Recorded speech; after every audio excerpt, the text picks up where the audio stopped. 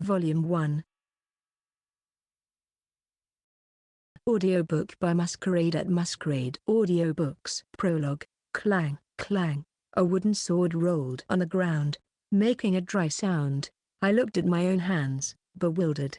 Then, the referee's voice saying that's enough sounded strangely distant. It was a duel I had to win no matter what. It was a duel I challenged at the age of 13. However, I lost. My wooden sword was sent flying in an instant. What is happening now is a trial ceremony. It is a test for children who have come of age, 13 years old, to formally learn the style of the illusionary sword.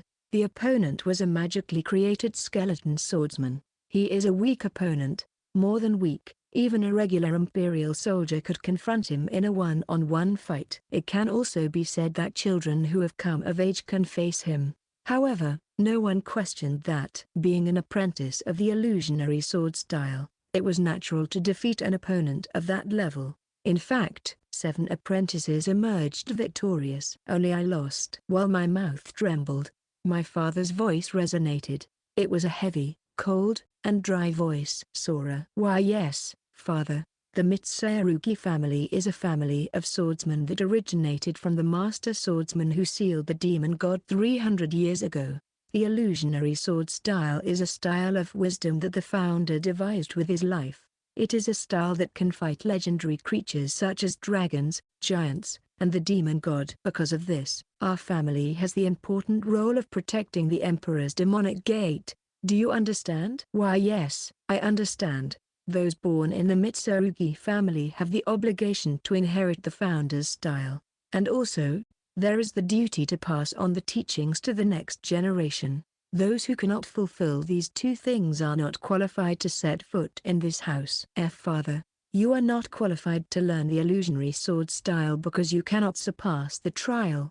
And those who have not mastered the illusionary sword style are not qualified to remain here. From today onwards, you are expelled from this house. Starting tomorrow, you are not allowed to have the Mitsurugi surname. Pack your things and leave this island.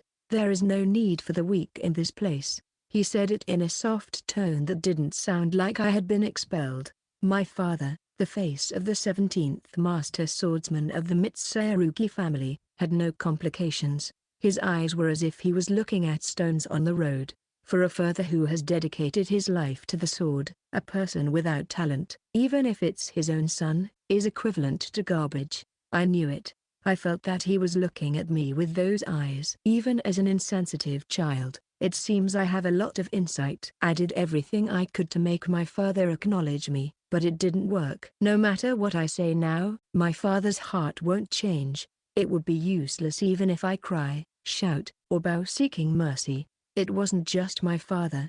The eyes of the apprentices on the left and right of my father were cold. Laughter, insults, pity, indifference. And just as my father said, the curse of the demon god that was sealed by the master swordsman continues to erode this world through the demonic gate. On this island, there are demons and monsters at a level that cannot be compared to the mainland, and it was solely due to the influence of the demonic gate.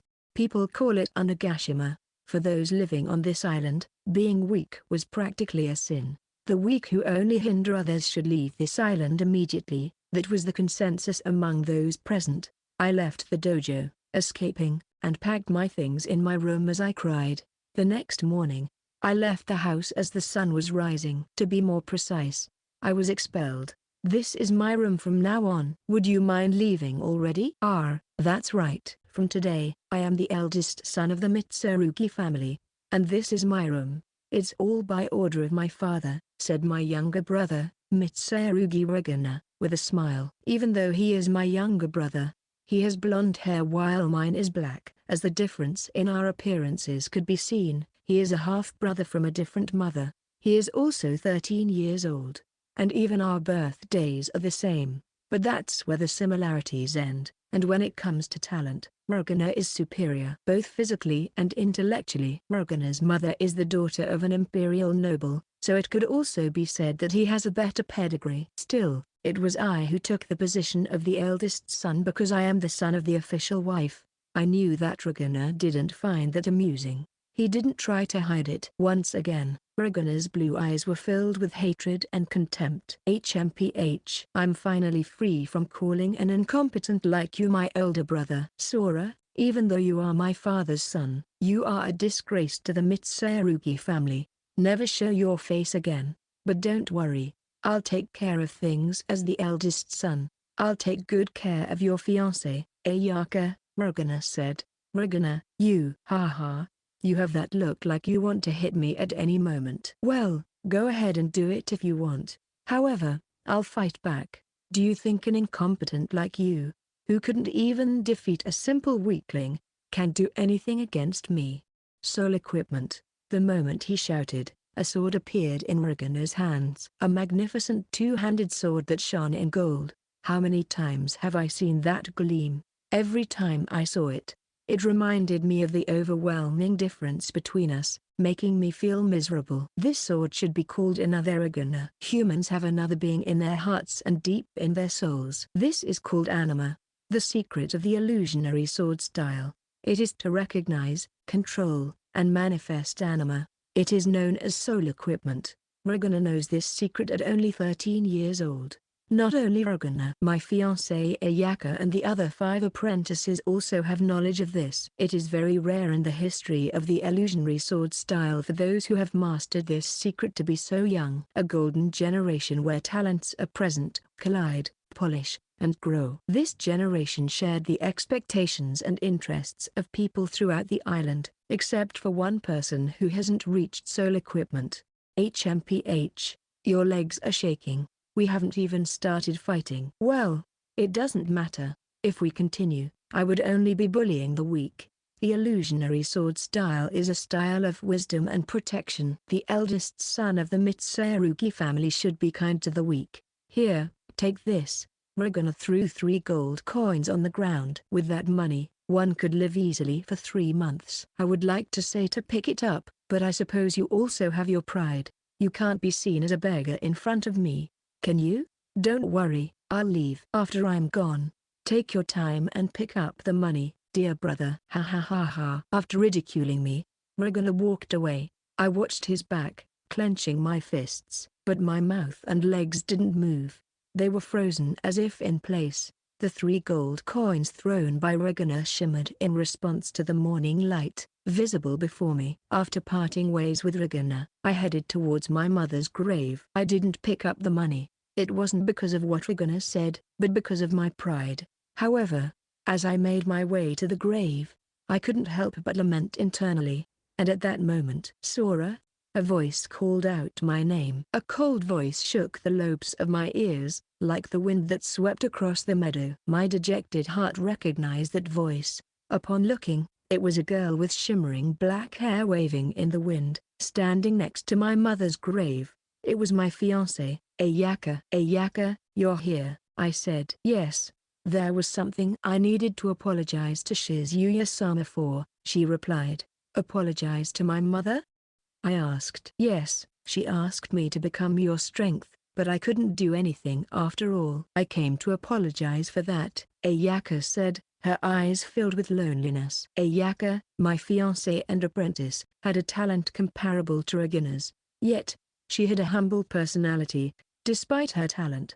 How many times has she helped me? She aided me in my training, even staying with me late into the night. She also insisted on going to the town for a change of mood during our lessons. No one was willing to accept this engagement, as they all saw Ayaka growing stronger and more beautiful with each passing day. Some went beyond jealousy, and Ragana also spoke boldly to her. However, Ayaka didn't care about any of that, always wearing an unwavering smile. There were not 1 or 2 times that I was glad to be able to marry someone like her. One of the reasons I tried to be strong was because I wanted to be a man worthy of Ayaka. When my father talked about expelling me, I had high hopes that Ayaka would want to come with me. But Ayaka sighed, and my hopes wavered. Ayaka? I questioned. Despite what I did for Shizuya-sama, this is the result in the end. Oyakata-sama, too. If he was going to expel you, he should have done it much earlier. That way, I wouldn't have wasted my time, Ayaka said. Huh? Wasted time? I asked. Let me tell you, Sora. You may have thought that maybe I want to go with you, right? Ayako said. No. Well, I stammered. From your reaction, I can see that you did think that. Fufu, there's no way I would do that, Ayako said carefully. Directly. Ayako shattered my expectations. I am the fiancé of the eldest son of the Mitsurugi family, but now that you're expelled, that is null and void. I never hated that you tried to become strong, but that doesn't mean I like you, Ayako declared. What? I murmured. I'm saying terrible things, but I don't want you to get the wrong idea. It's possible that by leaving the island, you might misinterpret it and lean on my family. I'm telling you this directly so that it doesn't happen, Ayako explained. Wait, I pleaded. Sora, the feelings I had for you are sympathy, not affection. I wonder if they will increase now after what happened. I can't like someone who is inferior to me, Ayako stated. Wah, I gasped. I don't know how you'll live in the future. Because you don't like giving up, you might want to become an adventurer or a soldier to improve your impression. But I think it's better if you give up the path of the sword. I don't think that your father will welcome back someone who was expelled, even if they're from the Mitsurugi family, and even less someone who can't handle a weakling. Just drop your sword and live peacefully. Shizuya-sama will surely understand, Ayako concluded. As Ayako spoke those words, her eyes glistened in the light, and from her mouth came the word goodbye. Then, she turned her back and started walking away, never once looking back. After that, it was as if she didn't remember how or where to walk. I noticed the sea breeze blowing at the pier. In my hand, I held a one-way ticket for the boat to the mainland. And in front of me stood a pair of siblings, a brother and sister, with sorrowful faces. The brother's name is Gashima. He's a person who has taken care of me since childhood. He has a physique and face as big as a bear, and a strong temperament. The sister's name is Cecil Sima. She, too, has taken care of me since childhood. She was like an older sister who always walked behind me. I remember it as if it were yesterday. Especially after my mother passed away, she took care of me as a replacement. If anyone would come with me, it would be them. Unlike Ayaka, perhaps they would join me, but as I looked into the eyes of the two standing at the pier, that hope vanished like foam. It's truly a pity about the test. It should have. No, you couldn't show your strength, Sora Dono. I'm deeply sorry. I hope you can find a good teacher on the continent. Huh? What about my future? By belonging to the Mitsurugi family, I can only follow Oyakata-sama's instructions. Don't worry about me. Please take care of yourself. Stay healthy always. The brother wished me sincerely. This is a bento. Eat it on the boat. Also, I'll take responsibility for Shizuya-sama's grave. So, you don't have to worry. What will happen from now on? Well, actually, I kept silent because I thought I shouldn't interfere with the test. But the other day, I heard from Oyakata-sama about becoming his lover, so I will be by his side. The sister blushed as she spoke. The brother wished me well and prayed for my good health. The sister blushed at the thought of becoming my father's lover. Neither of them want to come with me. Being dismissed by the two of them, I boarded the boat and left Onigashima. The siblings waved their hands goodbye many times, then turned around and walked away. I watched their backs. My clenched fists were still trembling. Compassion, huh? It would surely be a mistake to hold resentment for that. I should be grateful for those who came to bid farewell to me, someone who was stripped of his position as the eldest son. Indeed, no other acquaintances came to say goodbye, but no matter how much I told myself, the trembling of my hands wouldn't stop. The tears that flowed from my eyes wouldn't cease. Someday, I will definitely return. I will come back with the power to fight on this island.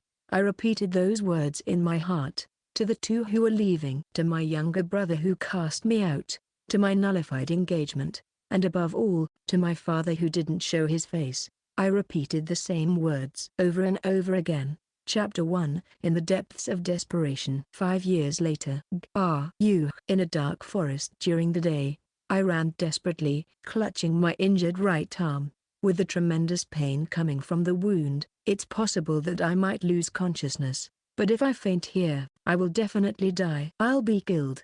The screams coming from my mouth were also spells necessary to keep me conscious. What's chasing me is a giant insect about 3 meters long. Compound red eyes, black legs, and transparent wings moving at an unstoppable speed. By its appearance, it's a monster called the Lord of Flies. It's a monster that would require strong adventurers and a group of knights to face it. In other words, an adventurer of the lowest class has no chance at all.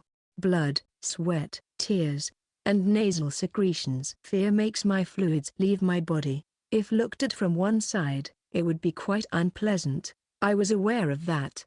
But the fear of being chased by this enormous monster is hard to overcome. While crying like a child, I thought about it as I fled. It wasn't supposed to be like this. 5 years ago, after being expelled from my homeland, I became an adventurer. As an adventurer, I would defeat monsters, protect people, and make a name for myself so that my father and the others would recognize me. At that time, if I had grown as I had imagined, I would have faced the Lord of Flies with the illusionary sword style by now. However, reality is, as usual, the opposite of expectations. Instead of protecting people by defeating monsters, I'm running to save my life.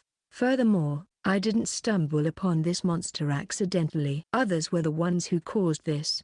I was deceived by those I thought were my companions. My bloodied right arm wasn't caused by the Lord of Flies, but by human hands. Remembering that fact, emotions separate from fear welled up from within my throat. Damn it. I imagined that I might die fighting monsters, but I never imagined that I would be used as bait and end up like this. I chose the path of being an adventurer to make my father and the others recognize me.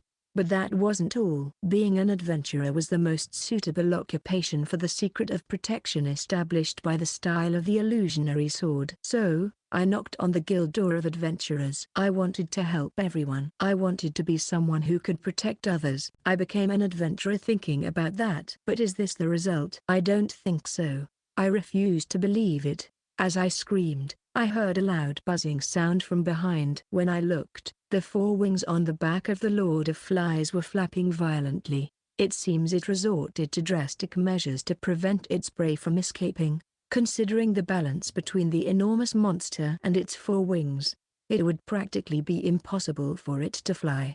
But its massive body floated in the air. Being in the air without obstacles, the monster lunged. I thought about dodging it, but it was already too late. I was sent flying by the tremendous roar and impact, and my body flew through the air like trash. There was no sense of fear or pain. However, the floating sensation that lasted forever was extremely delicate. After a while of drifting, intense pain screamed throughout my body. I rolled on the muddy ground of the forest. How much time passed until the pain subsided? Upon noticing it, there was a lot of mud in my mouth. I struggled to my feet, spitting out the mud from my mouth. But as soon as I stood up, a sharp pain surged through my right arm, causing my body to lose balance. As a result, I fell back into the mud I had just spit out. An unpleasant sensation stuck to my cheek. The foul smell pierced my nose. Why, damn it, I shouted hoarsely, over and over again. Doing so would attract the attention of the monsters, but I had no space for such thoughts anymore. In that moment, a shiver ran down my spine, and I looked back. Surprisingly, the Lord of Flies was there. Its compound eyes were fixed on me. I suddenly became startled. I realized something. The monster wasn't chasing its prey, it was merely toying with it. If it truly wanted to kill me, I would have been shredded from the beginning. The Lord of Flies doesn't do it because it waits for its prey to weaken. In that case, why bother going through all this trouble? Suddenly, I remembered the characteristics of the Lord of Flies that I had read in a record earlier. The reason the Lord of Flies is considered a disaster-class monster is due to its incredible reproductive system. If the adult is left unchecked, it will produce countless larvae that will swiftly destroy the local ecosystem. This ecosystem includes that of humans, and there have even been records of entire countries being devastated in the past. The record stated that the Lord of Flies' method of reproduction is the same as that of certain bees. It uses the venom from its tail to paralyze humans and large beasts, and then transports them alive to the nest to feed the larvae. If the Lord of Flies captures me, I will be devoured alive. I want to escape. However, my legs won't respond. It's like a frog swallowed by a snake. It seems the monster thought it had weakened me enough as it approached.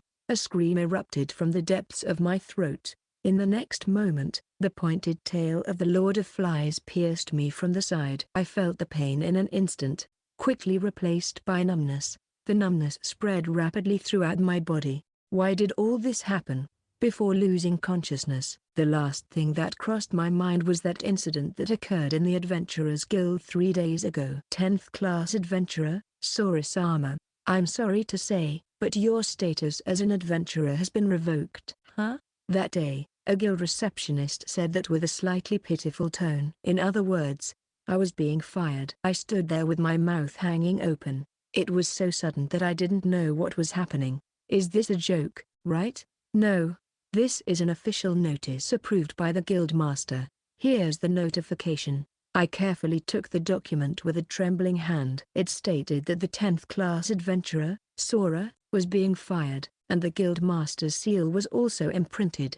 Not metaphorically, but my heart ached. I wondered, for what reason? Why was I suddenly fired? Just today, I had finished collecting herbs, which was a daily routine. Since it was in the required amount, there was no need to divide it. I don't remember doing anything wrong in other requests. In that case, why am I being fired? As I thought about it, I wore an angry expression in front of the receptionist. The words came out more subdued than I had expected. The receptionist, who couldn't have been older than 20, sighed. As time passed, I could see through her disgruntled heart. No, it's not a mistake. The guild rules state that those who haven't been promoted for 3 years will be expelled. In Sorosama's case, he has remained in the 10th class since being demoted from the 9th class 3 years ago, right? In that case, the condition is fulfilled. Is that so? I didn't know. They could have given me a warning. I'll say it again, what I just mentioned is clearly established in the guild rules. If you didn't know, it's your own negligence. The guild has no obligation to give a warning. It's the first time the receptionist looks directly at me. Naturally, I get lost in that gaze that mixes anger and disdain. In the city of Ishka, several preferential treatments are offered to adventurers. This is because the power of adventurers is required to protect the city, which is constantly under threat from monsters. If you're an adventurer or a member of this guild's staff, you should be aware that you have an obligation to work for Ishka. Well, I know that, but it's not a lie. That's precisely why I settled in this city. Protecting this city from the threat of monsters will benefit the world and its people. I could even gain fame. What I couldn't do on the island, I could do in this city. I swore. Now, I think that oath was as far as the moon in the sky. Upon hearing my words, the receptionist's eyes gleamed coldly. If you knew that, shouldn't you have tried to get promoted in the last 3 years? First of all, the promotion to the 9th class is not difficult. You know that more than anyone, as you were once promoted to the 9th class 5 years ago. But, money was a bit. The fee for promotion to the 9th rank is 1 silver coin. Are you telling me that you couldn't earn 1 silver coin in 3 years? Meanwhile, were you enjoying the privileges granted to adventurers? Privileges are granted only to those who fulfill their duties. Even children know that. Anyway, rules are rules. Expulsion is final. Furthermore, with all that being said, I can't help but think that Sorisama's expulsion is appropriate. A rain filled with righteousness came out of the receptionist's mouth. My objection stayed as it was, and I was left stammering. Seeing me in that state, it seems she thought it's just a waste of time. So she continued speaking with a somewhat terrible voice. This is the reward for today's mission. I hope you have good luck in the future. Next, please. I was left with my mouth hanging open before I could finish speaking. But the receptionist was no longer looking at me. The adventurers waiting their turn had looks of move already. All of them are higher in rank and level. I couldn't help but shrink my shoulders. Also, I couldn't help but laugh at my pathetic nature. Now that this happened, I tried using my last resort, to say a few words to the receptionist. I thought of that. But being young and beautiful, she is very popular among adventurers. If I were to curse at her, it wouldn't be strange for the other adventurers to hit me. After all, I had to leave the reception counter. Normally, after completing a mission, I would go to the guild's dining hall with the reward and ask for a drink of beer. But I wasn't in the mood right now. She didn't give me back my identification card. It seems she's serious. A silver white seal is presented when reporting the completion of a request, but she didn't give me back my identification card. The identification card is not only something that guarantees the status of an adventurer, but it is also something that must be presented when exercising your rights as an adventurer.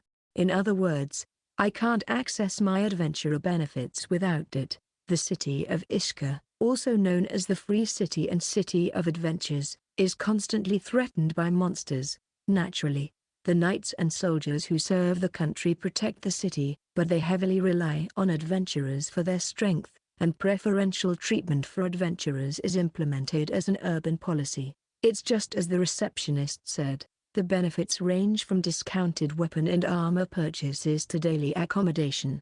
And without the identification card, the cost of living will increase by over 30%. The identification card is supposed to be given along with the mission report and returned together with the reward, and since she didn't give it back, it seems that it wasn't a joke or harassment from the receptionist. At this point, I finally felt that I had been expelled from the Adventurers Guild. Without work, there will be no income. I have no savings. Until now, living expenses have been reduced in the guild's dining hall and the inn for adventurers, but somehow it was enough. It won't be possible anymore starting tomorrow. I left the Adventurers Guild building dumbfounded. It's an organization I stayed with for 5 years. Although it was the last day, no one stopped me. No one talked to me. No one will miss me. It's as if it's repeating what happened 5 years ago. Unintentionally, a dry laughter spills out of my mouth. That's what made me laugh. I woke up the day after I was expelled from the guild, staying in a room with 2 copper coins and no food. The cramped interior of the room is furnished with wooden planks, but there was no door at the entrance, so I could easily look into the room from the hallway.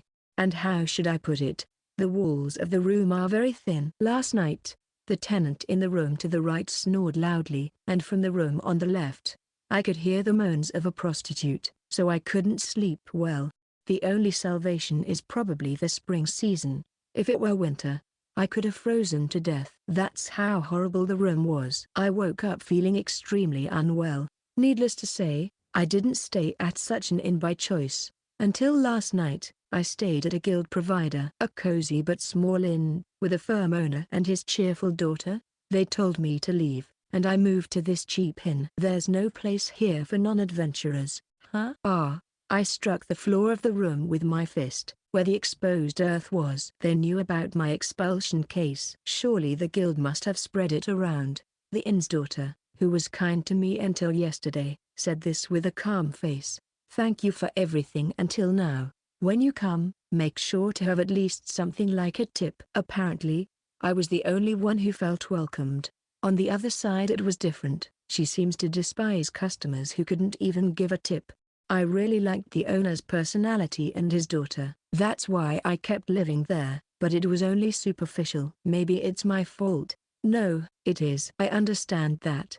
However, why do they have to look at me with those eyes of disdain, both at the guild and at the inn? While doing this, I remembered the looks from the receptionist and the inn's daughter. It made me angry. Driven by anger, I attempted to punch the wall, but quickly stopped myself. I realized that I could easily punch through the thin wall. If I destroy the wall, it's obvious that I would have to pay several times the cost of repairs. It would be truly foolish to diminish the little money I have for something like this. The troubles are just beginning. I checked my money. If I gather the silver and copper coins, I could somehow manage for a month. However, it's a month calculated with the minimum accommodation and food. Improving the situation was an urgent necessity. If I want a minimum salary, I could do cleaning jobs. However, if I do daily jobs, I will never become strong and won't be accepted. Well, herb gathering was practically the same. But it was still a guild request. It was risky to go out, but I felt like I was helping others. But there is no such thing as working within safe walls. If I get used to that environment, it would be affirming Ayaka's words from 5 years ago. Just drop your sword and live peacefully. I vehemently refused that. It's true. There is no rule that says if you don't belong to the guild, you can't defeat monsters or help people. It shouldn't matter if you kill monsters or gather herbs without going through the guild. By not going through the guild, it's inevitable that my tracks won't be followed, but it's still better than doing cleaning jobs. That behavior is commonly known as a lost adventurer and is identified as an unreliable or vagrant person. I knew that, but I didn't care. I think it would be more interesting that way. I'll make the receptionist and the inn's people regret having expelled me. Originally, I didn't receive good treatment from the guild. I knew that other adventurers and receptionists called me a parasite behind the scenes. I think it would be better to think of this as a good opportunity to stay away from the guild and the adventurers. I let out a small laugh. And then, I sighed. I had to realize that my thinking was an escape from reality. Level open. I used magic to display my level. The number that appeared was 1 as usual. No matter how much training I do, how many battles I have, I can't level up. I looked at that unmoving number as if it were cursed and distorted my face. The level is the measure of human talent, and power is proportional to an individual's strength. Naturally, the higher the level, the more power there will be. Generally, the level increases by 10, but in the case of those who live the battle, fighting stronger opponents is considered an important factor for leveling up. They could defeat dozens or hundreds of strong monsters, but the level wouldn't increase. On the contrary, a weak person has the opportunity to level up. In that sense, people with level 1 tend to level up more easily. However, here is someone who can't achieve it. Someone who has never been able to level up on the island or in the city. Many would think it's strange, but in fact, there is a theory that could explain this phenomenon. Talent limit. Humans have their limits. 300 years ago, the master swordsman who sealed the demon god seems to have reached level 99, but couldn't go beyond that.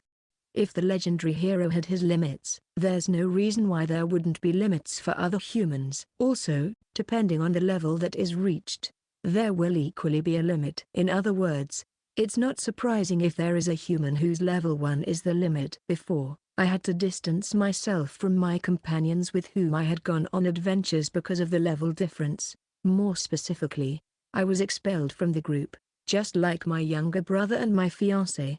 My companions cast me aside. For those who don't improve their level, the talent limit was synonymous with despair. But they couldn't give up. In that case, they must have had the same reason. Furthermore, it's not that there is no hope. Only the current level can be confirmed using the level open magic, but whether there is a talent limit or a lack of experience cannot be confirmed.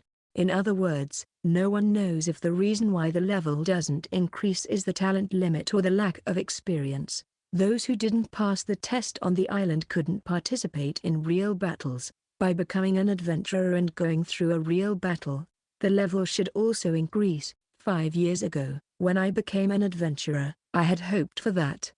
But the reality was cruel. No matter how many monsters I defeated, how many bandits I killed, my level didn't increase. Even though my companions and I defeated the same enemy, completed the same mission, ate the same food, their levels kept increasing. There was a big gap. The level number is important personal information, even within the same group. However, they openly revealed their own levels. By doing that, those who complain a lot about levels would stay silent. I thought it would be a matter of time for me, so I chose a day and showed them my level. I had a good relationship with the members, and the leader was like a friend. So, I thought they would understand. However, I only received painful abuse. They called me a swindler and kicked me out of the group. The act of a low-level adventurer hiding in a high-level group is called a parasite and is despised. I had no such intentions. More specifically, I intended to confess before being judged. But for the group members, this act was nothing more than parasitism. This was 4.5 years ago. It was from that moment that I was called a parasite. The infamous name of parasite has spread, as well as the fact that my level is 1, and probably also the fact that I've reached the talent limit.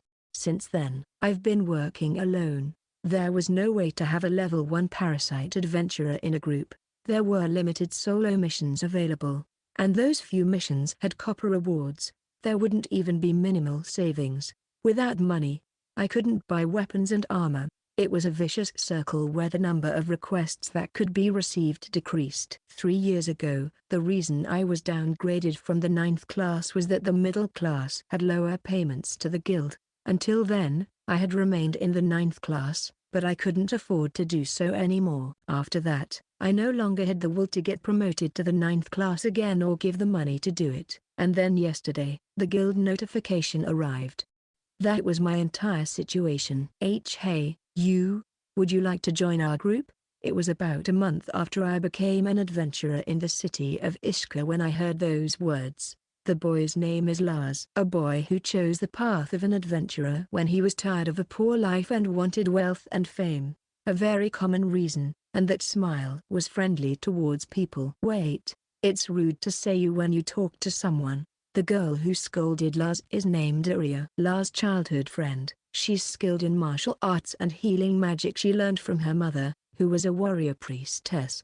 As for Aria, wealth and fame were secondary, and it seems she accompanied Lars, who left his village. She seemed strong with sharp eyes, and her appearance with her long black hair tied in a ponytail reminded me of my ex-fiancé. I think it would be ruder to start a senseless fight. A pointed hat and a staff. A girl dressed like a mage sighed as if she was surprised. The girl's name is Mirosa, characterized by her flame-red hair and freckles on her face. She seemed to come from a good family, wearing a silk cloak and holding a staff with a large magic stone. She also wore other expensive accessories like earrings and bracelets. Please, let's calm down. This person is also in trouble, right? Luna Maria, a girl with long ears, looked at the three of them with a complicated expression. She was an elf, a talented hunter and also a wise one. 5 years ago, Lars and Aria were 13 years old, and Miroslav was 14. In a group that was too young, the elf was like the pillar in various ways, and about her age, she said, "It's a secret." The name of the group was Falcon Sword. It was a rank G. A newly formed group that was looking for another member to serve as the vanguard. To be honest, I initially declined the offer. Although I was happy to be invited, the memories I had with Ayaka and the others still lingered, and I was afraid of being with others. But Lars invited me enthusiastically. "Please, you see, I saw you at the training center before. You swung your sword tirelessly for hours, and I thought the way you did it was wonderful." Faced with Lars pressing me like that, I finally gave in. Well, more than giving in, I was very happy that he said all that. The adventures with them were simple and enjoyable. Although I would be expelled from the group in less than half a year, those days were a lot of fun.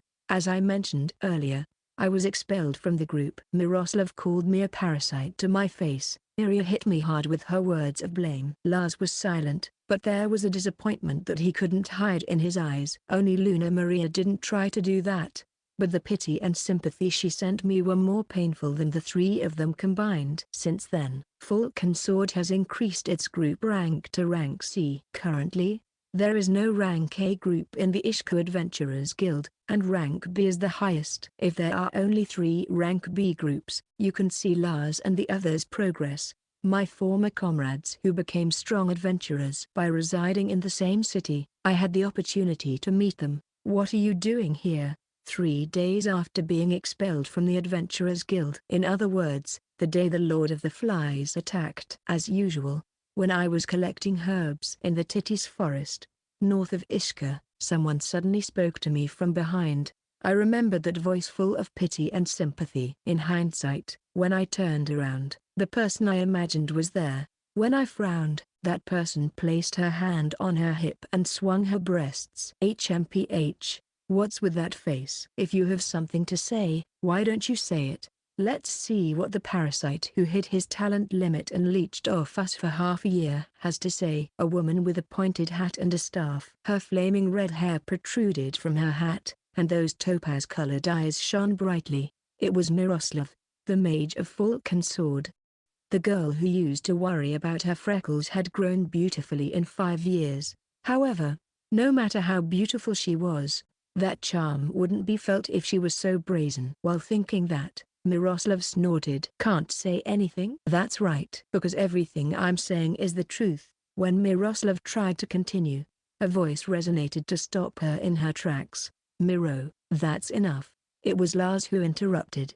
The leader of the rank C group Falcon Sword personally climbed to the 6th class at the age of 18. Whether it was rank C or the 6th class, it was very rare in the history of adventurers over 10 years. Lars, who achieved it before the age of 25 years ago, was recognized as a promising adventurer. I became an adventurer at the same age and at the same time, but I realized there was a big difference. Lars stared at me. That smile he once had was nowhere to be seen on his lips. I heard you got expelled from the guild, Sora, he said. Yes, I replied. Your level is still the same, isn't it?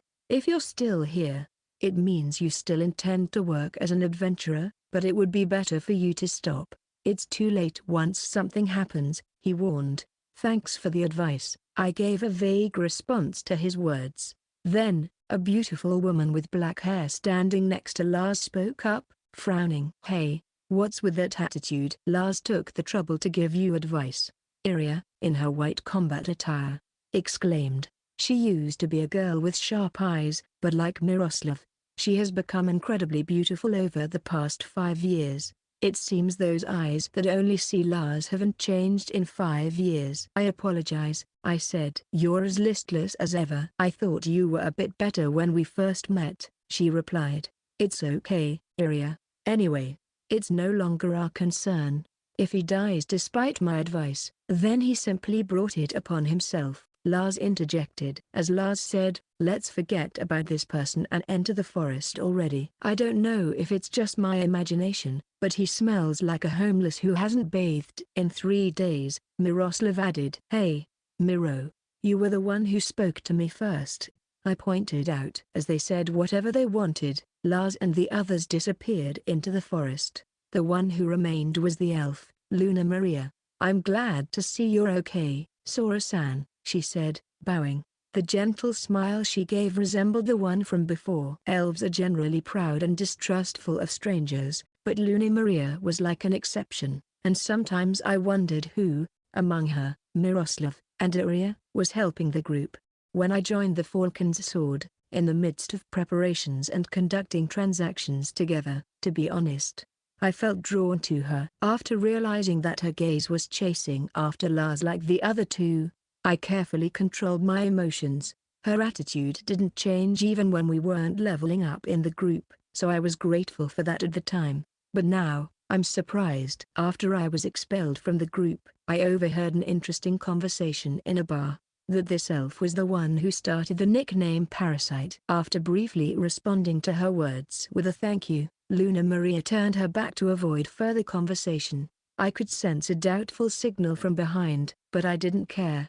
I didn't want a conversation of pity and sympathy. Ignoring me, she went off with her beloved Lars. That's what I really thought. However, my intention didn't appear, but a voice, like shaking a bell, came from her back. In recent days, many people have gone missing in the Titties forest. Be very careful, Sora-san, she warned. Disappearances? I unexpectedly looked back over my shoulder. Then, Luna Maria nodded with a bit of relief. The Titties forest is so vast that it could swallow up an entire country, and there are rumors that mystical creatures inhabit its deepest parts. Because of that, there have been many cases where adventurers who entered the forest never returned. However, even taking that into account, the number of people who have gone missing in recent days seems abnormal. Moreover, some of those who disappeared are C-rank groups like the Falcon Sword, and the guild has decided to send high-rank groups to investigate the cause. The Falcon Sword is one of them. Luna Maria warned me to be careful because the forest is currently dangerous. Honestly, I wanted to tell her that I didn't need her concern, but I managed to keep my composure. I will. Thanks for the advice, I replied. You're welcome. Well then, I'll take my leave, Luna Maria said, and like her comrades, she disappeared into the forest. Relieved to be done with this unwanted reunion with my former companions, I resumed gathering herbs. I was curious about the missing people as Luna Maria mentioned. Regardless of the depths of the forest, there shouldn't be any problems in the outer periphery. In fact, if the number of adventurers approaching the forest decreases in this case, the price of herb collection will increase. That expectation touched my heart. No one could complain about that, but I never would have imagined that Lars and the others would be attacked by the Lord of Flies and return, luring it back with them. What's more, Miroslav attacked me with his magic to redirect the monster's attention towards the injured, me. I hated the name Sora, Sky. Every time they said my name, I felt like they were calling me empty. The kanji used for Sora can be also read as Kara, meaning empty. No, actually, they did say that at that moment. It was when I lost against my younger brother Ragnar in a practice at the dojo. Ragnar himself said, "It's the same as always." But it wasn't just Ragnar, it was also the other apprentices. It really is Kara. He's completely empty. I feel sorry for Ragnar for having such a weak, empty older brother. No matter how you look at it, Ragnar is better. When I was 7 years old, when the difference with Ragnar, Ayaka, and the other apprentices became clear, those looks from around me, especially when my father started looking at me coldly. Why did they give me this name? I asked my mother. She kindly embraced her pathetic son and took me to the courtyard. My mother was a sickly person. It seems she was sick from the beginning, but it became particularly noticeable after giving birth to me, and she spent half a year resting.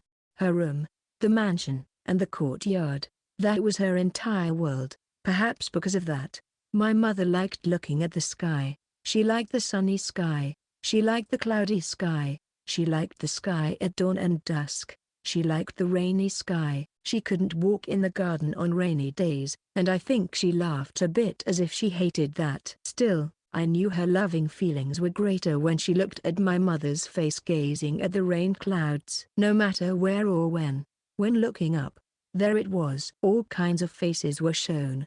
The people you cherish who are far away are looking at the same sky. They are connected under the same sky. Thinking that, one doesn't feel lonely.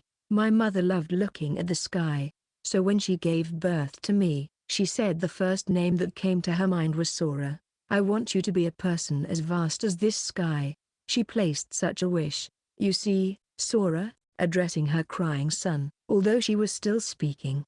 My mother mischievously smiled. The word empty isn't necessarily something bad. If there's nothing, then you can be anything. From now on, gather many things from yourself and become whatever you want to be. No matter what you become, I will always bless the path you choose. Where am I? As I came to, I found myself lying in an unfamiliar place. Having a nostalgic dream, I hoped that perhaps someone had saved me. The area was completely dark, and I couldn't grasp the situation, but at least there were no signs of the Lord of Flies.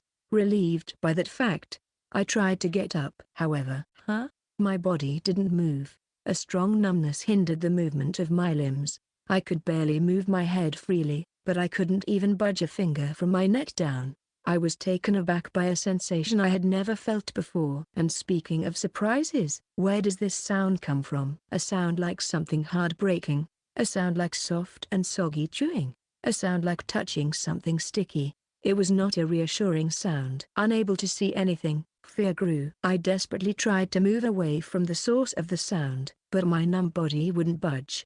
At that moment, a light entered my field of vision, which was enveloped in darkness. It was the moonlight descending from above. Illuminated by the moonlight, the full image of where I am now becomes clear. It was a vast space that could easily fit a small mansion. Rocky surface. There was no evidence of human manipulation, so it appears to be a natural cave. However, although it is a cave, there is no side hole serving as an entrance. To get out of here, I would have to go through the hole above my head. That hole, which also served as the entry point for the moonlight, looked quite small when I looked up, but that's because there is a considerable distance from the ground. The actual size of the hole is significant. It is large enough to allow large monsters to come and go easily. Entering and exiting would be difficult unless you have the ability to fly. Looking at it from that point, whoever uses it is the ability to fly and needs a large hole to enter and exit. In other words, is it the nest of the Lord of Flies? I murmured weakly. The expectation that I might have been saved faded from my heart. No.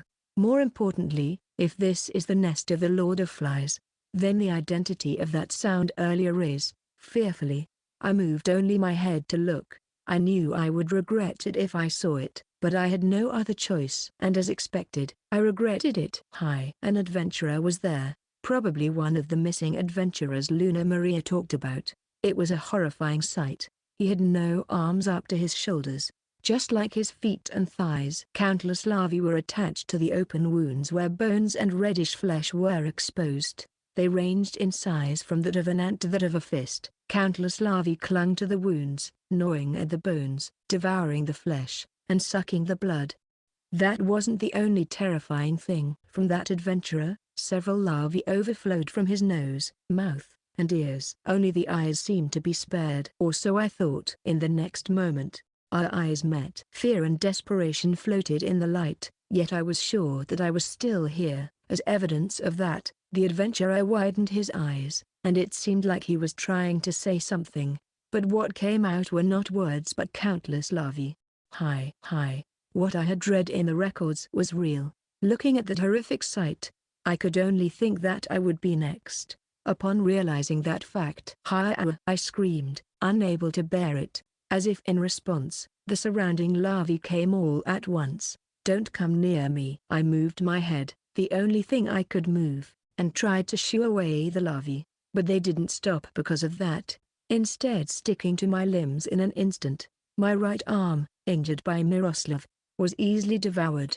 The larvae relished where the blood was dripping. Glancing, my toes had disappeared.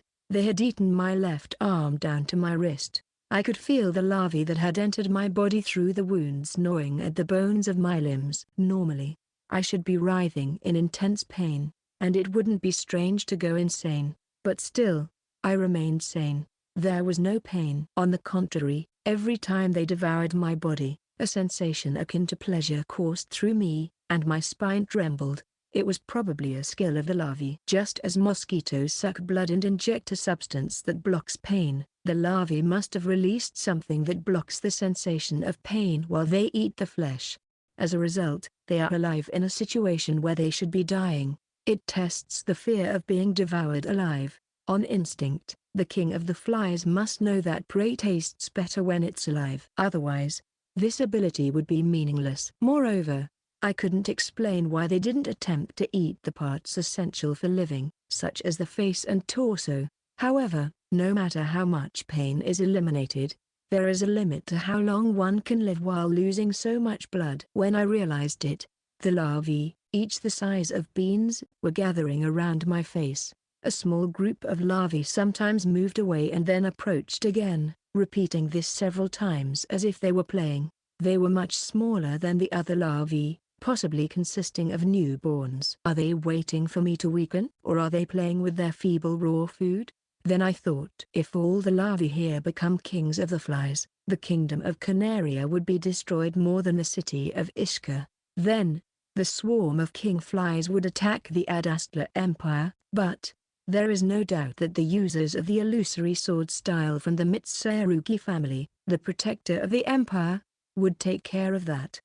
The fact that the human called Mitsurugi Sora became prey of the king of the flies will never be known, and I will melt into the earth, and those who will be above the ground, the voices of my father, my brother, and the users of the illusory sword style will continue to resonate vividly.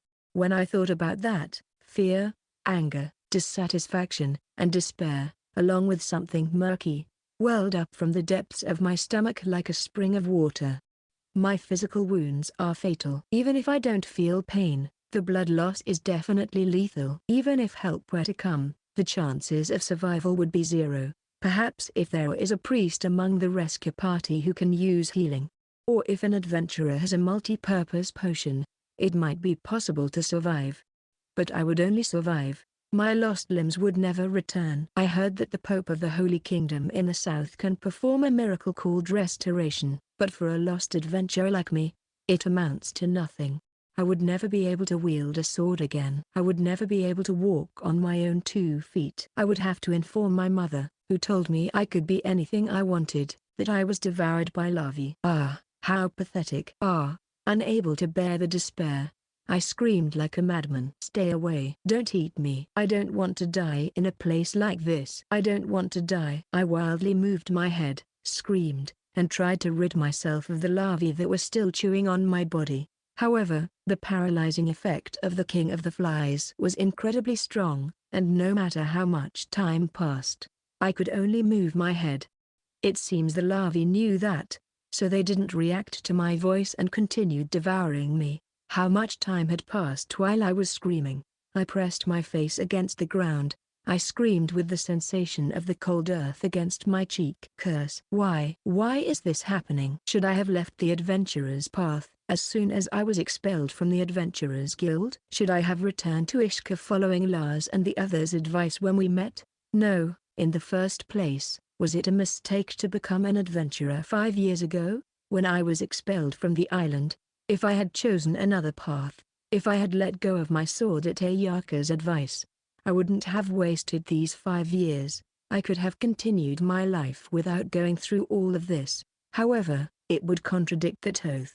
At the moment I was practicing in the dojo, my mother collapsed, and when I ran to see her, she had already passed away. I swore while looking at her in that state. I will become someone as great as the sky, as my mother wanted. I swore. A pledge to master the illusory sword style, to defeat monsters, to protect people, and to become someone respected by all. It was a vow to become someone like my father, whom my mother loved. After being expelled from the island, I chose the path of an adventurer to fulfill this oath. If I am a nobody, then I can be anything. That's why I became an adventurer. I worked hard for 5 years, to become a man like my father, and also, to visit my mother's grave someday with my head held high. But is this the end? To be devoured by larvae? No way. Not like this. I haven't lived all this time for something like this. It was a moment when my uncontrollable regret exploded into words. Unexpectedly, the movements of the larvae changed. While making an unsettling sound, they rushed toward my face, which they had never tried to eat before. Stay back. Enough. To my eyes, nose, mouth, ears, I desperately shook my head to keep them away. However, the larvae kept advancing regardless of my resistance. I could feel them crawling into my ears and nose. Their actions were different from before. Surely, they had decided that I could no longer survive. Now was when I would taste the most delicious. Let's devour him as we please. Those seemed to be their intentions. Finally, they seemed to want to enter my mouth, but I desperately closed my lips. They also approached my eyes, but I squeezed my eyelids shut. However, they ate my lips. They ate my eyelids. Dash. Huh. I let out a voice that was not a voice. Did I want to scream in anger? Did I want to ask for help, or perhaps, did I want to beg for forgiveness? I kept screaming without knowing. I knew that no one would answer, but I kept screaming. At that moment, I heard a voice, a response that shouldn't be there. I heard it. Chapter 2, Solita. The movements of the larvae didn't cease. Being devoured, my body disappeared as it was bitten, chewed, sucked, and melted. Being devoured, they didn't stop. They didn't halt. That noise echoing in the cave was surely the joyful voices of the larvae. Being devoured, they ate my arms. They ate my legs. I would never be able to wield a sword again. I would never walk again. You're dying. My eyes, nose, ears, and mouth are filled with larvae. There's no salvation for me. Will you give up? I've already given up. I've probably given up long ago. Mitsurugi Sora couldn't become anything. You're truly an idiot. Yes, I'm an idiot, but what can I do other than give up in this situation? Devour. What? Devour them? Devour them? These larvae? That's right. What sense would it make if I did that? I have no salvation anyway. I already ate dozens of them that entered my mouth, and the hundreds squirming in my body didn't stop. Furthermore, there are still thousands in the cave. There's nothing I can do. So, you'll let them eat you? Of course not. I don't want to die, but I can't do anything. The weak are unnecessary. That's right. I was unnecessary both in Onigashima and in Ishika. Mitsurugi Sora was unnecessary as a swordsman and as an adventurer. My father's words were correct. Doesn't it bother you? Does it bother me? If you die, Your father will laugh. No, he wouldn't. Even if he were to hear about his son's demise, he probably wouldn't bat an eye. To my father, it's as if I'm already dead. But what? Surely Regina will laugh. Ayaka, Guz, Cecil, and the other apprentices will laugh too. They will say, Mitsuharuki Sora was nothing more than a human at that level. I'm sure everyone from Falcon's Sword, the guild receptionist, and the innkeeper and his daughter will also laugh. Doesn't that bother you? Yes, it bothers me. I don't want them to laugh even if I can't receive help. It frustrated me just imagining their faces with those smiles. Whether it's 10 or 20, I will take the Lord of the Flies' offspring with me. Fortunately, my mouth can still move. I still have teeth. It's easy to chew and crush the larvae. Then, devour. Yes, I will. If I'm going to die anyway, I'll do it until I die. Yes, if I'm going to do it, then I'll devour them all. That way, I might be able to survive. There's not much difference between devouring dozens, hundreds, or thousands of them. Devour them all. To die devoured or to survive by devouring? There's no other choice. Ah, why didn't such a simple thing occur to me? Devour them all. Not just the larvae. Also those who mocked me, those who belittled me, those who betrayed me. I will devour them all. I'm you. Yes, it's because of everything I've been through until I turned 18. You are me. Mitsuharuki Sora can't do anything. Can't fight. Can't protect anything. We are one and the same. Someone who is nothing but can become anything. What can I do if I can't even fulfill my promise to my mother? The only thing I can do. Synchronization has been completed. Devour everything. That's all. Here and now, we will be reborn. In a strange place, my consciousness rises from reality after a conversation with someone unknown. In the end, I had a strange vision. As far as the eye could see, there was a desolate land filled with rocks and mud. There was a massive tree in that place. It was an oak. And a gigantic beast like a mountain stood beside the tree as if protecting it. That gigantic beast covered in black scales reminiscent of the night sky was undoubtedly a dragon, the strongest mythical creature among them all. It seemed to notice my gaze. The dragon moved its long neck and looked at me. I didn't understand the expressions of the dragon. I didn't understand the dragon's language. However, it seemed like the dragon was smiling for some reason. Nevertheless, I felt like I could understand its words. The dragon told me its name. Its name is, if I were to force this feeling into words, it was as if I had swallowed the sun. Ah! I screamed. I screamed. I screamed. Burn, burn, burn, burn, burn, burn, burn, burn, burn, burn, burn, burn, burn. My entire body is engulfed in flames. Hot oil has been applied to my whole body. My bones are burning. My flesh is boiling. All my blood turns into scalding water and rushes from the tip of my head to the tips of my toes at high speed. At this rate, I'll explode, just like a water balloon when pierced by a needle. This heat expanding in my body, this power raging in my body. If this isn't released even for a second, Mitsuharuki Sora's body will turn into scattered pieces of flesh. Scream, scream, scream. I know, I know, I know. How can I unleash the power? How can I give it form? I certainly know this illusory power within my body. We are one and the same. A direction is being given to the power that is raging and furious. In my outstretched hand, an uncontrollable power like a torrent gathers as a black glow. Thin, long, sharp, strong. Solita. It was a furious black sword, the manifestation of an eclipse devouring the sun, the strongest and the most ancient mythical species that killed 17 war gods in the era of the gods. Its name is, Devour It All, Solitaire. At that moment, a black flash that swallowed even the starlight covered the cave. How much time had passed before the moonlight returned from above? The black flash vanished, and I stood alone in the cave, breathing heavily. That's right, I was standing. My 2 legs that were devoured by the larvae had regenerated down to the toes and nails. The same was true for my arms.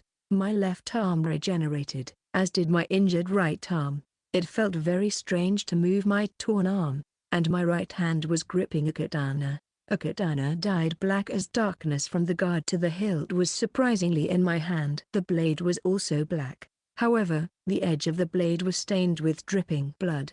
I stared intently at the blade.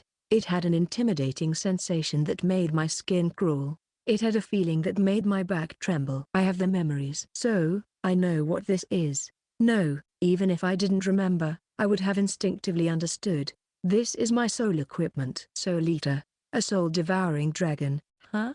Knowledge about the existence of the same source flowed into my mind. There was no voice responding to my murmurs. However, the black katana reflected the moonlight and shimmered faintly, as if congratulating me on the manifestation of the Soul Eater equipment. That venomous glow and fresh blood-like appearance. Suddenly, something moved in my field of vision. Upon looking, a larva about the size of a child's head was desperately trying to escape from me, and upon closer inspection, I could see similar larvae all around. It seems that the group that devoured my body was annihilated by the heat at the moment of the manifestation of my Soul Eater equipment, but there are still many larvae in this cave. If they attacked together, it would be a great threat, but it seems they didn't have such intentions. Perhaps this is the first time I am facing external monsters that are not paralyzed. A creature that lays many eggs will go for external enemies. Something like that? I recalled the characteristics of the creatures I heard from Luna Maria. The reason for laying many eggs is that, if they don't, there won't be individuals that can survive to adulthood. A Lord of the Flies that lays thousands of eggs is already practically a great effort and problem. I wonder if that Lord of the Flies would be frustrated if, with all the trouble it went through, it returned and saw all its children annihilated. PFF. A small laugh escaped me. They probably would have caught me if that Lord of the Flies hadn't trapped me. In a certain sense, it would be my benefactor, even if it's an insect. Well, I don't mind. With all the gratitude and anger welling up from the bottom of my heart, I will tear apart all its children. Certainly. At this point, I should find a way to escape. But that will be for later. The despair I felt before has not yet faded. I remember the fear of being eaten alive. For that reason, the pleasure of revenge was exceptional. It's a shame I can't hear the lamenting cries of the larvae. Let's start with the ones that are closest. All right, Ark. The moment I cut down a large larva, a strange voice escaped me. If there were people here, they would definitely laugh. It was such a foolish voice. Surprised, I covered my mouth. What was that? The moment I cut, an indescribable sensation ran through my body. If I were to compare it, yes, it felt as if I were consoling myself. It was a sensation very close to sexual pleasure. What happened? I was really surprised, but that doesn't change what I am doing. I aimed for the next larva and swung my black katana again. As I predicted, I was able to suppress the strange voice from before. Does something happen when I kill a larva? But there doesn't seem to be anything harmful. Cut. Cut. Phew. Stab. Good. Stab. Very well. I'll stab once more. I'm getting used to this. After repeating it several times, I got used to the pleasure. Suddenly, I crushed a small larva with my foot. Then, I thought, it's indeed difficult to step on them barefoot. I also thought that it wouldn't be anything new to kill them by biting, but, all right, with this. I grabbed a nearby stone and tried to crush them with it. Then, that pleasure didn't transmit. To test it, I tried to crush about 5 of them of different sizes, but the result didn't change. Then, I killed one with the black katana, and the pleasure revived. Larvae don't do anything when they die. This must be the ability of my Soul Eater equipment. In that case, it shouldn't be something so bad. Unfortunately, there's no instruction manual for my Soul Eater equipment, so I have no choice but to figure out how to use it and its effects on my own. For now, it'll be revenge for devouring several people. I continued cutting them down one after another while humming a tune. 30 minutes, 1 hour, 1.5 hours, 2 hours. No matter how much time passes, I don't get bored. I don't get tired. It was when I had cut down about 300 of them. I felt a strong impact in my body. It was different from the previous sensation. It was a mysterious feeling as if my body was being washed from the inside or being reconstructed from scratch. It was a sensation I had never experienced before. Driven by a hunch, I opened my mouth. Level open. I checked my level with a trembling voice. Then, A number appeared that I had never seen before. 2. That's what it showed. My level, which had never increased, had certainly increased. Yes. I unintentionally struck a celebratory pose. I was convinced. My Soul Eater equipment increases the efficiency of experience acquisition. No. It's not something on that level. My Soul Eater equipment is devouring something more than just experience. Since its name is Soul Eater, that something must be souls, the source of life, the foundation of existence. It devours them and converts them into levels. I suppose that because my level never increased, when my Soul Eater equipment devours a soul, it's surely comparable to the hundreds of experience points gained by other adventurers. No, I don't think it's hundreds. Maybe it's possible for it to reach thousands. Anyway, it's safe to assume that by killing enemies with my Soul Eater equipment, I can obtain large amounts of experience. The pleasure I felt before must be something like an exaggerated reaction of the mind and body to the acquired experience. Acquiring large amounts of experience suddenly made my body react. Now I know. I looked around. I observed that there were still many larvae everywhere. If that's the case, there won't be a shortage of enemies. My eyes lit up, and I tightened my grip on my Soul Eater equipment. Unexpectedly, the corners of my mouth rose greatly. She had no name. Humans called her the Lord of the Flies. But the name didn't matter to her. No matter how the prey called her, she didn't care. However, it's just a different perspective. She was cautious. Sometimes cowardly, but cautious. That's why she was able to survive until she became an adult in the Titties Forest. The power of the Lord of the Flies is high. In a fight, she could defeat most opponents. However, it's a story after becoming an adult. She had lived being hunted instead of hunting. The prey for her was mainly corpses or the leftovers of other creatures. Both were terribly bad, but she couldn't change her way of life. There were always risks when hunting. The countless number of siblings decreased over time, and before she realized it, she was left alone. But she thought it would be easier that way. How many times had she been on the verge of death because of her siblings who didn't understand the danger? Taking that into account, she considered herself lucky to be alone. That's how she thought.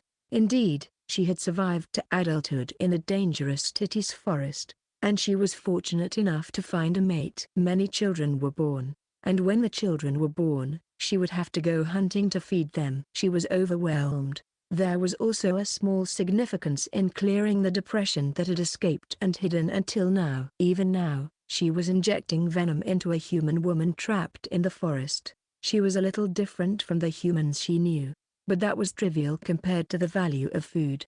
The previous meal was a man with tough meat. Some children liked it, but most preferred the tender meat of women. She was satisfied to have caught her today. However, she felt that the number of humans entering the forest was decreasing. It must be because she had been hunting a lot lately. There would be days when there would be no prey. That alone depressed her. Recently, the children had grown a lot, and securing food had become very difficult. It would be easier if they could satisfy themselves with insects and forest beasts. But the children liked humans more than worrying about knowledge. Their reaction to eating was more interesting. She couldn't complain because she remembered that point. Furthermore, the problem of obtaining food was not something she could avoid. Her mother was very problematic, always giving her children negative things, even dead ones. The first thought of her when becoming a mother was that she wouldn't do the same. Therefore, for her, hunting humans was difficult but necessary. Then, she returned to her nest in a good mood. But the moment she saw the entrance, she felt a bad premonition. She had forgotten it for a long time since she became an adult. The feeling of danger. Feeling that sensation, she was able to survive in the Titties Forest until now. But today, she couldn't feel it. This was because the feeling was centered on her nest. Her nest was located deep in the Titties Forest. The entrance was on a small cliff. In that way, it wouldn't be easy for external enemies to approach her children. However, flying enemies were not limited to this, so she aggressively took them down whenever she encountered an enemy of that type. Just the other day, she took down a passing wyvern. Because of that, there were no external enemies targeting the nest from the sky. Therefore, there shouldn't be any danger. She vibrated her wings finely and rubbed her 8 legs. If she's a human, Her body should be trembling with cold sweat. Bad. Bad. This is bad. Her instincts were sounding an alarm bell. They were telling her, get away now. If you enter, you will die. But she entered the nest. She didn't release the captured woman. Here were her children. Her adorable children she had given birth to were waiting for their new meal. If she went back, they would surely hurry up and ask for food. They should come. No, they have to. In that case, why didn't her children show up? Why is the nest so calm? Why is the human they were supposed to devour standing? Ha ha ha, I see you're angry. If you can understand this situation, that means you have a certain level of intelligence. Shut up. Do you understand? I cut down all your children. They were very noisy, but they were probably crying, waiting for their mommy to save them. Shut up. But it's a shame, mommy didn't make it in time. Even though you were so close, if you had come back 30 minutes earlier, about 50 of them would have been saved. Shut up. Well, that's how it goes. Ha ha ha. Thanks, Lord of the Flies. Thanks to you, my level 1 has increased to 4. It was a very delicious hunt. Shut up. Shut up. Shut up. Shut up. Don't let yourself be swayed, you damn prey! Exclamation mark. When she threw the captured woman into a corner of the cave, she let out a silent roar and violently vibrated her forewings, and she rushed towards the human like a gust of wind. When she captured this human, she had no intention of killing him, but now, she didn't have to do that. I'll kill you. It was a tremendous impulse. In a cave that wasn't that wide, and with that uncontrollable speed, she crashed into the wall with a loud roar. The vertically long cave swayed tremendously, and the collapsed wall turned into dirt and sand and poured onto her.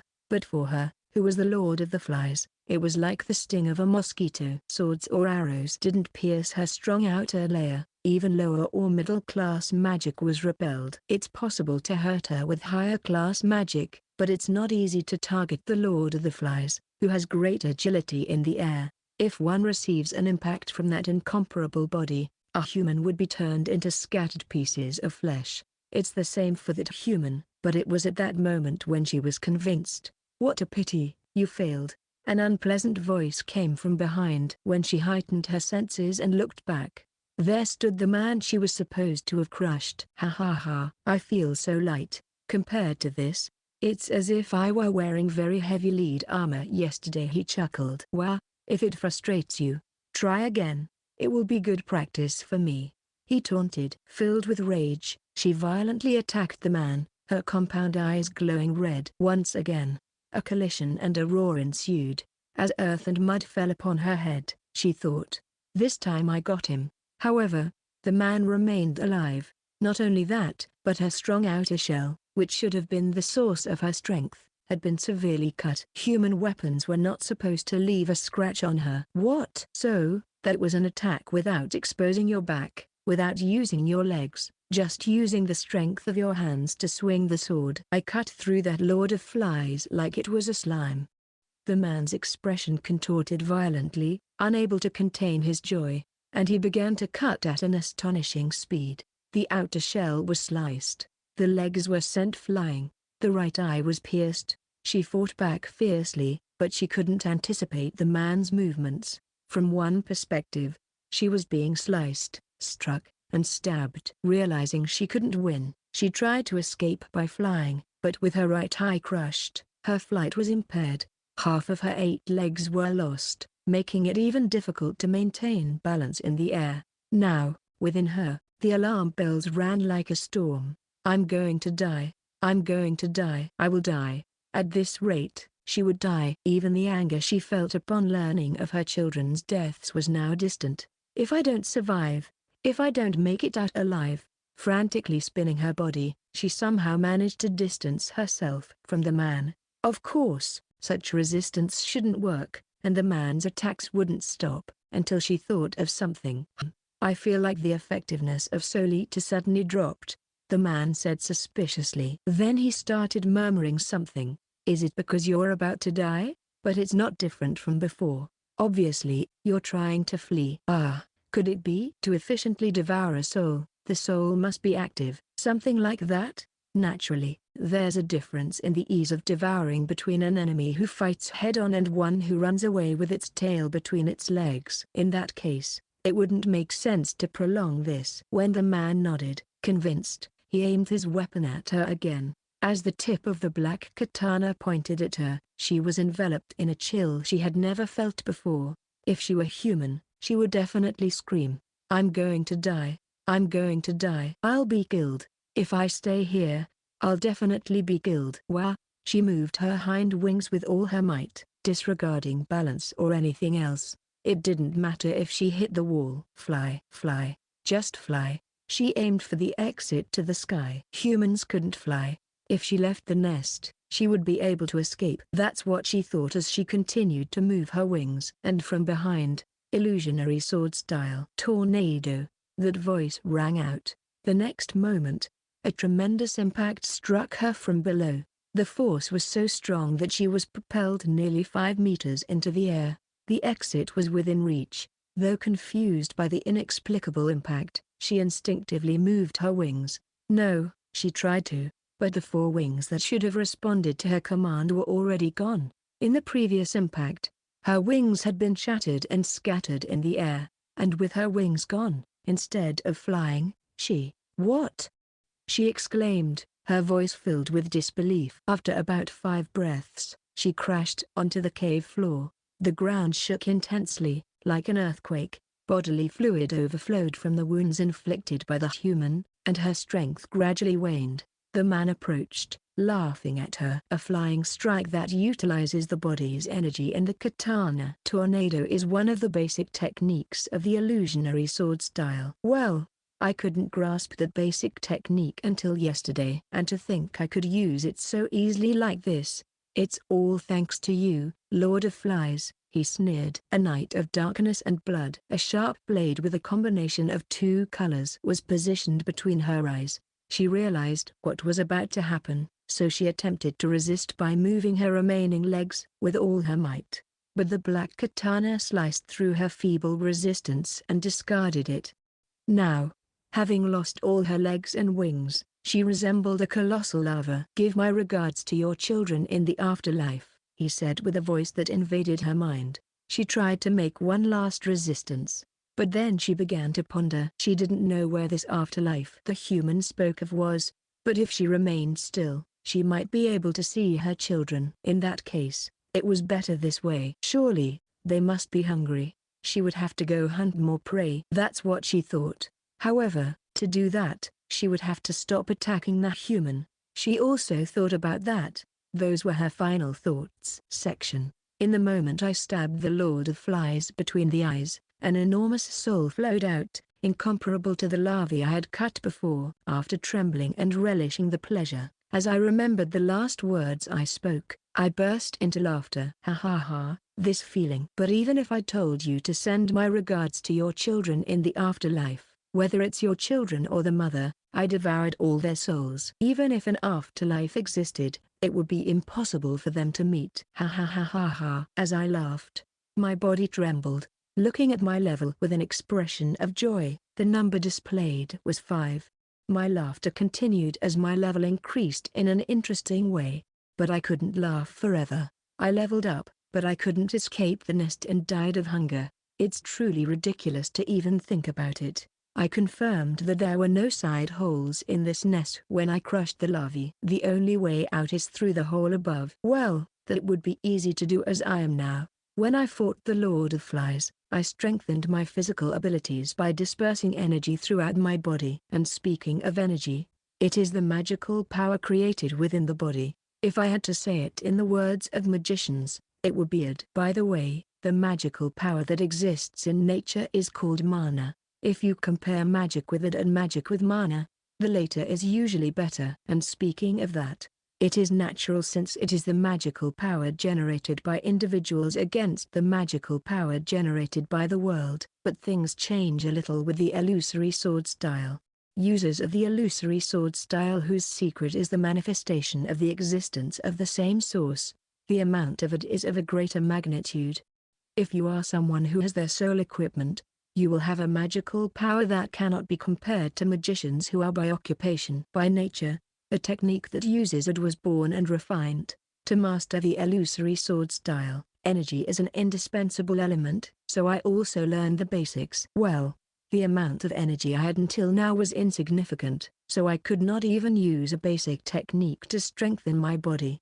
However, the amount of energy I gained with my soul equipment showed a considerable improvement. It feels like there is an endless source in my body. As a result of combining my physical improvement by increasing in level with physical strengthening by energy, the attack of the Lord of Flies did not reach me.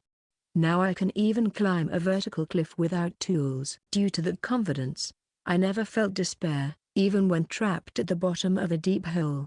But there is a problem. A girl was at the end of my line of sight. She was a victim like me who was captured by the Lord of Flies. It seems she is 13 or 14 years old. If we were talking about a human, because she has horns on her forehead, there are two large horns that are clearly visible. There are also races other than humans in this world. I only know the elf Lunimria directly. It is not rare to see beastmen and dwarves in the city of Ishka, lizard men, fishmen, and there is rumor that there is also a dragon race.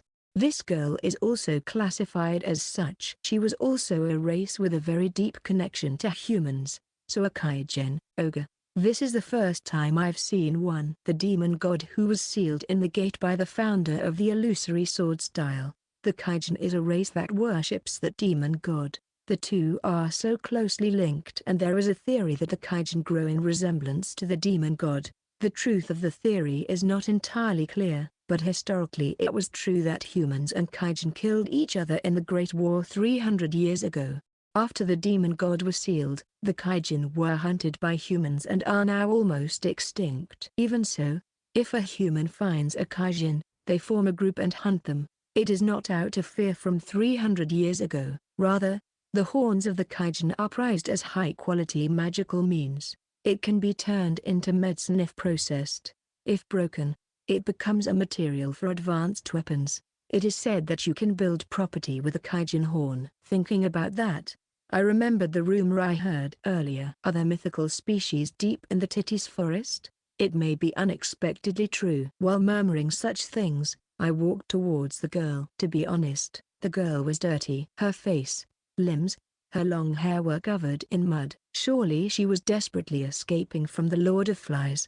Her clothes too. By the way, is that clothes? I only see large leaves attached and tangled on her. Maybe it's a kijin culture, and when lying down, I can see parts I should not see. I mean, I'm seeing it.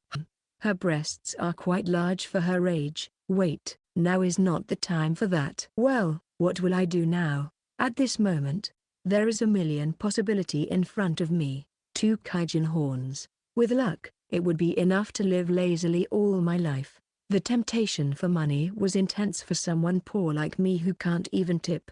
That's why the innkeeper's daughter treated me that way. There are other sources of temptation. The girl was very dirty, but looking closer, she had a pretty face. You could say she's cute. It is possible that she will become beautiful over time, and her tempting soul that was more attractive than her appearance. If I devour this girl, my level will definitely increase by 2. No, by 3. I was very confident of that. I realized my hand was reaching out to the girl's body. However, when I touched the girl's body, I was surprised at how thin it was. I was surprised and stopped. What am I trying to do to an injured and unconscious girl? I quickly pulled my hand away from the girl and slapped my cheek with my fist. The impact shakes my brain and countless stars dance in my field of vision. I stroked my aching cheek and exhaled. I knew I was changing after getting my soul equipment. All I can do is devour. Becoming aware of that, I was far from the teaching of protecting others. Although I did not hate it at all. Rather, I feel great. I wonder if this change has been overwhelmed by the Soul Eater. Or was this originally my nature? Memories of my mother and my days in Onigashima only covered my nature. I have no idea, but speaking of that, I did not particularly care. Anyway, I am me. However, that is why it is necessary to draw a line to exercise my power. That's what I thought. Even if all I can do is devour, it depends on me to decide who or what to devour. And now I am in a dilemma on how to devour a kijin girl who particularly did nothing to me, but I must remain firm. If this is my path, then I will move forward without hesitation. While thinking about that, a small moan leaked from the girl's mouth. Looking at her, the girl frowned and moved her face. It seems she is about to wake up. As expected, after a short time, the girl slowly opened her eyes. Her big, round eyes opened. At first, the girl's eyes were relaxed as if she were dreaming. But the moment she noticed me, she woke up immediately. Huh? The girl, who leaked a voice that could not be understood, suddenly tried to move and put a surprised expression in an instant. It is possible that she has noticed that she cannot move from the neck down. I spoke slowly towards the girl, who fluttered her face from left to right. Can you understand my words? There was no answer to my question. However, the girl's face became rigid upon hearing my voice, and her lips were tightly clenched. Maybe she understands me. Well, I'm the same. You were attacked by a monster called the Lord of Flies and brought here, right? Do you remember? The girl closed her eyes. Apparently she remembers when she was attacked. I decided to reassure this girl. I defeated the monster. The corpse is there. I pointed to the Lord of Flies whose legs were cut off and his head smashed. The girl was petrified with her eyes wide open. We are probably somewhere in the mountains. There is no side hole that could be an exit. To get out, you have to go up through there. When I pointed over my head, the girl did too. The daylight came in, dawn came while I crushed the larvae. The girl squinted from the brightness. Her rigid face must be because she noticed the hole above. It is not the height that an ordinary human can climb. Even for a kijin, that does not change. I'm going to escape from here. The girl looks at me with round eyes. Do you have any way to get out of here? The girl frowned as if I was saying something irrational. If you want, I can get you out of here. But if you say you do not need the help of a human, then I will leave you. What will you do? The girl looked away as if perplexed. Oh, by the way, I think paralysis will not disappear for at least a day. Well, that's just based on my experience. I wouldn't know in the case of a kijin. The moment she heard that, the girl stared at me.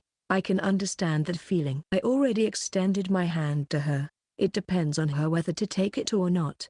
For now, I will try to climb the wall. I will come once I climb halfway up, so have your answer ready by then. As I walked away from the girl and after some light stretching exercises, I approached the wall. The wall is practically all vertical, but there are several protrusions that protrude to have a foothold.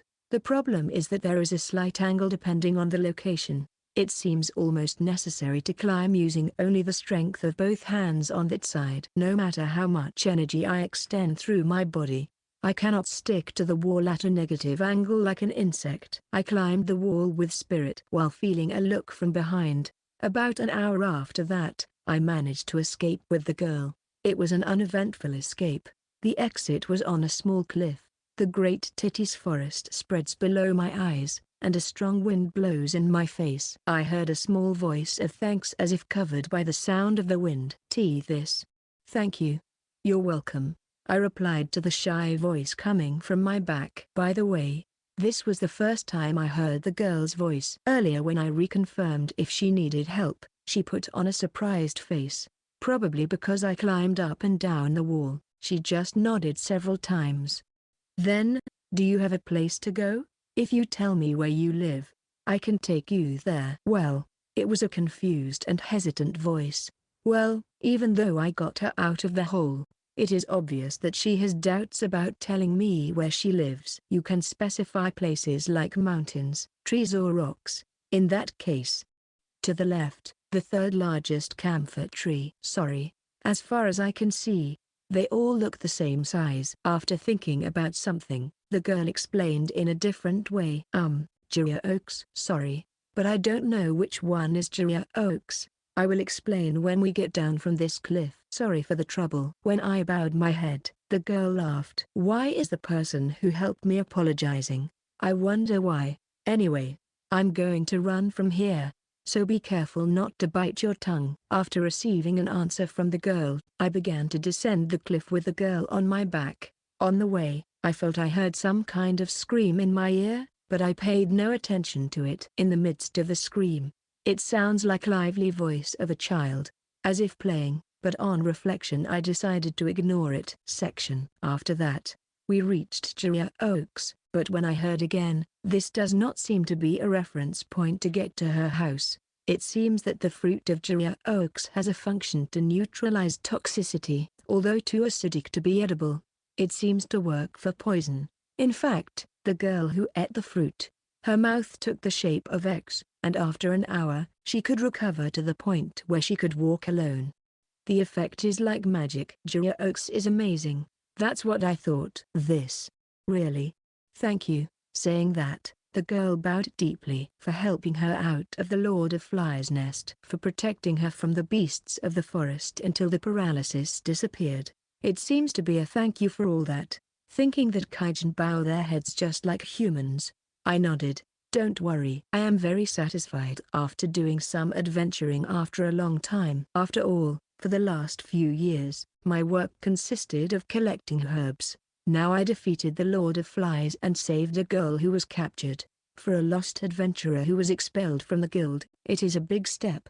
There is no direct reward because there is no request, but the merit obtained at this moment by obtaining my soul equipment exceeds even 10,000 gold coins. As I said, I was very satisfied. Well, I'm leaving now. Be careful around here. I said that because I realized that if I did not leave this place, the girl would not move. On the one hand, if the girl now tries to return home, she would show me where it is. I will not doubt the girl's words of thanks, nor will I misunderstand that she was full confidence just because I helped her once or twice. The development of a girl feeling affection for the adventurer who saved her is just a story. Rather, it is a privilege of some famous adventurers. I am included in neither, and the girl must still distrust me. It was a consideration on my part to leave this place first. However, this, huh? The loudest volume of today came out of the girl's mouth. I was surprised and turned around. What's wrong? Well, you see. Yes? Really? Thank you. It was the second thank you from the girl. Yes, you're welcome. Seeing my face, the girl panicked. It seems I put on a confused face. Then she continued with that expression. I'm Suzyum. Suzyum? Ah, is that your name? This assumption seems to have hit the mark. The girl moved her head up and down at high speed. I thought she was still cautious with me, but it seems she had some confidence to the extent that she could tell me her name. That makes me a little happy. I see. My name is Sora. It is polite to tell her my name after she told me hers. So, the girl, says you murmured my name, Sora. That gesture was mysteriously adorable. Despite the dirty appearance, I felt a certain charm in it. After that, I parted ways with Suzyum and headed towards Ishka by a downstream route. It was Suzyum who gave me this information. It seems her parents warned her.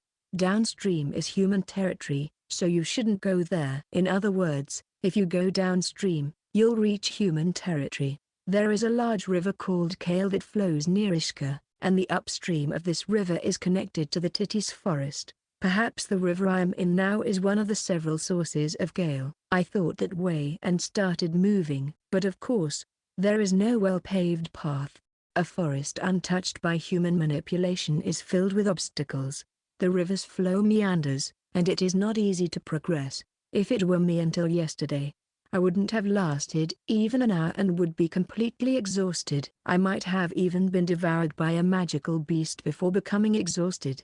The river water was murky, and the bottom was not visible, but there was an atmosphere that seemed to conceal an aquatic beast.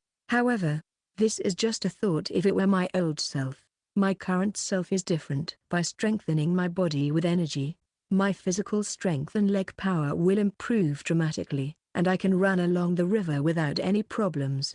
Even if I keep running for an hour or two, there are no issues with fatigue, and the energy won't disappear. If this is also part of the power of the same source, my mouth naturally loosens to the magnitude of the power I have. Meanwhile, the scenery of the forest began to slowly change, unexpectedly. It seems to be sunset time, and a scarlet color dyes the surrounding landscape. Surely the colors of the night will fill the forest.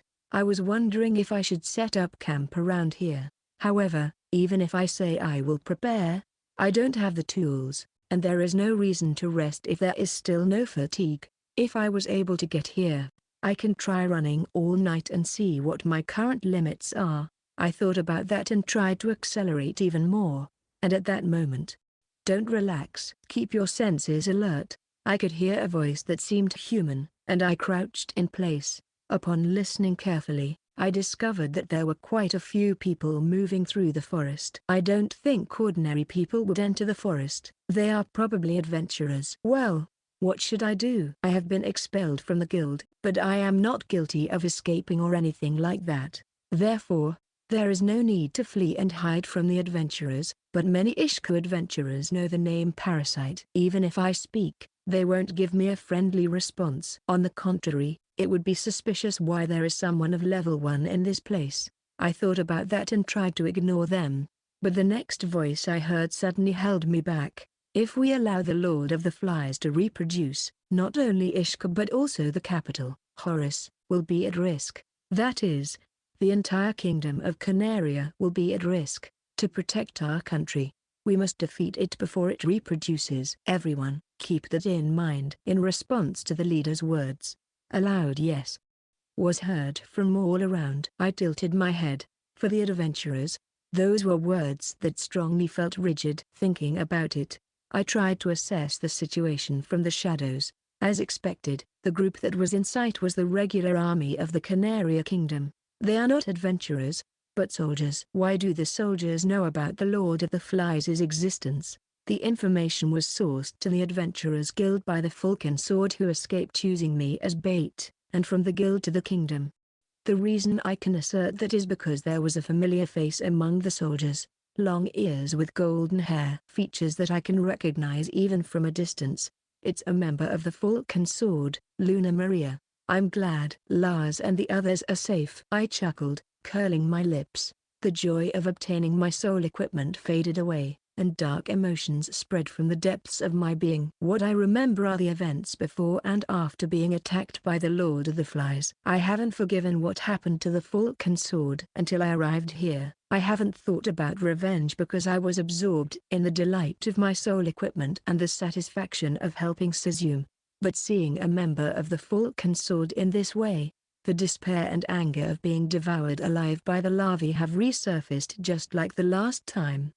My body trembles. My gaze becomes sharp. In this very moment, I want to cut Luna Maria and the other members of the Falcon Sword who are surely there. That longing, which goes beyond desire, burns my mind and body, and unintentionally, I take a step forward. But just before I start, I barely hold myself back. There is no doubt about wanting to cut down the Falcon Sword, but if I attack now, I will end up turning the Canaria soldiers into enemies. Then, I would become a criminal. It would be very foolish to be pursued by them. Furthermore, considering what happened in the Lord of the Flies' nest, there is no way this anger will stop just by cutting them and devouring them. I will send them all further and further into the abyss. That's what I decided. If that's settled, then, hey, over here, help me. I stopped hiding, shouted, and called for help from the group of soldiers. I didn't forget to make my voice hoarse and change my facial expression. It's an act I've acquired after escaping from the Lord of the Flies. My idea was this. Firstly, I don't think Lars and the others honestly informed the guild that they used me as bait, despite having the infamous name of Parasite. We were once comrades, and now that I've been expelled from the guild and become a civilian, if they report that they used me as bait, there would be severe consequences for the Falcon Sword. There would be no way for me, as a level 1, to escape the Lord of the Flies, and perhaps Miroslav would think that I'm already dead. The facts were twisted and reported for their own convenience. I calmed down and thought about giving a bad reputation to the Falcon Sword. Even if they report the facts correctly, that's fine. Being used as bait, I can practically condemn them as a legitimate right. Ishka has a duel system. It might be a good idea to challenge Lars. It sounds very interesting to defeat him while he thinks I'm level 1 in front of everyone. In any case, I am the living proof of a sin committed by the Falcon Sword. If they were to see the guy they used as bait, who is supposedly dead, come back alive in front of them, they would surely turn pale. Luna Maria, who suddenly recognized me, stood frozen, her face pale, as if confirming such speculation. Chapter 3, Exposing the Sins. The next day, after dawn, I was sitting in a room at the Adventurers Guild. The seats were arranged in a C shape, and in front of me were the 4 members of the Falcon Sword. The guild receptionist was seated on one side. This room is located at the back of the guild hall, and the disturbances from the adventurers barely reach here. It's probably a place used for meetings with important individuals in the guild. If it were my former self, I would be sitting here with hunched shoulders, but now I was sitting with crossed legs. The victim was confronting the perpetrators, and from the beginning, I was very optimistic. So, Sora-sama, you won't withdraw the accusation that Falcon Sword deliberately attacked you, right? I've been saying that for a while now. Don't make me repeat it. I snorted at the receptionist's words and pointed to the 4 people at the table. Falcon Sword used me as bait to escape. They carefully used lethal magic to prevent me from moving. I have no intention of withdrawing this accusation. Besides, why should I withdraw it?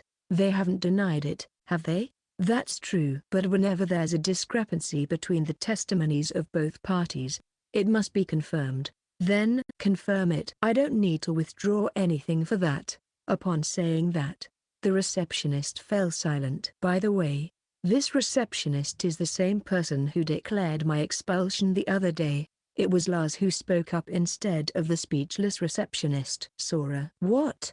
Did Miro really shoot you with magic? It's hard to believe. Lars looked at me with a suspicious gaze. At that moment, Lars had fainted from the Lord of the Flies' attack and was carried away by the warrior priestess Iria. So, he didn't witness it with his own eyes.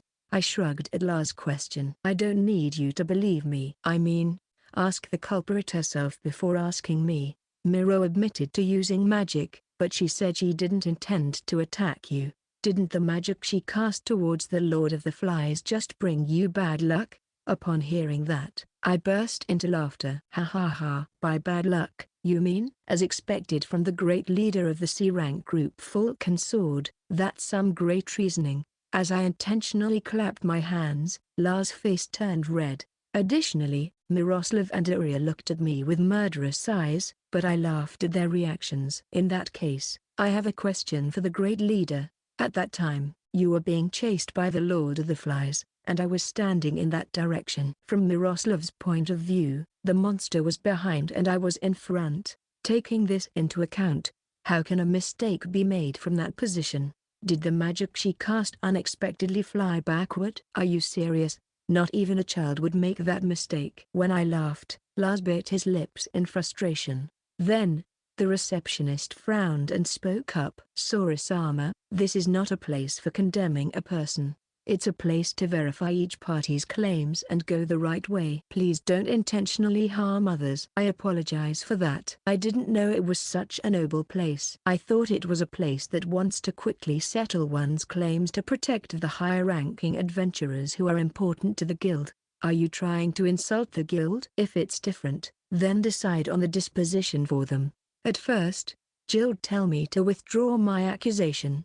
Then Guild warn me about my tone. That's why I'm getting that kind of impression. Right now, I'm delivering a good blow to the person who declared my expulsion from the Adventurers Guild the other day. Unable to respond, that person pursed their lips. Seeing that, the corners of my mouth lifted. To be honest, it feels really good. The fact that my expulsion from the Adventurers Guild is in accordance with the rules is also on me. However, I haven't forgotten the receptionist's attitude at that time, and being able to leave them speechless boosts my spirits. And as they looked at me in that way, Iria opened her mouth with bitterness. All you're doing is making demands, but what exactly do you want us to do? Will you be satisfied if we all bow our heads to the ground? What's with those words?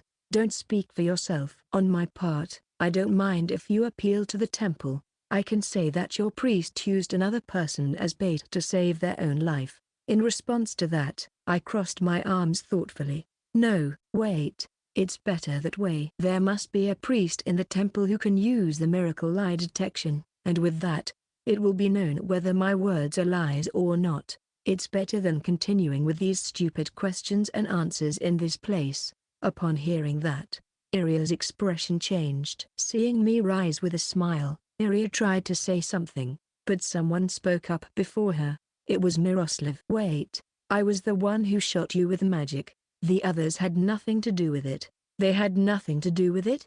They didn't help the victim when their comrade deliberately attacked me. Instead, they managed to escape by luck while the other became live prey. And you say they had nothing to do with it? You say some amusing things, murderer.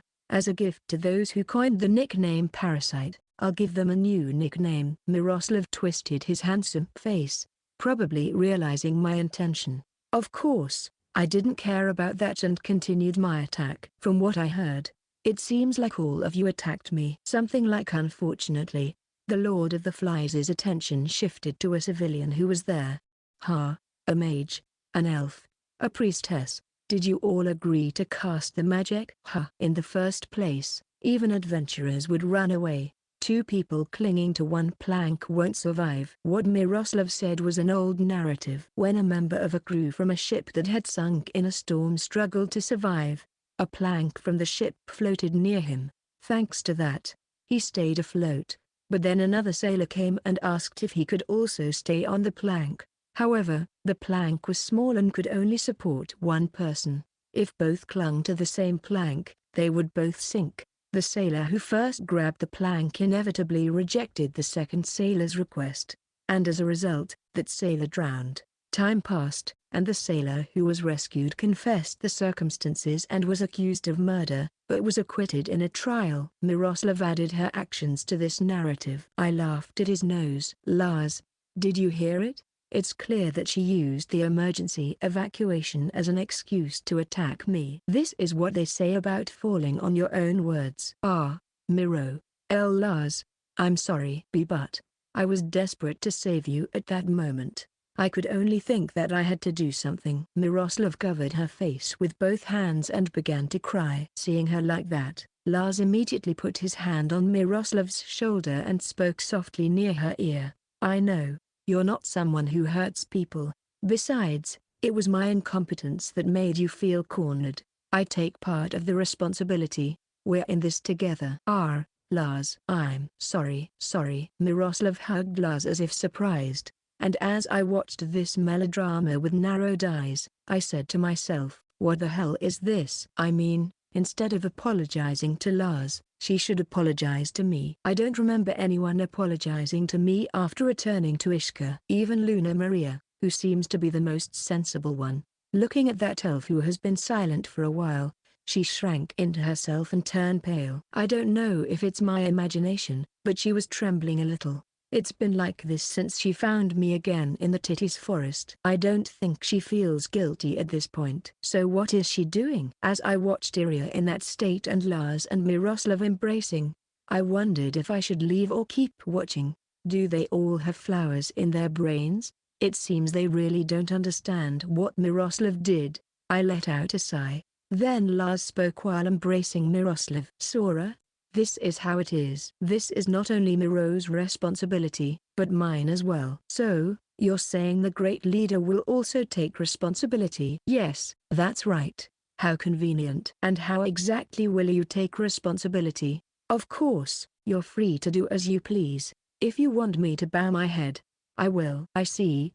You won't bow your head unless told to.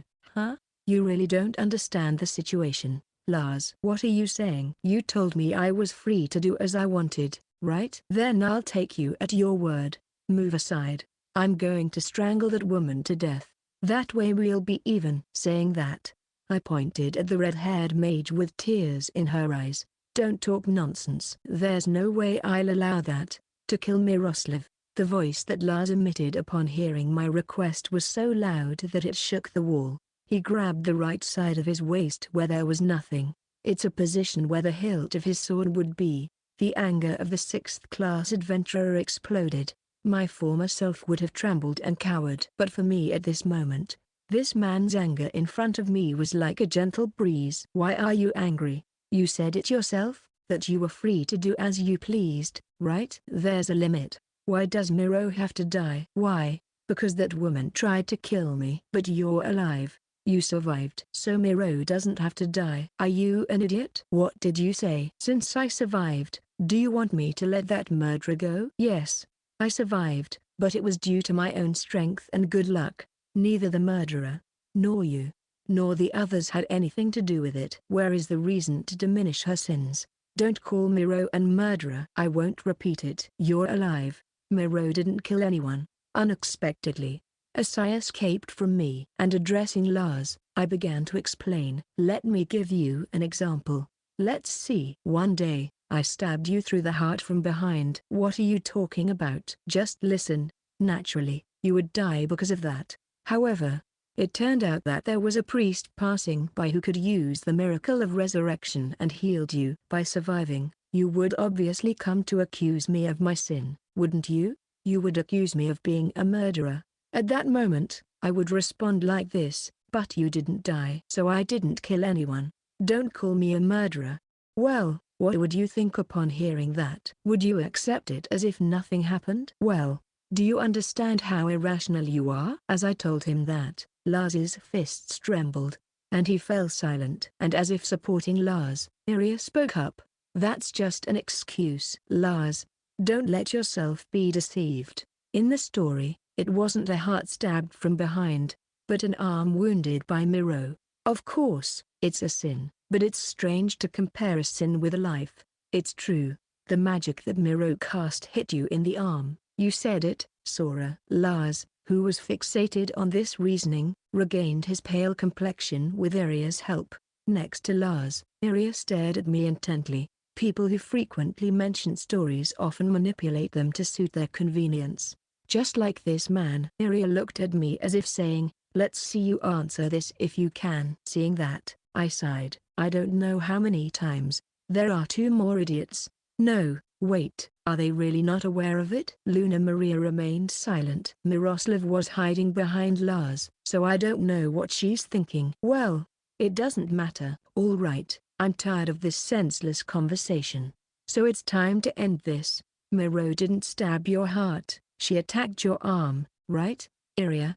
Do you know that's much more brutal than killing?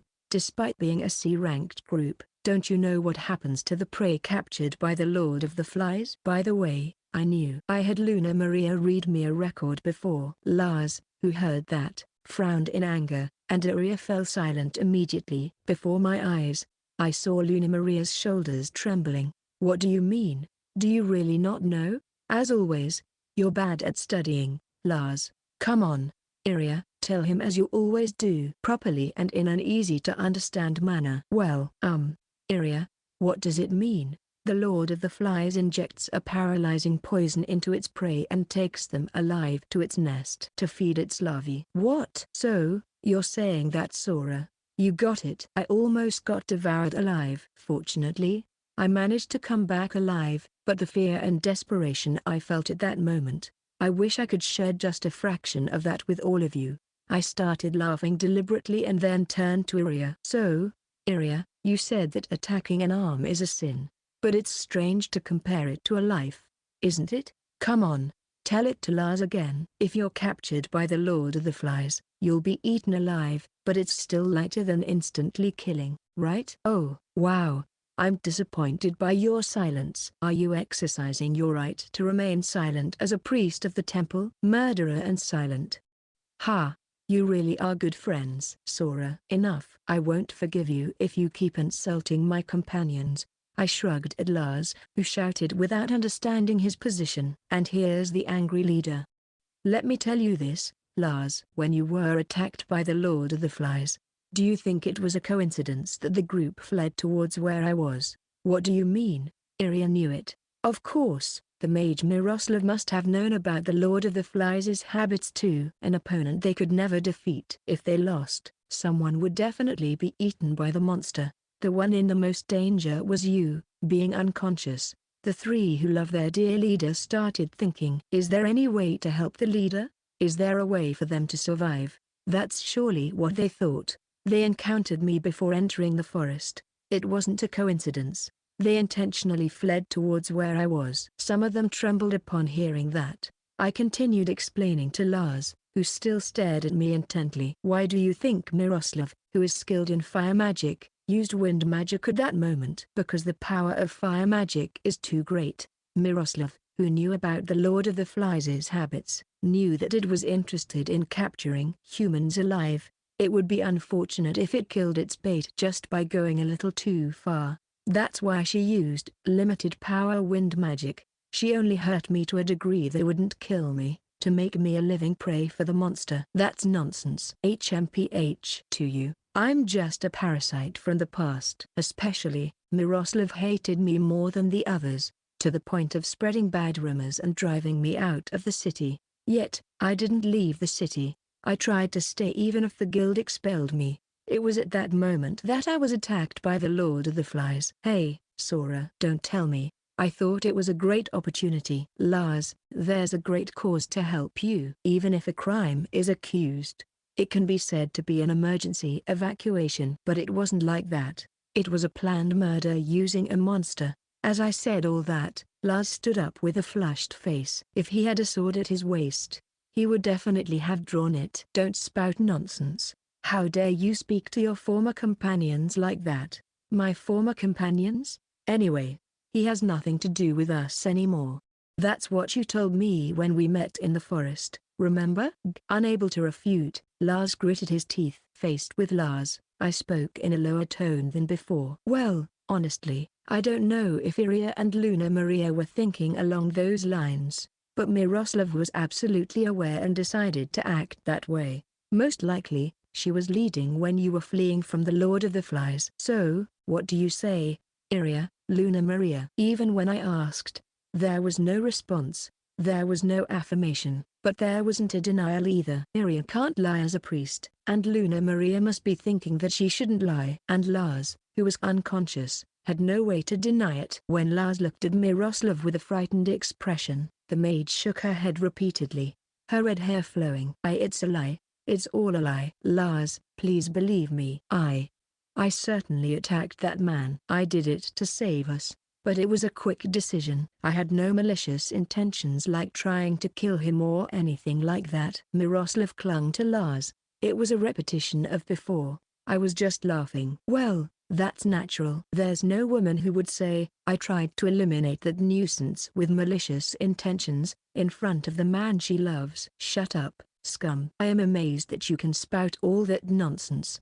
Do you think you can get away with insulting the daughter of the Sorza Trading Company? Miroslav's gaze was filled with a fire and a curse that could kill a person. Some mages can use magic eyes and demon eyes. Perhaps Miroslav can awaken that. I raised both hands and looked at the receptionist who had remained silent throughout this spectacle.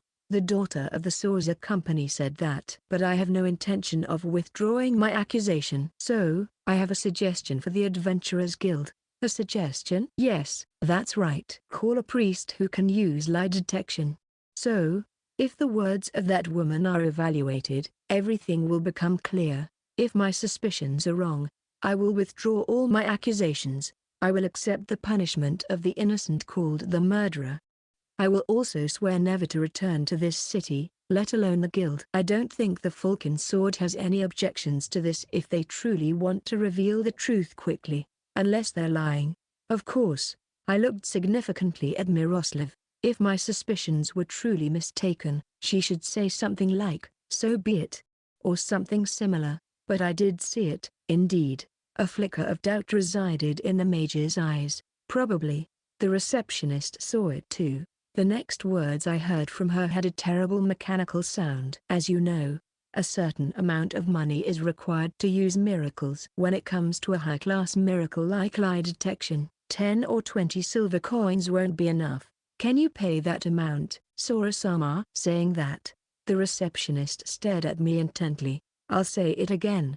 This receptionist is the one who informed me of my expulsion. She knows that I can't even afford a silver coin for the promotion test. With that clarified, the guild's intention is more than obvious. They're trying to avoid any situation that could confirm any kind of guilt towards Falcon's Sword. I narrowed my eyes and asked, don't guilds cover the expenses in these situations? That applies if the guild deems it necessary. But, this proposal was made by Sora-sama. Therefore, Sora-sama is obligated to pay. So, You're saying the miracles aren't needed despite hearing all of this? I understand what truly happened. However, there are malicious intentions from Sorisama, seemingly influenced by past events. Are you saying I said all of this out of spite for being expelled from the group? If that's the case, wouldn't it be better to use lie detection to clarify that? If I'm lying, it will be revealed immediately. As I said, the necessary amount of money must be paid. TCH. After clicking my tongue, I spoke to the others. Hey, daughter of Sorza Company, you could also be the leader of Falcon Sword. It's a good opportunity to prove your innocence. Won't you pay? It's not necessary. I believe in Miro. I don't need to rely on miracles. For me, as long as Lars believes me, it's enough. I don't care what someone like you thinks. I see. So it can't be helped. In that case, the proposal is shameful. I'll pay. I took out a gold coin from my pocket and placed it on the table. The receptionist's mouth dropped open at the sight. It was the first time I saw her distorted face. You said 10 or 20 silver coins wouldn't be enough, so how much is actually needed? Isn't a single gold coin sufficient? Well, do you need more? Then here you go. Still not enough? Here's more. Look, here's another one. I suppose this will be enough, right? As I hummed the tune, I accumulated several gold coins. Now, not only the receptionist, but Lars and the others also had their mouths wide open. Surely, they didn't think I could produce coins out of thin air just by collecting herbs. By the way, I found these coins in the nest of the Lord of Flies. They belong to the adventurers who were taken to the nest and devoured by the larvae. The dead don't need money, so I took it as payment for defeating the larvae. I urged the dazed receptionist. Hey, why are you daydreaming? I've already paid, so call the priest. Yes. But, how did you get this much money? Is it necessary to answer that question? If you have this much money, we need to confirm the source. Are you accusing me of a crime? Think very carefully before doing that.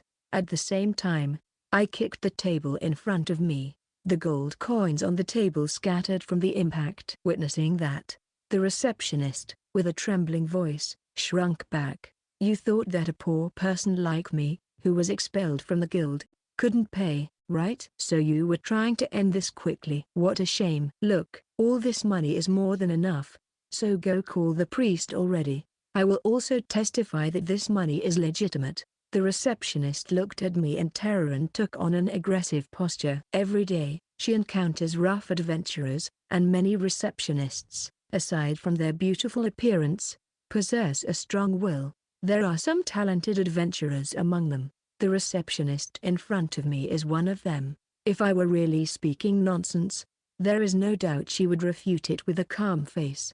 However, she surely knows that she made a mistake herself, which is why she can't refute with such a strong will. Humans can't act as usual when they know they are wrong. If you're a serious person, it's even more pronounced. As an employee of the guild, the receptionist only acts according to the guild's intentions. I don't commend myself for pressuring such a serious member of the staff, but I will suffer the disadvantages if I give in here. It's too unreasonable. And then, I spoke up again. I would prefer it if you didn't intimidate my personnel. With that voice, a man entered the room.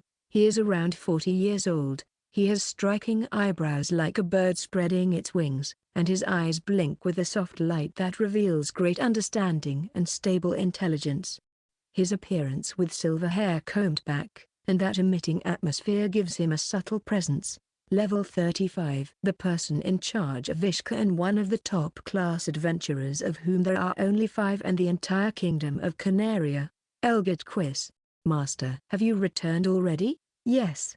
The meeting ended earlier than expected. I apologize for the inconvenience, Little Kun. No, don't worry. Then. Well, yes, Parfait Kun already told me in a way. Actually, I overheard a bit behind the door. I will take care of it from now on. Why yes, please. Saying that, the receptionist named Liddell stood up. In exchange, Ishka's guild master sat down. The receptionist thought about whether she should leave the room, but she positioned herself behind Elgit like a secretary. There was no longer a terrified color in her eyes. The serious light had returned. Apparently, Elgit's appearance had the effect of awakening the receptionist's eyes. "Well, I suppose there's no need for introductions.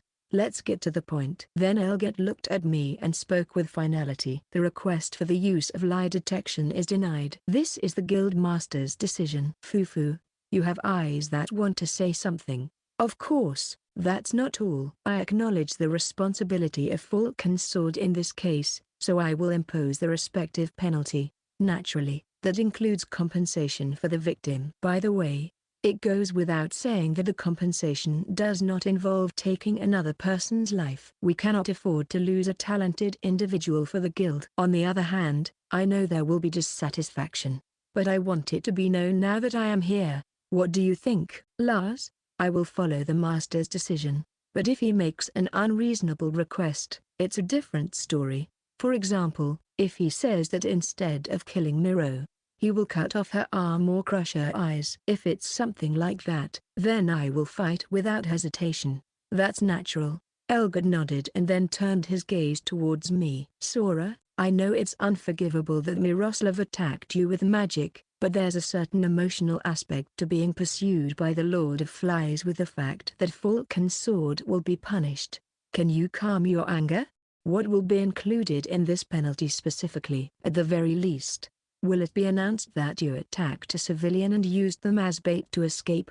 "No, that will be impossible." The bad reputation would not only affect Falcon's sword but also all adventurers in general. Given the role of adventurers in the city of Ishka, we must avoid situations that create a rift between adventurers and residents. Saying that, Elgit crossed his arms and thought, "As for the penalty, let's see. It will be mandatory request assignments. The content will be the extermination of monsters in the Titties Forest for a month. During this time, rewards such as materials and the commission for the request by Falcon's sword will be given to you. Considering your abilities, it should be a considerable amount, and it also has the benefit of reducing the risk when gathering herbs and titties." "So, in other words, you're just giving me a bone to end this quickly, right?" "Haha.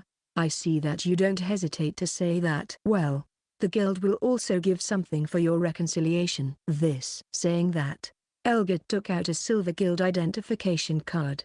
A familiar name was engraved on it. That's right, it's your identification card. "Sora, the Ishka Adventurer Guild welcomes you as a 9th-class adventurer.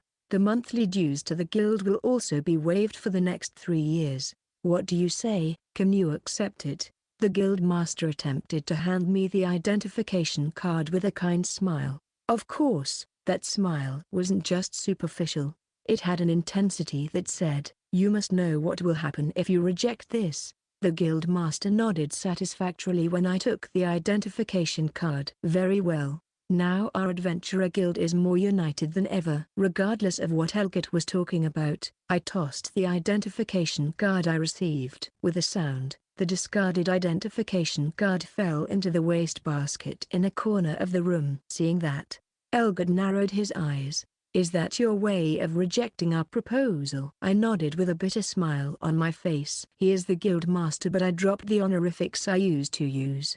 Did you think I would accept that piece of scrap at this point? You've been babbling on, but in the end, from my point of view, you rejected all my proposals and arranged things so that Falcon's sword would be the ones benefiting. There's no fairness here." "If it's different, then call a priest who can use lie detection."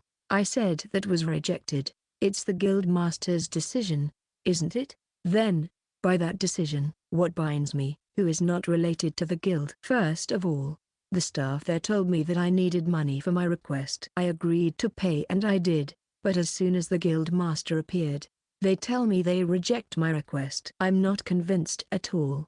Will you call the priest as requested, or will the guild master himself immediately admit the sin that woman committed by using a monster to kill me? It's one or the other." "Sora, mind your words. There's no adventurer in Ishka who behaves like that." "Yours is just paranoia.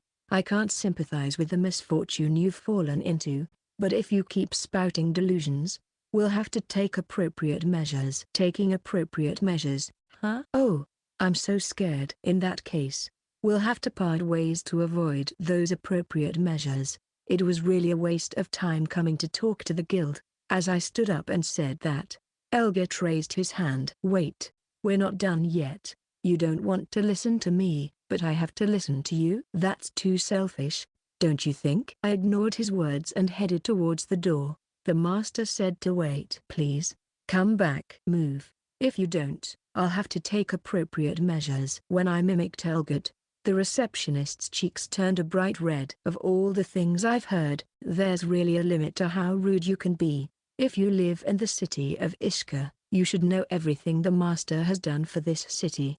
Besides, you've been a guild member for 5 years. Hey, he's committed to the city, and I see he's allowed murderers free. That guild master leaves much to be desired. You, the receptionist, who was all red, took a step forward. It seems her patience in enduring my teasing of her beloved guild master has snapped. At that moment, Elgit unexpectedly stood up, grabbed his subordinate's shoulder, and restrained her. Lidalkun, stop. But, master, there's no need for you to raise your hand, Sora. If you don't want to accept my proposal, then fine.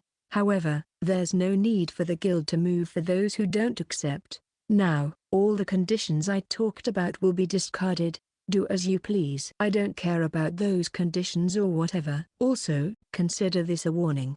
If you try to do anything that will harm the guild and its members. Ha ha ha. Take appropriate measures, you say? I already said it. Do whatever you want. The guild has absolved their sins and granted favors to Falcon's sword.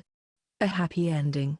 I would say. I would celebrate if I could. Saying that, I pushed the receptionist in front of me and opened the door. I looked back over my shoulder and observed the people in the room. Both Falcon's sword, who tried to kill me, and the guild, who let them go scot-free. They have all become my enemies. I thought about telling them that, but there's no need to warn them. Well then, goodbye, forever. Uttering a few small curse words, I left the room.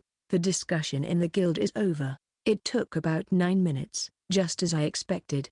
I'm not surprised they didn't accept my claims. I knew they wouldn't. In fact, if they had admitted their sins, I would surely not have been able to hide my surprise. However, on the other hand, it's true that I'm disappointed with this outcome. And like I said, it took about 9 minutes, just as I expected. In other words, it's like the other side of the coin, them accepting my case. I am grateful to Falcon's sword. I am truly grateful for being invited to the group 5 years ago. The farewell was bitter, but at first, it was a lot of fun. Those days when we were all low level, sometimes things went well, and sometimes they didn't, but they were adventures filled with satisfaction that I had never experienced in Onigashima. It was Lars and the others who gave me that. For that reason, if Falcon's sword had admitted what they did, I would have let the matter go as a token of gratitude for those days. However, the outcome is as I mentioned earlier. I could confirm that Lars and the others I met 5 years ago are no longer the same. Likewise, the guild has also become my enemy because they let Miroslav, who tried to kill me, go free as if nothing happened. And since there is the danger of those appropriate measures in the future, all that's left for me is to eliminate them. I thought about that and pursed my lips. Now, the next problem is how to retaliate. It would be a good to devour all those involved in this matter, but can I do that by attacking head-on? I was able to obtain my soul equipment and raise my level, so I have certainly become stronger, but I am not the strongest in the world. To put it simply, the problem is the guild master, Elgit Quiz. I can't imagine defeating that first-class adventurer. Not only Elgit, but Lars and the others also fall into the category of formidable enemies. During the past years that I've been working on herb collection, Falcon's sword has grown stronger by completing hundreds of missions. I don't know their exact levels, but Elgit's level was publicly announced. Lars, being in the 6th class, would be impossible to be below 10. It's probably somewhere between 15 and 20. The same would apply to Iria and Miroslav. In Luna Maria's case, she might be slightly higher, but either way, I can't do much now. Even if they are rotten, they are a C-rank group, and by working together, they can surely display a power beyond their individual levels. Even if I defeated the Lord of Flies, I can't underestimate them. In that case, it would be a good idea to divide them and hunt them down one by one.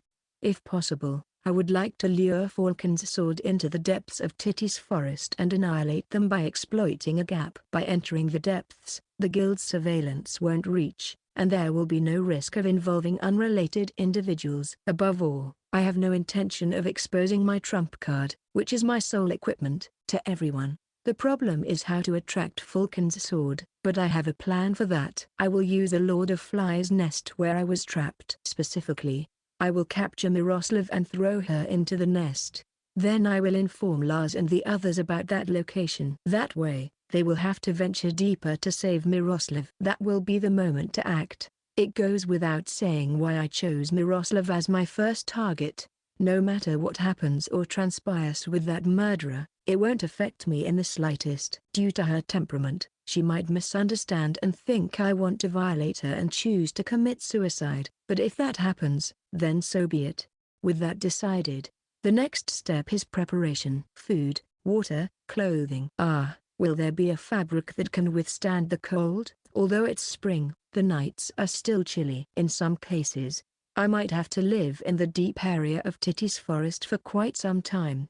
The preparations must be well organized. However, to turn that cave into a livable place, a considerable amount of materials will be required. And if I buy them in this city, the guild will know immediately. I don't think they can discover the plan, but there's no need to give them any hints. I thought with my arms crossed. After all, I have to leave this city and purchase supplies around the cities and towns near Titty's forest. Then, there will be no suspicion. Besides, when I leave Ishka, Falcon's sword and the guild won't be as vigilant about me. Well, they probably still think I'm at level 1. I don't think they'll be so careful with me, although that could also be a stumbling block for them. Fortunately, I have enough funds, so it would be best to leave Ishka right away. Thinking about that and returning my arms to their normal position, I realized something and let out a loud scream. Unintentionally, I wanted to hold my head. Damn it. I left all my gold coins at the guild. I could go back and retrieve them.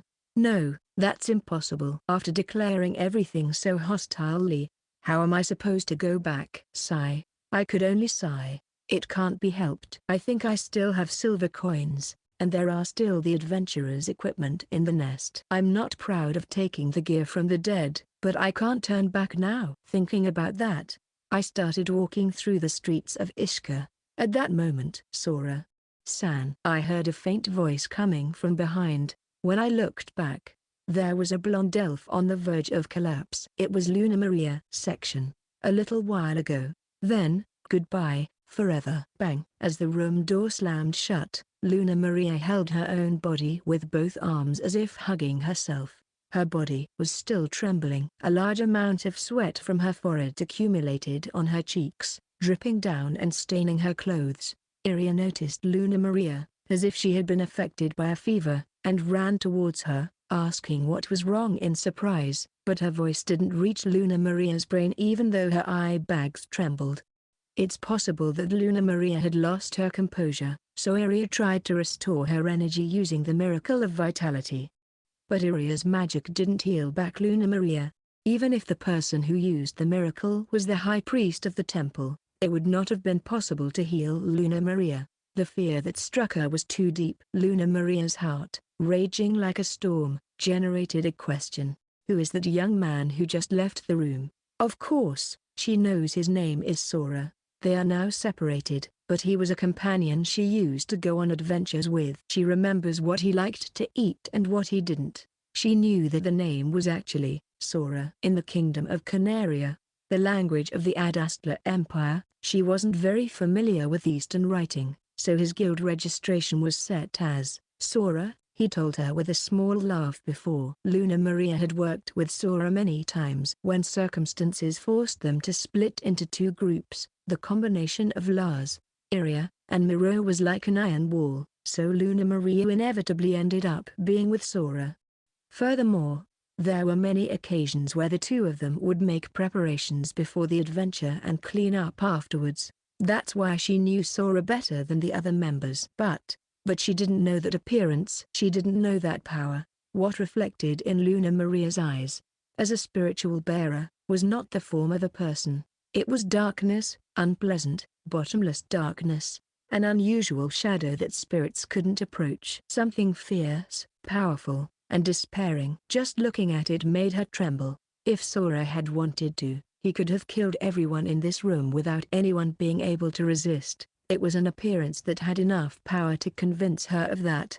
In Luna Maria's knowledge, there is only one type of entity that corresponds to the giant shadow. A dragon. On that day, when they spoke in Titty's forest, she couldn't see that shadow. What happened to Sora in just a few days? No, was that really Sora in the first place? Is it somehow possible that a chilling monster has entered the city using Sora's appearance? At that moment, Lars' irritating voice entered Luna Maria's ears. Master, he rejected your proposal. So, is this matter concluded? That's not possible, Lars. That and this are different things. Huh? I don't want you to think what you did was okay. Originally, what you did is unforgivable. Using magic to attack another person and turning them into prey for a monster. It's an action that doesn't surprise me that you're accused of murder. But, Master, you said, the reason I covered it up was because Sora's actions were detrimental to the guild's stability. It's not that I accepted your reasons.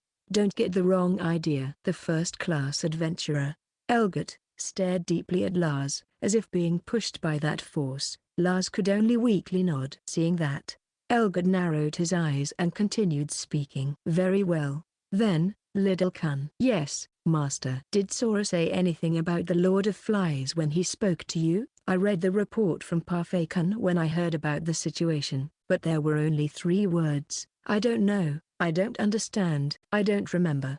From what I could hear in his conversation with Lars-san and the others, he was about to be eaten by the Lord of Flies larvae. And he also said, their fear and desperation of that moment. I would like to share 1/100th of it with you. I see. That means he was certainly taken to the nest.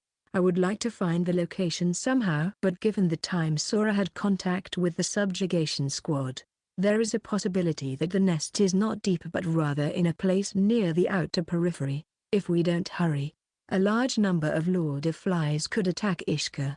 Elgert pondered, furrowing his brows. Liddell, who saw that, opened his mouth with a sharp light in his eyes. Master, shouldn't we talk to Sora-san to get more details?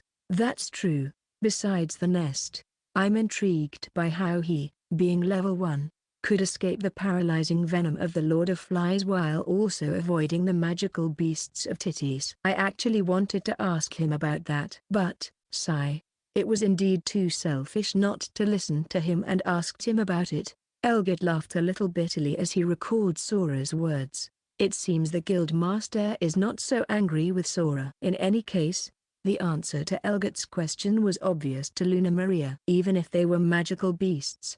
No, precisely because they were magical beasts. There was no way to challenge the current Sora. What effects could the paralyzing venom have on him? The current Sora is a dragon, a mythical species. Luna Maria felt out of place with such thoughts. Of course, she didn't express her thoughts. It was all speculation on her part. The reason being that Sora's appearance resembled that of a dragon. She had never heard of the power of a mythical species residing in a person's body at the Academy of Sages. It was not written in the countless books she had read until now. Upon reflection, Luna Maria was the only one who was afraid of Sora. Lars and the others hadn't realized it.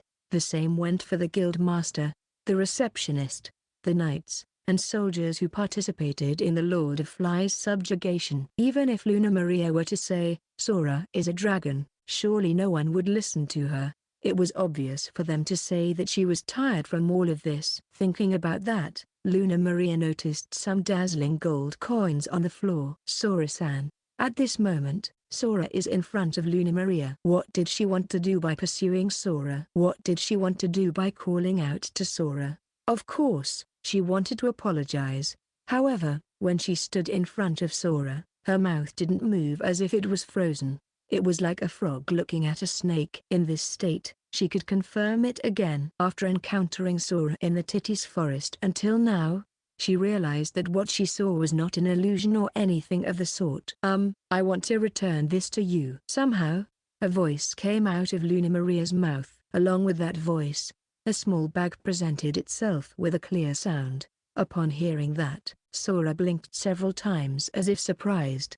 Did you bother coming to return it to me? Yes. And I came to apologize for earlier. Saying that, Luna Maria deeply bowed. With that movement, her blonde hair that resembled moonlight flowed down like a waterfall from her shoulders. I am truly sorry for hurting you, and abandoning you. The streets of Ishka were bustling as usual. In the midst of it, an elven beauty was deeply bowing. Obviously, she attracted the attention of those around her. If it were the usual Luna Maria, she would have paid a little more attention to her surroundings and chosen a more appropriate place to apologize. But at this moment, she couldn't afford to think about that. She lowered her head as if in a hurry. If she didn't do that, she wouldn't make it in time. Wouldn't make it in time for what? She didn't know that. Then, Sora, who saw that Luna Maria, bitterly opened his mouth. I appreciate you returning the money, but your apologies are unnecessary. In fact, it's uncomfortable. I would like to say that if you wanted to apologize, you should have done so from the beginning. But well, I understand that you were confused being chased by a monster. I would have done something similar if I were in the same position. But why didn't you lower your head in that room? Well, she couldn't say something like, because I was afraid of you. Sora pursed his lips as he looked at that Luna Maria. I understand that too. Because lowering your head at that moment would mean admitting the responsibility of Falcon's sword. You wouldn't have been able to lower your head alone and before Lars and the others, right? You don't have to risk yourself for me and lose your relationship with your comrades. It's fine. It's natural. But then, why are you lowering your head here and now? Well, HMPH. Let's suppose I accept the apologies, everyone's happy. But even if I don't accept, you'll surely have the excuse of at least I apologized. You wouldn't lose your relationship with your comrades, and you would feel satisfied with your guilt-free conscience. But for me, it's uncomfortable and unpleasant. You're only apologizing for your own satisfaction. If you want to do that, then do it in front of a mirror, hypocrite.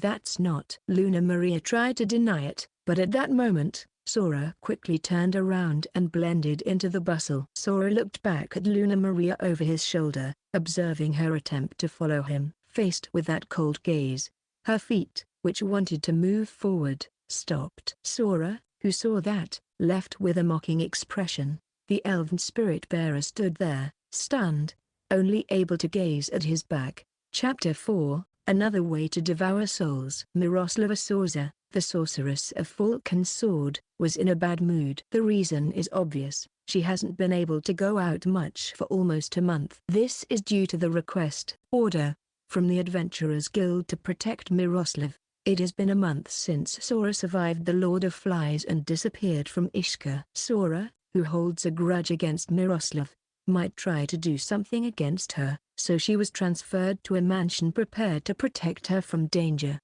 However, Miroslav's level has reached 15, while Sora's is 1, so it is more than obvious that it's the opposite. She would try to attack him as soon as she sees him. Naturally, the guild knew this, and in addition to that, measures were taken to prevent Miroslav from leaving. It was a detention and punishment for attacking Sora when she was pursued by the Lord of Flies. This is irrational. What sins am I supposed to have committed? Miroslav bit her nails in an empty room. No, she tried to, but stopped halfway. It was foolish to hurt her beautiful nails with her teeth. There are no inconveniences with food and water, and she can read magic and academic books if she wishes. At first, she took it as a vacation. That's why she took extra care of her hair, nails, and skin. Care is always essential, but if you're active as an adventurer, you'll have limited time to take care of your beauty. In that sense, she pampered herself. However, that kind of life continued for a month, and obviously, it depressed her. Furthermore, Miroslav had never experienced such suffocating life while being observed. It seems that Lars and the others were given a different type of job, so it was difficult to see them. The fact that she didn't know how long this life would continue also frustrated Miroslav. Inevitably, that frustration fell on the person who caused it. Sora, wouldn't it be useless to let a man like him live? A man who couldn't leave the 10th class for more than 5 years should feel honored to give his life to save Lars. Miroslav thought that Sora should be grateful to her because she tried to give him that honor. A voice of undeniably hidden hatred could be heard from the sorceress, who had no remorse for attacking Sora. Indeed, Miroslav does not consider her actions to be wrong. She is aware that her behavior was objectively problematic. But if she could rewind time, she would do the same thing again. I don't care what happens to other men besides Lars. Miroslav's voice affirmed that it was filled with hatred for Sora and for the existence of men in general. A further who had many lovers due to the power of money. Students from the Academy of Sages who harassed a young Miroslav simply because they lost against her.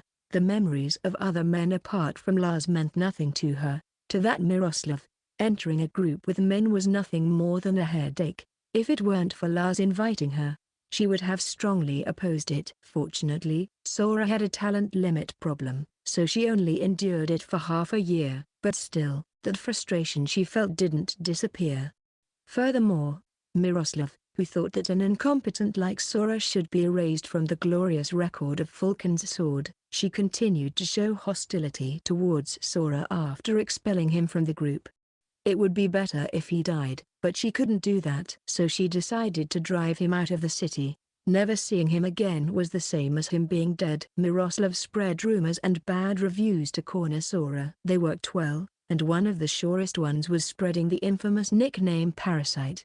He, that moment, the sight of that man's back. Miroslav exclaimed with joy as she recalled Sora's figure leaving the bar as if escaping. It was an event in a bar that caused Sora to be hostile towards Luna Maria. In fact, it was the work of Miroslav, using Sora's influence. She instructed the store employee to invite Sora to the store and had him sit in a special seat. After that, Miroslav invited Iria and Luna Maria to go out to eat and they casually sat nearby. At that moment, the plan would be completed if Luna Maria called Sora a parasite. Indeed, Luna Maria didn't refer to Sora as a parasite, but rather spoke of creatures in nature itself. It was Miroslav who connected that act of parasitism to the adventurer groups based on those words, and it was also her who put Sora in that situation and connected the two things. It was as if Luna Maria had attacked Sora. Miroslav, pretending to be drunk and taking advantage of Luna Maria's confusion, along with Iria, said, "It's a great name for a man like him," while laughing. Luna Maria was angry at their words but thought they were just drunken ramblings, so she didn't blame them. She would have never thought that Sora would be sitting nearby. As a result, everything went as Miroslav had planned. The reason Miroslav did all that was to break the relationship between Sora and Luna Maria. Luna Maria was the closest to Sora when he joined Vulcan's sword. The shock to Sora would be immense if he knew that Luna Maria called him a parasite. In this way, if the two distanced themselves, Luna Maria, who sympathizes with Sora, would eliminate the risk of her making any plans to bring Sora back to the group. Furthermore, Miroslav originally hated Luna Maria, so this plan included the aspect of harassing her. When she had isolated herself from the surroundings of the Academy of Sages, the existence of the elf princess was a nuisance to her. And Miroslav, who had finally left the academy, didn't have the right to call herself a sage like Luna Maria, so that also annoyed her. The reason she didn't try to drive her out like she did with Sora was because of her great skills as an adventurer. In any case, Miroslav's plan was almost perfect. The only and biggest miscalculation in this plan was that Sora stayed in the city of Ishka. It was something that not even Miroslav could foresee. If possible, she would have continued until breaking his heart.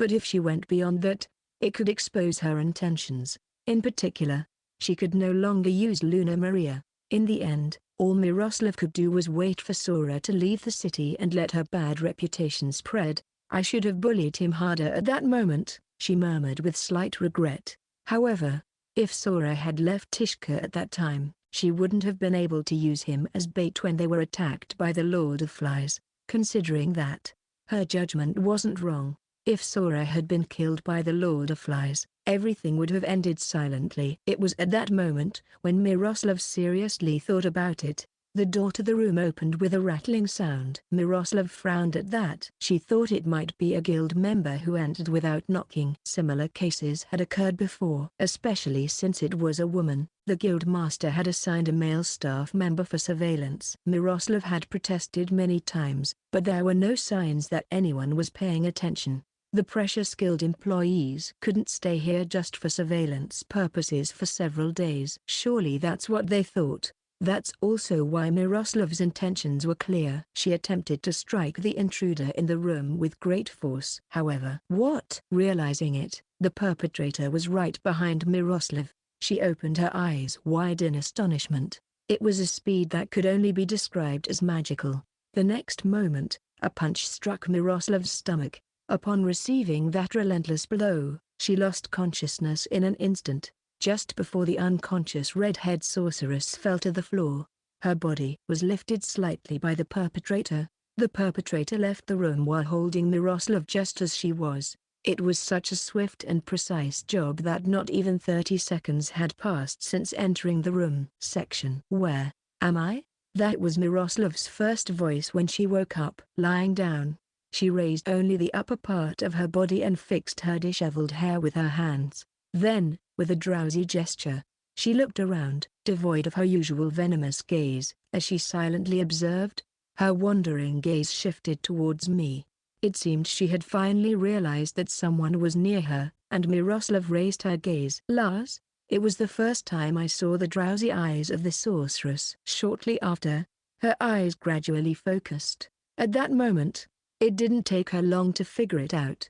No, you're not Lars. Sora. Miroslav stood up in astonishment. Faced with the confused sorceress looking around, I decided to inform her about this place. This is the Lord of Flies' Nest. To be more precise, it's a cave that used to be the Lord of Flies' Nest. It's located deep in Titis. It's a ridiculous lie. There's no way a level 1 like you could make it to the deepest part. We're somewhere on the outer periphery, right? If you're talking about the deep nest of the Lord of Flies, it's just a trick to make me give up on escaping, isn't it? While remaining cautious of me, Miroslav shouted as if screaming. Apparently, she had more or less guessed her situation in this short time. In that case, it makes things easier. Believe it or not, it's up to you. The fact remains the same anyway. Do you think you can do something like this and get away with it? That's my line, Miroslava Sorza. I don't intend to let Falcon's Sword or the guild off the hook. You are just the beginning.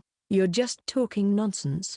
It seems you don't know your place. You're wasting your life just when you manage to survive. Thanks for the advice, but more importantly, don't you have something else to worry about? For example, how is it possible that a level 1 person like me could carry you while unconscious and bring your sorry ass to the depths? Upon hearing my words, anger vanished from Miroslav's face, and instead, great doubt arose. She appeared like a scholar trying to solve a difficult problem. What? That a level 1 could bring me all the way to Titis by themselves? No way.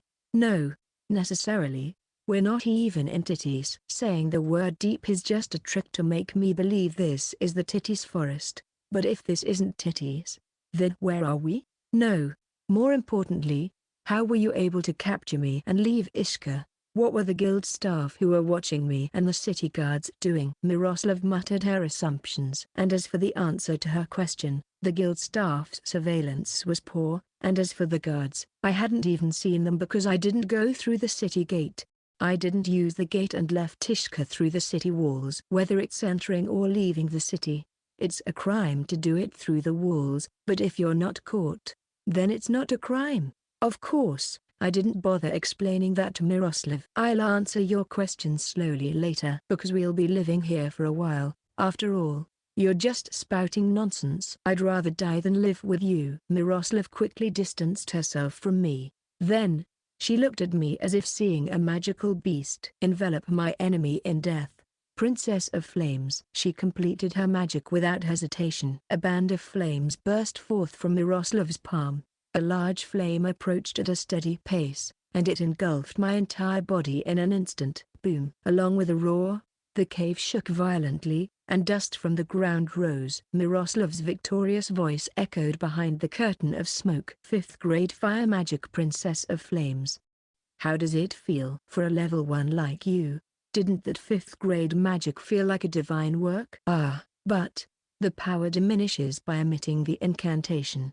You might have felt relieved when you took my staff, but your shallowness seems low level. The rings, earrings, and bracelets I wear are made of magic stones. Even without my staff, I have no obstacles to using my magic. Miroslav just kept babbling. There was no doubt in her voice that she thought she had defeated me. However, there wasn't a scratch on my body. My energy-based defense completely blocked Miroslav's magic. Then, I uttered some sudden words to the smug sorceress. Seems like your shallowness is quite low level. No. Your rings and bracelets. I didn't take them off because it wouldn't make any difference anyway. What? Miroslav let out a confused voice upon hearing the person she was supposed to have burned. The dust that obscured our vision gradually diminished, revealing our appearances again. The sorceress's eyes that looked at me were as wide open as if she couldn't believe it. Why are you still alive? Must be because your magic was too weak. Would you like to try again with the incantation this time? You pierce through fire needle. When Miroslav activated her magic with angry eyes, a sharp and pointed flame approached my face. A fire arrow? No, it was more like a fire lance. According to Miroslav, it was second-grade fire magic. It's weaker than the Princess of Flames, but it still has enough power to make me disappear if it hits me directly. Regardless of her personality, Miroslav is excellent as a sorceress. Thinking that, I opened my mouth. Then, I extinguished the approaching flame with that voice. The red-haired sorceress, who was confident that her magic would make me disappear, stood dumbfounded and took 1-2 steps back. It can't be. How is it possible for a level 1 to withstand my magic? What did you do? That was an energy burst. Energy burst? It's a magic from my homeland. If I were to explain it in a mage's interpretation, it would be that I released the magical power from my body to cancel out your magic, something like that.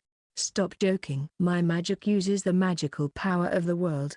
There's no way you can cancel it with the magical power of your body. And besides, it's impossible for a level 1 like you to cancel the magic of a level 15 like me. She raised her voice, devoid of astonishment or anger. I simply chuckled. I don't care if you refuse to acknowledge the facts. There's no need to convince you. As I said those words, I closed the distance between Miroslav and me in an instant, and swiftly kicked her feet, making her fall to the ground. Ignoring her agonized voice, I held her fallen body as if covering her. Miroslav couldn't react to my movements at all. Let go of me, you scum. Miroslav started thrashing violently to try to escape.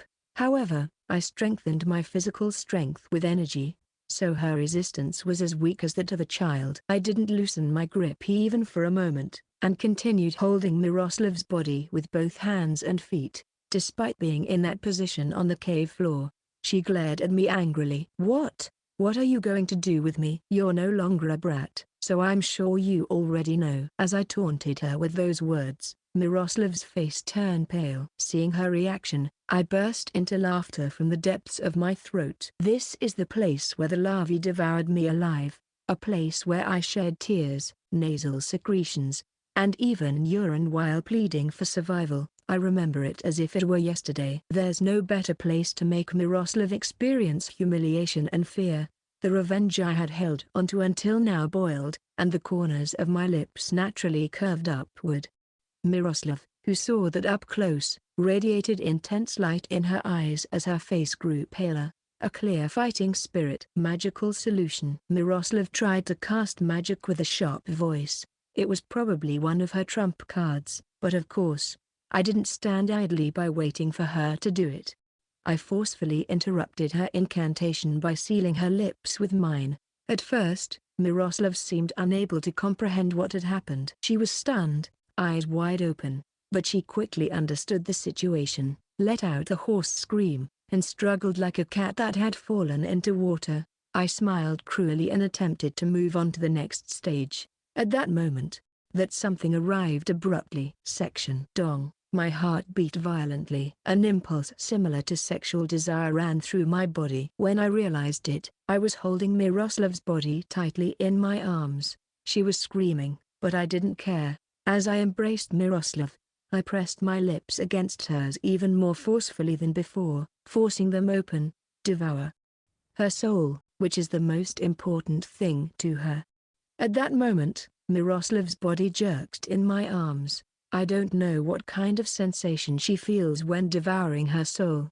However, It seems safe to say that it's something she has never felt before. Miroslav desperately shook her face, trying to make me let go of her, but I ignored her actions. I wasn't even looking at her because I was completely absorbed in the tremendous pleasure. The pleasure I felt when I cut the larvae and the Lord of Flies continued as I sucked on those lips. And it wasn't just that. My mouth was filled with a melted sweetness. They say a girl's lips are sweet, and it wasn't just a metaphor. It was truly sweet. It was a sweetness that reminded me of a fine honey liqueur that surpassed everything. And I was enjoying it like never before. Drink, drink, drink, just drink. How many times had I repeated that? In my arms, Miroslav had a flushed face as if she had a fever, while her whole body relaxed as if she were in awe. Obviously, that seemed strange, but I kept acting on impulse. I kept going, and before I knew it, my level had increased to 6. An ability to devour an opponent by overlapping with them. Another way to devour souls. With this new power, I decided to change my revenge plan, which I had worked on until now. The original plan was to capture Miroslav, then inform Lars and the others and try to lure them into the depths of this place. Everyone in Falcon's Sword are adventurers with double-digit levels, and I hoped that the value of their souls would be considerable. However, I noticed something. Naturally, once you kill them, you can only devour their soul once. As I come to that inevitable conclusion, I've come to realization, those souls are more valuable. In that sense, it was a fact that I thought there might be a way to make better use of Falcon's Sword. Furthermore, if I were to simply kill them, they wouldn't taste the fear and despair that I suffered in the Lord of Flies nest. I wanted to throw them into that hell as deep and long as possible, as if drowning them in a muddy swamp of agony. I always had such a dark idea in my heart. That's why this recently developed ability pleased me. With this, I can inflict much deeper and prolonged suffering upon Falcon's Sword than just killing them. And since my level also increases, I have no complaints. The Soul Devourer is somewhat similar with sexual activity, and if I make a mistake, I could be identified as a vampire or another monster. So I have to act with caution. But this is deep in titties. No one will notice what I do. I continued to harass Miroslav day and night to learn more about this ability. She is someone who once tried to kill me. No matter what happens to her, my heart feels no guilt or anything like that. And the newly acquired knowledge is as follows. First, the soul will recover to some extent if it rests like physical strength or magical power. If I devour part of the souls, I will recover a bit the next day. Moreover, regarding this amount of recovery, it seems that if you devour many part of the souls at once, it will take a long time to recover. If I devour 10 parts of souls, the amount of recovery the next day will be 1, but if I devour 5, the amount of recovery the next day will be 2, and if it's 7, it will be 3. Regarding the numbers, it's according to my experience, but there's no doubt that the number of souls devoured affects the amount of recovery the next day. Devour moderately and rest moderately. That way, the soul can be efficiently exploited. After knowing that, I stopped excessively harassing Miroslav. As a result, Miroslav's attitude also changed slightly. At first, she resisted violently every time I approached her and often attacked with magic, but in the past few days, that stopped, and she has been very calm.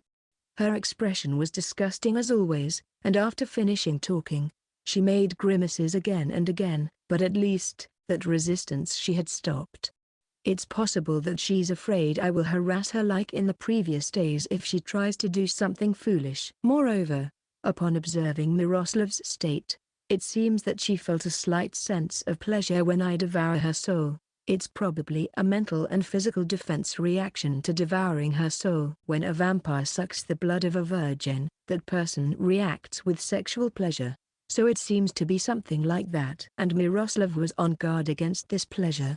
Well, pleasure is amusing since it's something temporary, and by forcing her to experience pleasure against her will for a long time, it's equivalent to torture.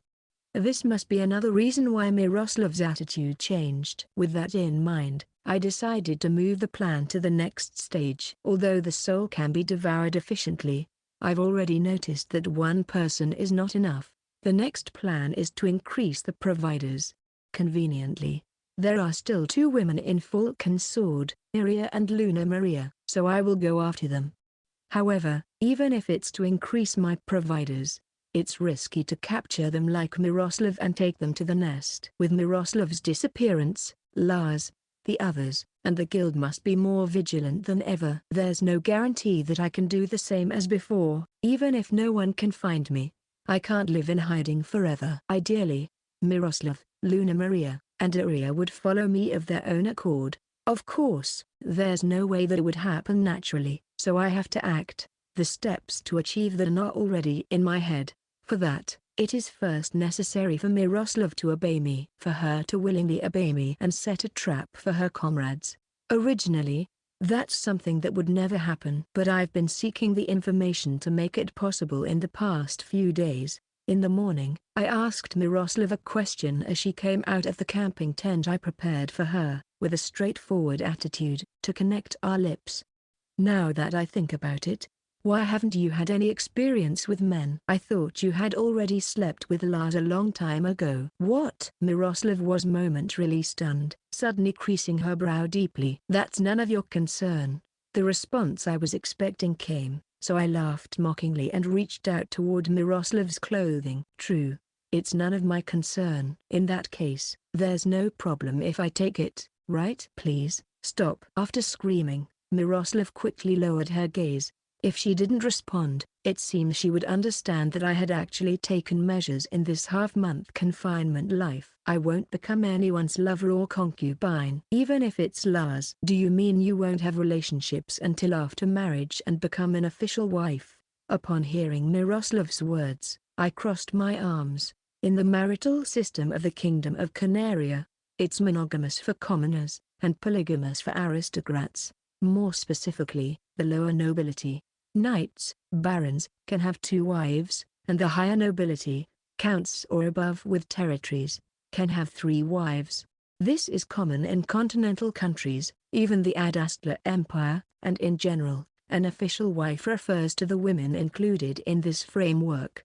Women who are not included in this framework are called lovers or concubines. What Miroslav means is that no matter if it's Lars, she won't accept any position other than being the official wife. Will you accept it calmly if Lars chooses Iria instead? HMPH. In time, Lars will receive a recommendation to become a knight. If necessary, a meeting can be arranged within the Sorza company. I see. Even if she becomes the second wife, she's still an official wife. It seems her pride was overflowing. Miroslav was smiling as if imagining such a scene.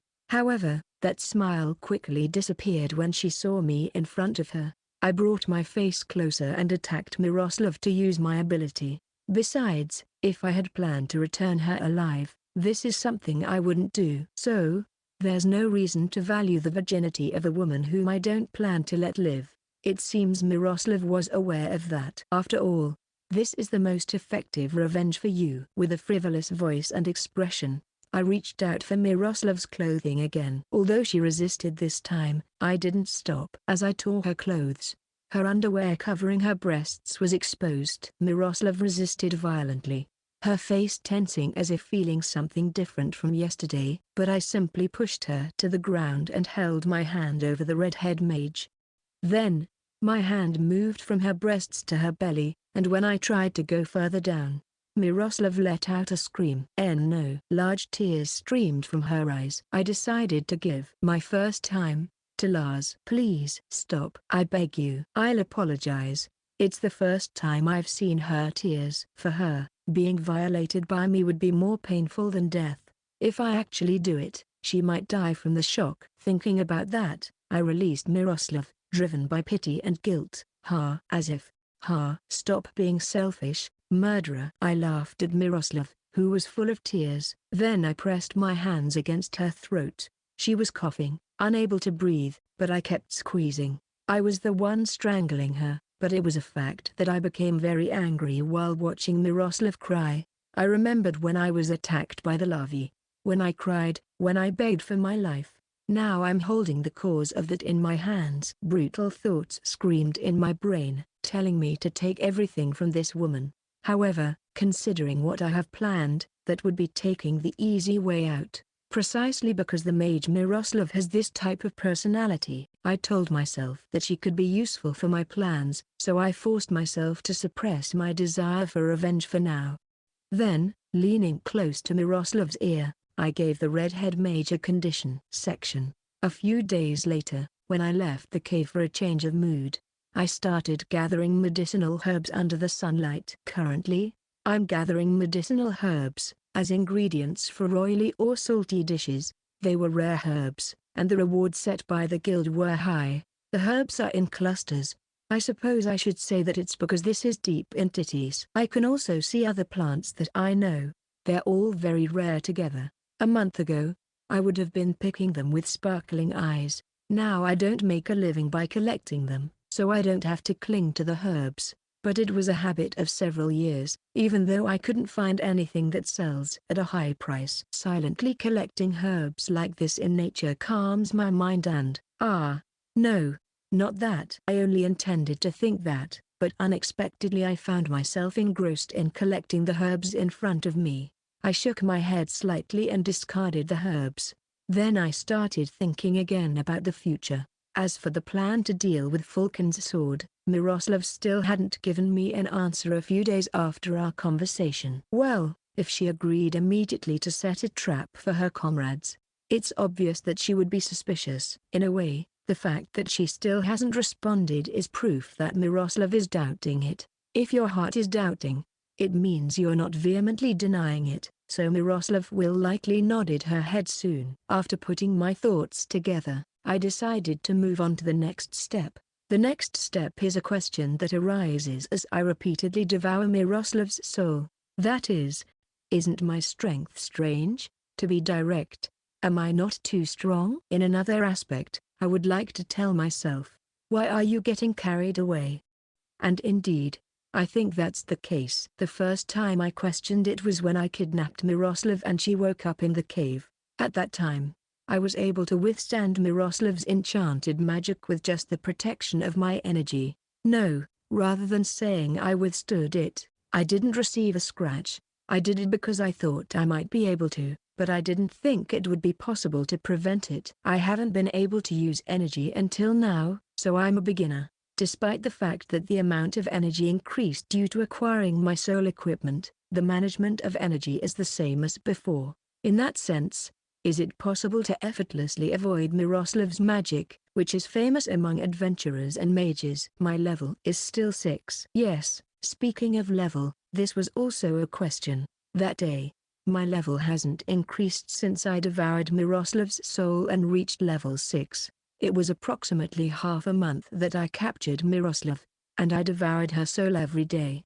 But it didn't seem to increase. This is concerning. Previously, when I devoured the highest number of souls, it was when I defeated the Lord of Flies.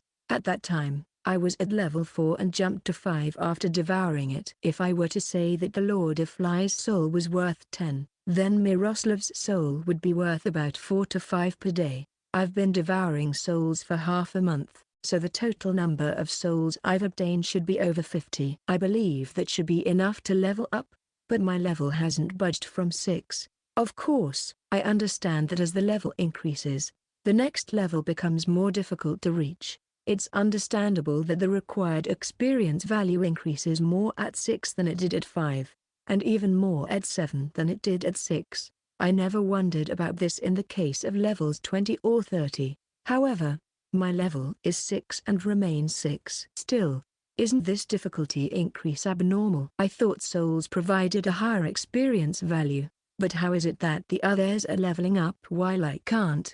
If the number of souls I devoured in this half-month translates into experience points like it does for others, it should be monstrous. I don't believe other adventurers at level 6 need as much experience as I do. If it's a matter of individual difference, I am clearly far beyond that. The only explanation I could think of is that I require much more experience to level up than others. If it takes hundreds for a regular person, would I need over 10,000? If that's not the case, then I can't explain the current situation.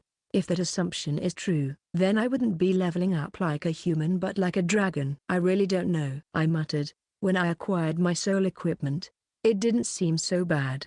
My animal is the soul-eater dragon. If that's the case, it's very possible that my body has something like the dragon factor. If this idea is correct, then it answers the question I had for years, the question of why my level didn't go beyond 1. One of the common methods of leveling up, defeating weaker monsters hundreds or thousands of times won't increase experience. Compared to a dragon, all monsters are weaklings. Unless I defeat mythical creatures, I won't gain experience points. In that sense, it's natural that my level didn't increase on Onigashima or Ishika. Another reasoning derived from that: if the conditions for leveling up differ from others due to the dragon factor, then the skill improvement that comes with leveling up should also be different from others.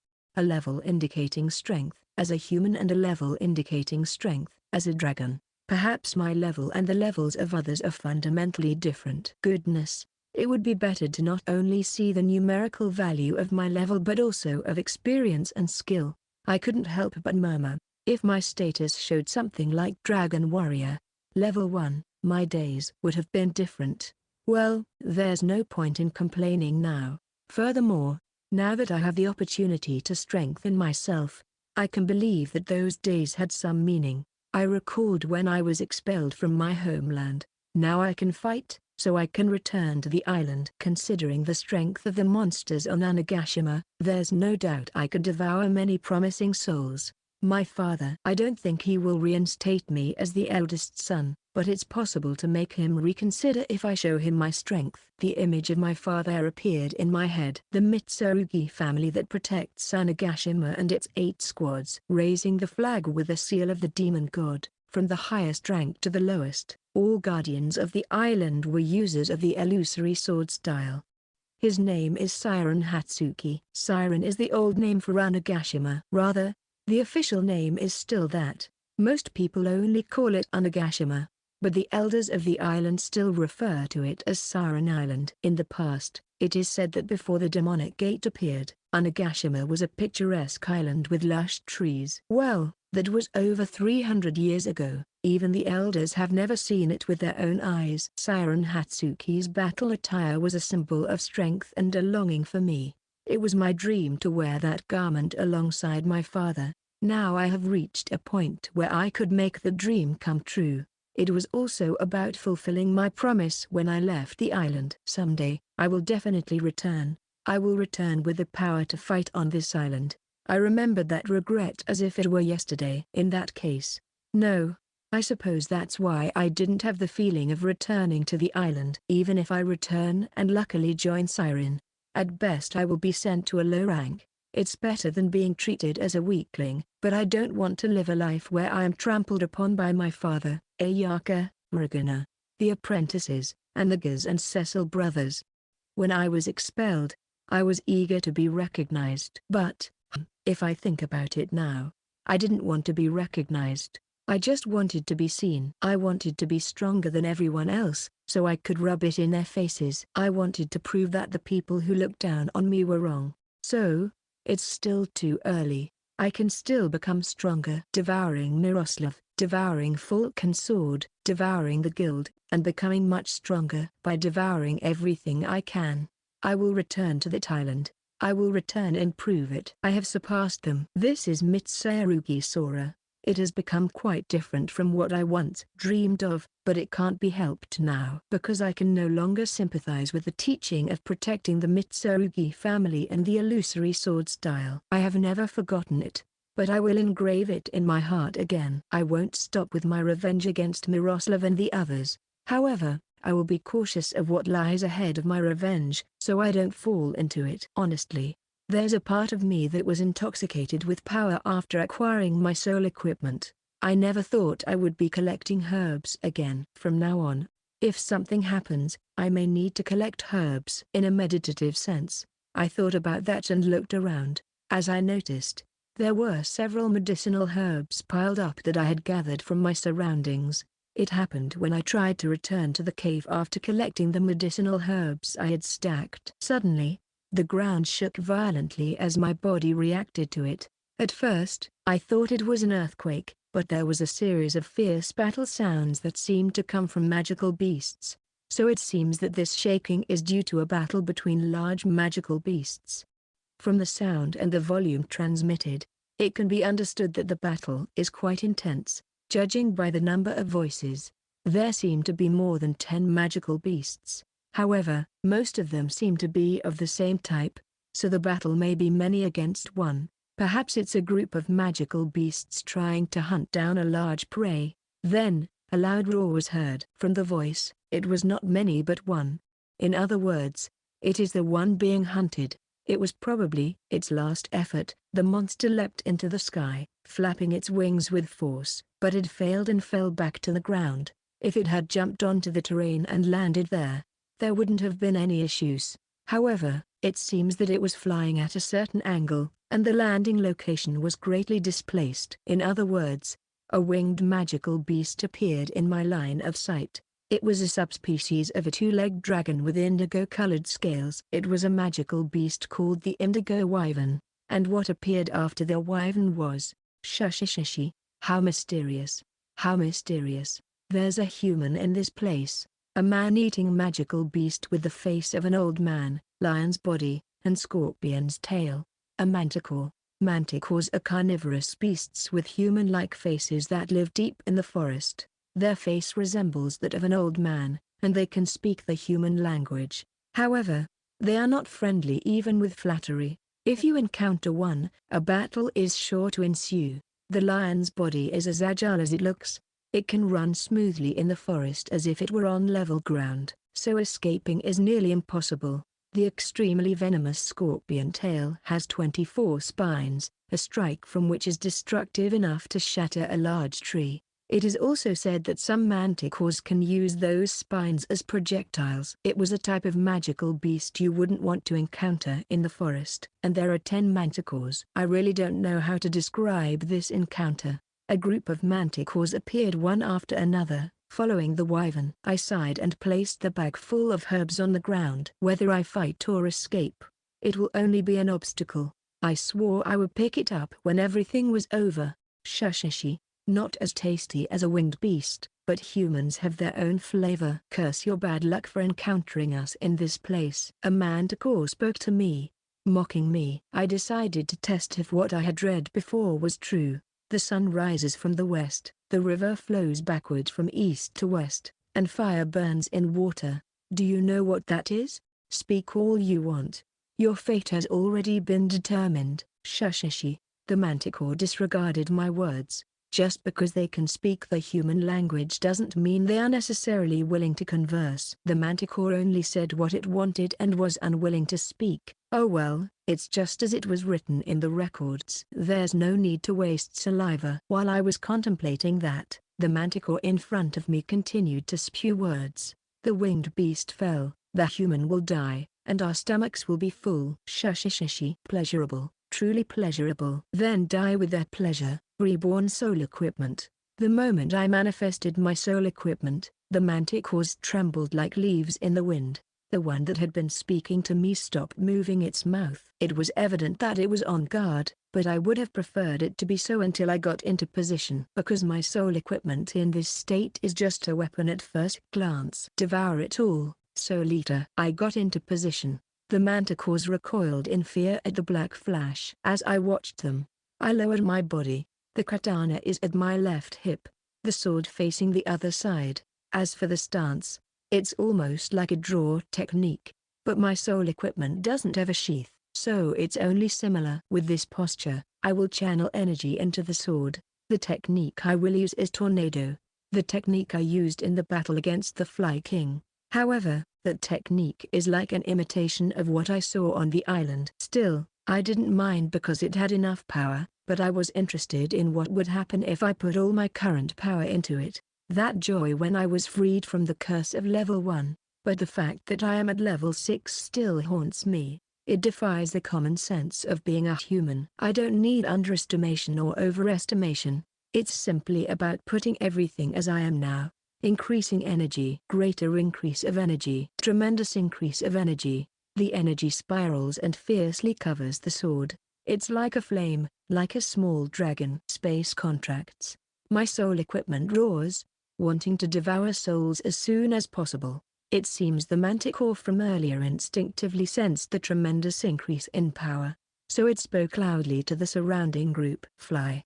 Too slow. With that shout, I swung my black katana horizontally. It was a distance that I couldn't reach considering the enemy's range. However, the cut of my highly energized black katana turned that distance to zero in an instant. More than saying it was a cut, it was as if it had devoured space itself.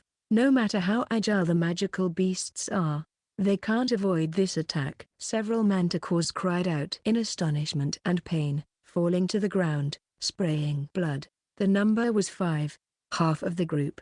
It seems the others were not within the range of the cut from the beginning, or perhaps they quickly obeyed the leader's orders. My next target was the 3 that were fleeing in the air. I adjusted my stance, swinging the katana to the side. As I saw the leader with wide open eyes, the corners of my mouth naturally lifted. Die. Without wings, you can't dodge attacks in the air. My second attack slightly eradicated the 3. Originally, the bodies of manticores are covered in tough muscles, and their outer skin is greasy and not easy to penetrate. However, my black katana sliced through the manticore's bodies like tofu, and 3 blood flowers bloomed in the air. Immediately after, a large number of souls flowed, and a knuck slipped out of my throat unintentionally. After all, I am strong. How can you explain to a human that I instantaneously killed 8 man-eating manticores that many fear? The inference about the previous level was correct. My perception until now was mistaken. Convinced of that, I clenched my fists. All right.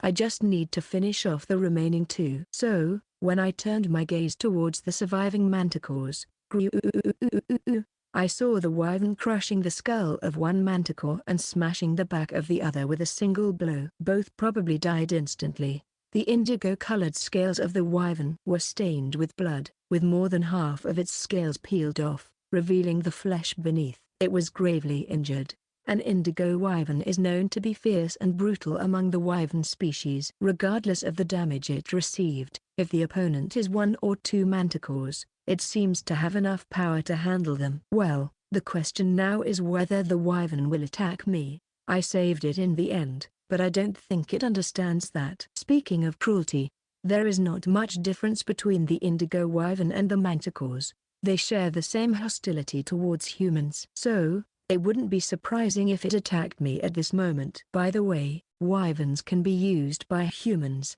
The dragon knights of the kingdom of Canaria ride on winged beasts. However, I heard that to achieve that, they basically have to raise them from an egg by human hands. For wild winged beasts, humans are just food, and it seems they can't get accustomed even if raised that way. The indigo wyvern, which is the highest among the wyvern species, has a particularly strong tendency in that regard. When the wyvern spat out the chewed-up manticore's head, it turned its gaze towards me. I thought it would attack me, so I got into position, but unexpectedly, the winged beast didn't attack. It was staring at me with calm eyes. I wondered what I should do as it looked at me with those snake-like vertical pupils. Suddenly, the wyvern's line of sight shifted away from me and turned in another direction. Almost at the same time, I did too. It was one of the manticores, apparently the leader, that was still alive and standing. At that moment, the indigo wyvern let out a tremendous roar. That fury and hostility were clearly directed towards the manticore.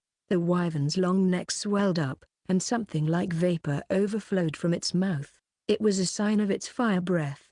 Wait a moment. Can an indigo wyvern breathe fire? Is it safe to release a fire breath in the middle of this forest? I thought about it, but from the wyvern's perspective, the manticore is an enemy that had hurt it and tried to eat it.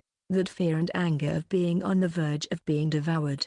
I recall it with regret. I hesitated whether I should interfere with the winged beast that was trying to make the manticore pay for its resentment. Meanwhile, the mouth of the indigo wyvern exhaled a mass of fire the size of a human head. It flew straight through the air and struck the manticore that was trying to escape, as if to demonstrate the strength of it. The manticore couldn't even scream. It just burned in flames. After that, I looked around. This is because I have never heard of manticores forming groups, let alone a group of 10. First of all, It was the first time I saw a manticore around here. Manticores usually live deep within the forest. So why did they come out in a group? Perhaps someone stole their habitat. That's what I thought. But after about 30 minutes, I couldn't find any clues, and eventually, my actions came to an end. If I follow the footsteps of the manticores and venture into the deepest part, I might find out something, but I'm not prepared for that. For now, I had to convince myself to pay attention to movements in the forest. When I returned to where I was surprised to find the winged beast that I thought had already left was still there. Moreover, it was making a pained sound and thrashing on the ground. It was as if it was fine before, but I realized something. The tails of the manticores are extremely venomous. None of them managed to hit me with it, but the winged beast must have been stabbed by those tails many times. It seemed that the poison was still spreading. I looked around, wondering what I should do. Fortunately, there were the medicinal herbs I had collected. Some of them should work against the poison.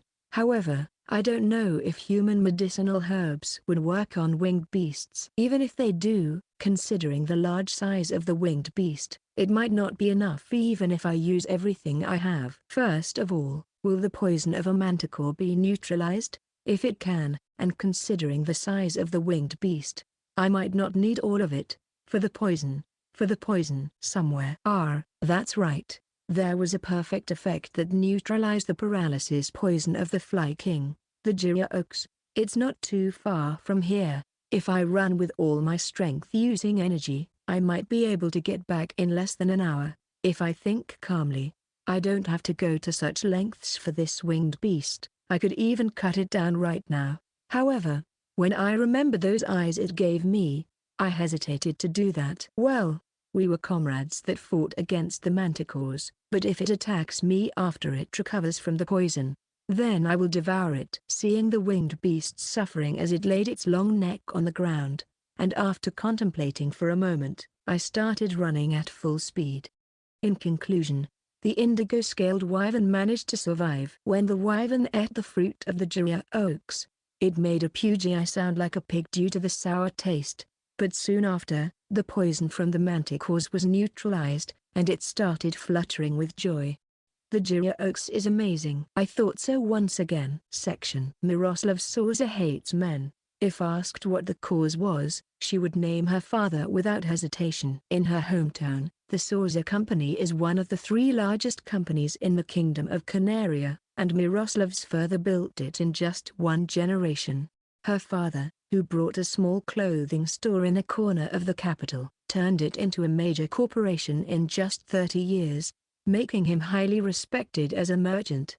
However, as a father, he was a failure. No, he was the worst. At least, that's how Miroslav sees it. Her father always had women on both sides. Moreover, the women changed from one day to another, just like his business, or rather, he was more energetic with women. Miroslav is the 7th daughter of a mistress. Her mother was a dancer, and because her father loved her passionate dances and her fiery red hair, Miroslav was born. Young Miroslav did not live in the main residence but in a less well-maintained villa. The surrounding residents called it the mistress's house. Miroslav does not remember talking to her father when she was young. While the children in the main residence wore colorful clothes, the clothing in the mistress's house was very basic. In the mansion, her mother and the other mistresses waited for her father, who had no idea when he would come, and took care of their skin and put on makeup.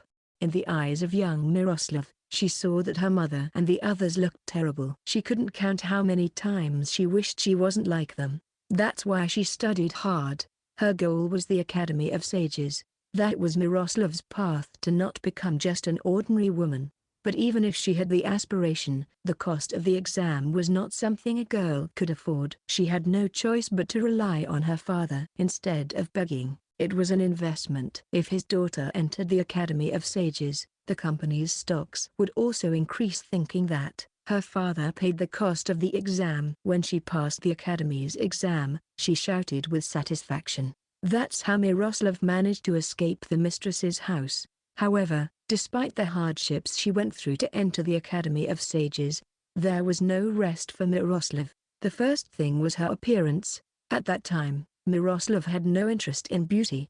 What mattered to her was cleanliness. Even if her hair was in poor condition, even if her freckles were visible, even if she had dark circles from staying up all night studying, she didn't attempt to use makeup. Miroslav thought that such a thing should only be used by women trying to attract men. She also had an unknown fear of approaching her mother and the others with makeup. Because of that, the looks from the opposite sex were disdainful, and she was shunned by the same sex. Nevertheless, Miroslav thought that was fine. No one would bother her, and she could concentrate on her studies as much as possible. Indeed, Miroslav was excellent. Not only was she knowledgeable in magical knowledge and had magical skills that surpassed her seniors, but she also had a promising future. Miroslav was proud of that fact and became even more committed to her studies. In other words, it could also be said that the wall between her and the surroundings grew thicker than before. As a result, Miroslav's attitude was perceived by others as bold, and from isolation, it turned into direct and indirect harassment. It wasn't limited to the opposite sex. Miroslav hated men, but that didn't mean she was close to the same sex. On the contrary, Miroslav looked down on girls her age who were enthusiastic about makeup and the opposite sex. Despite having entered the academy, such feelings were related to nature and behavior. The few friends she had diminished, and continued to diminish. Eventually, Miroslav had no allies in the academy. Such a situation couldn't be pleasant, and the days of chronic discomfort continued. And a point of escape for Miroslav was the ecological research of a certain monster. To the village she came to for that, called Melt. That village was the home of Lars and Daria. Lars, who was curious about the world outside the village, was amazed by Miroslav, who, despite her age, acted as a full-time researcher, so for various reasons, he followed her. At first, Miroslav disliked it, but regardless of appearance and gender, Lars's actions directly praised Miroslav, and she began to feel comfortable. At the end of the research, she realized she was clearly attracted to Lars. She also knew that Lars longed to be an adventurer. There was extensive magical research at the Academy of Sages, and many became adventurers after leaving the academy. However, that was a profession for the lower achievers. The outstanding ones obtained state jobs such as court mages or were sent to a magical institution. In fact, Miroslav had that path in mind. Miroslav's magical aptitude, especially in handling fire magic, was at a very promising level, and the academy's superiors already had their eyes on her. No matter how attracted she was to Lars, she had no desire to throw away a bright future for a boy younger than her. The connection between Miroslav and Lars was supposed to end as a temporary encounter. But things suddenly changed. Originally, Miroslav, who was supposed to complete her course at the age of 15, was shortened by 2 years and finished it at the age of 13, expected to graduate as a prodigy. However, on the day of the graduation exam, Miroslav didn't show up. It was because she was locked in an old library in the basement of the dormitory. Even if she tried to destroy the door using magic, she would be exposed to danger in a confined space. Besides, there was also the situation where she couldn't damage the valuable books. The criminal who confined Miroslav is still unknown. Later, she managed to escape on her own, then spoke about the situation and requested to take a new exam, but her request was not accepted. It was an outcome considered a problem that the royal family, who came to see the prodigy, was wasted. In this way, instead of Miroslav obtaining an honorable profession, she couldn't graduate and was expelled from the academy due to inappropriate behavior. From the beginning, Miroslav was isolated from her surroundings. Moreover, there was no one who could do anything that would incur the wrath of the royal family, so in the end, Miroslav went to the Adventurers Guild. And needless to say, she encountered Lars there. However, Miroslav didn't immediately go to Lars. It was because she didn't want him to see her in such a fallen state. There was no way she could say, "I was expelled from the academy for inappropriate behavior." She wanted him to know that she became an adventurer of her own accord, so she decided to make a name for herself.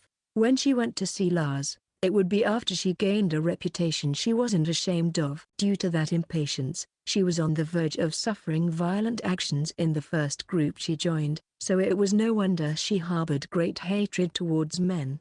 And now, she didn't know how long, but she had been forced into a painful situation by the existence of a man.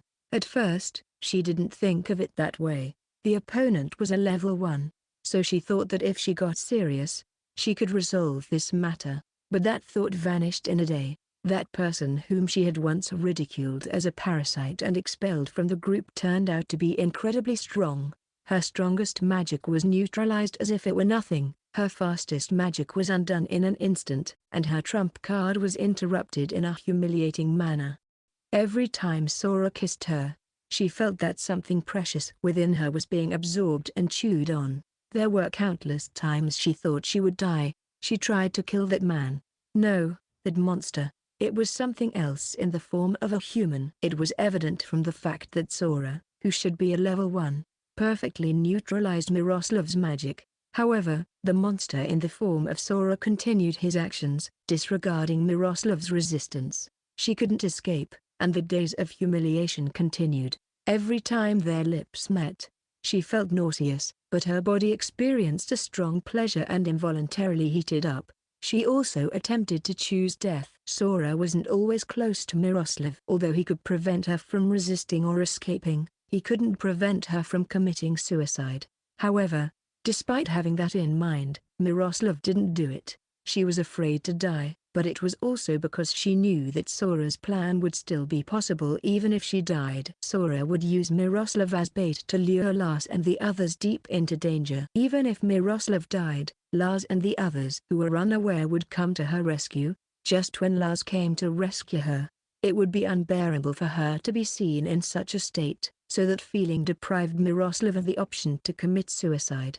Unable to resist, escape, or take her own life, Miroslav gave up and allowed Sora to do as he pleased. To be more precise, she pretended to surrender. No matter how much strength she used, Sora was a man. Just a greedy man. If she stopped resisting, he would think she had become submissive, and in that way, he would let his guard down. At least, that's how men were until now. In that way, she would make Sora drop his guard, and she would strike. When Lars and the others arrived, that was Miroslav's plan. Deciding on that, Miroslav ceased her resistance and remained calm. Moreover, she couldn't help but laugh at how Sora's attitude softened.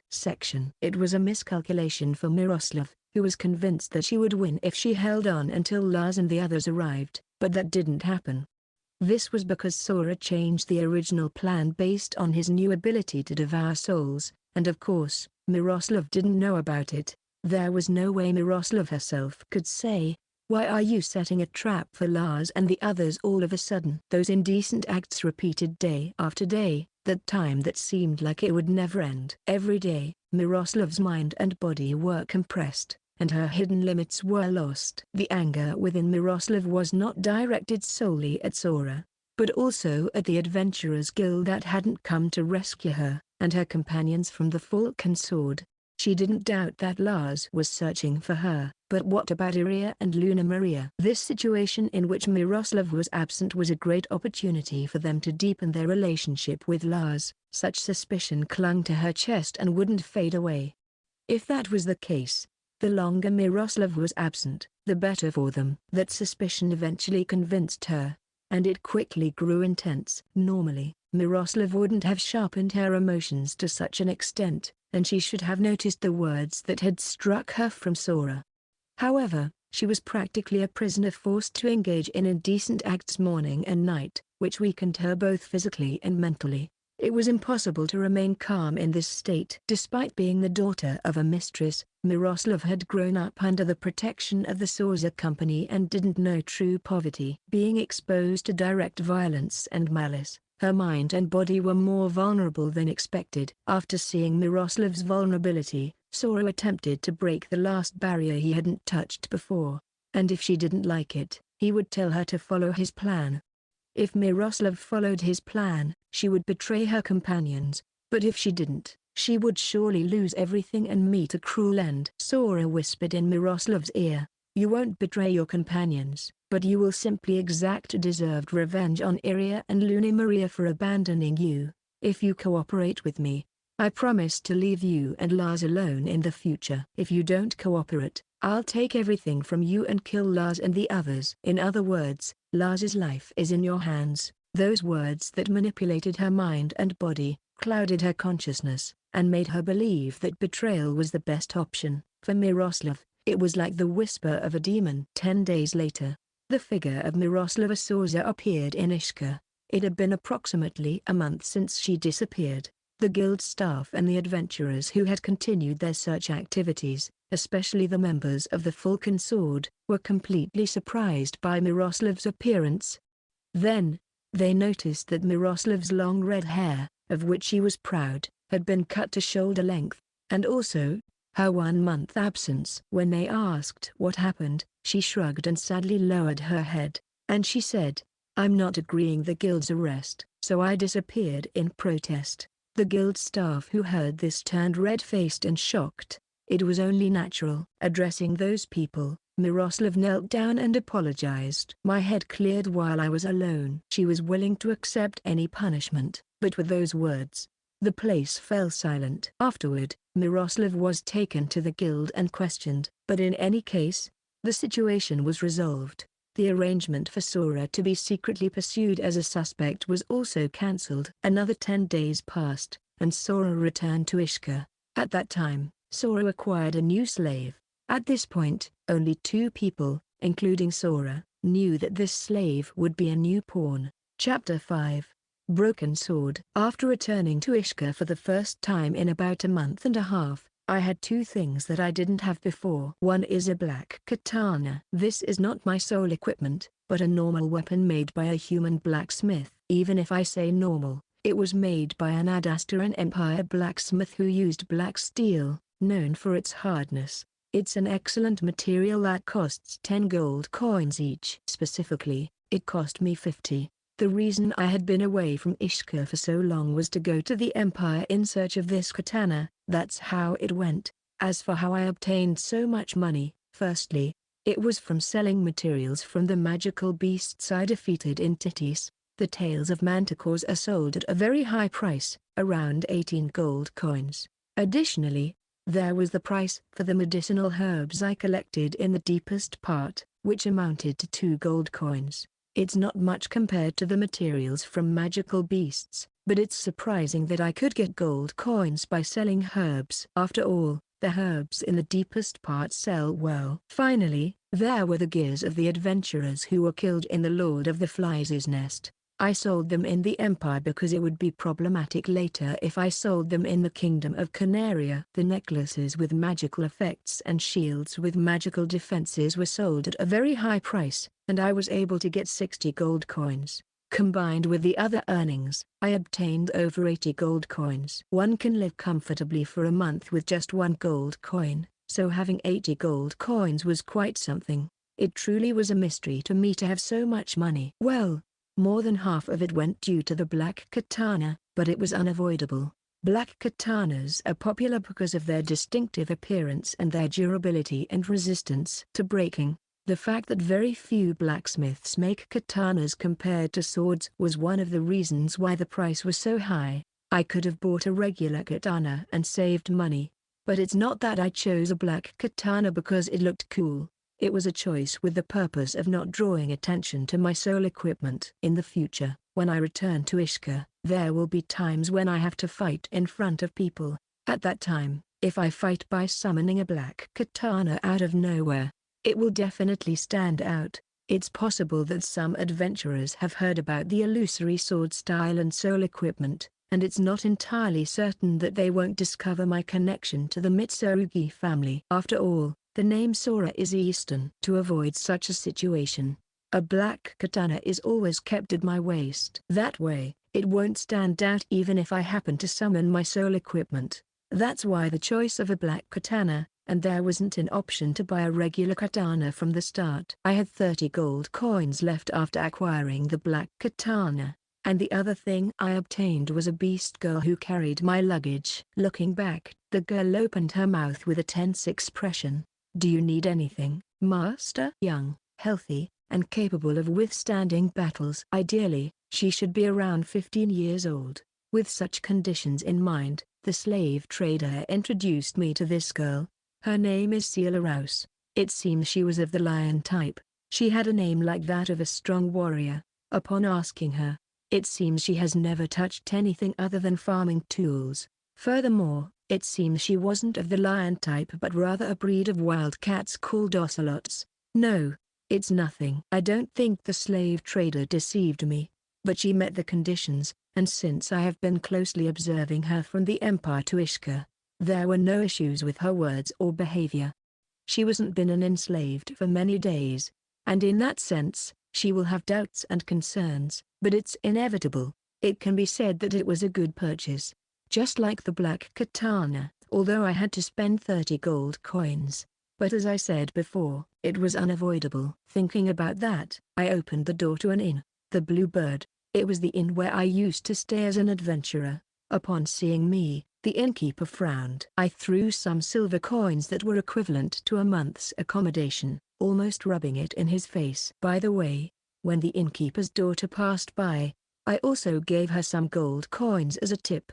It was too much to be considered a tip, but I decided to give it as compensation for previous troubles. I will continue to give the same amount for any eventualities. When I entered the room, I remembered the confused and surprised faces of those two and burst into laughter. Well, I'll leave this little revenge at that. I didn't choose this inn to show off all the money I have to that father and daughter. This is a supplier for the guild. Of course, there are many adventurers among the guests. Moreover, it is deeply connected to the guild. When I was expelled, the information reached the inn within an hour. By staying at this inn, surely my information will be transmitted to the guild. The accusations directed at Miroslav should have been cleared, but the fact that I mocked the guild master didn't disappear. The case with Falk and Sword still remains. The guild will definitely continue to mark me as a dangerous person. That's why I chose this inn, so that it would be easier for them to mark me.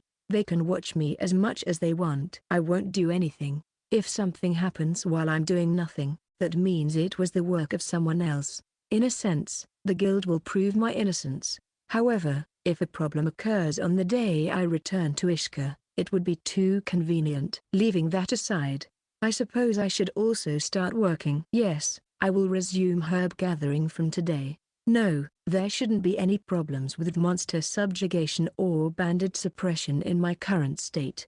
However, since I was expelled from the guild, I couldn't accept them as requests, and above all, I didn't feel like showcasing my strength. I am still level 1. I want everyone to continue thinking that for now. Some may be wondering how I survived and returned from the Lord of the Flies' nest, but for most, I am still a parasite. It was a bit later when that perception changed. Slaves, the lowest class that exists in the Kingdom of Canaria, the Adastran Empire, and in most other countries, the system of slavery has only been abolished in the Sacred Southern Kingdom. Even in the Sacred Kingdom, it is said to be difficult to completely abolish slavery deeply rooted in the history and society of the continent.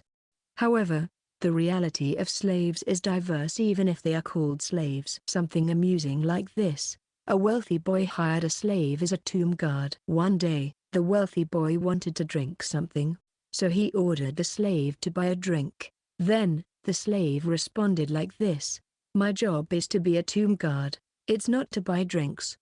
The wealthy boy went to buy his drink himself with bitterness. Something like that. This shows that slaves have certain rights, and even the master cannot infringe upon them. To be more specific, a girl knocks on the door of a slave shop in order to pay off her family's debt. At that moment, the girl can choose how far she is willing to go to sell herself. To be clear, she can choose whether to sell her chastity or not. If she doesn't sell it, she can refuse the sexual service of her master. However, it is natural that the amount of money will decrease accordingly. Even the slave trader, the possibility of sale differs between those who allow nighttime service and those who don't. So unless one has a very outstanding skill, a deal may or may not be made. There's nothing more wasteful than having a slave that can't be sold.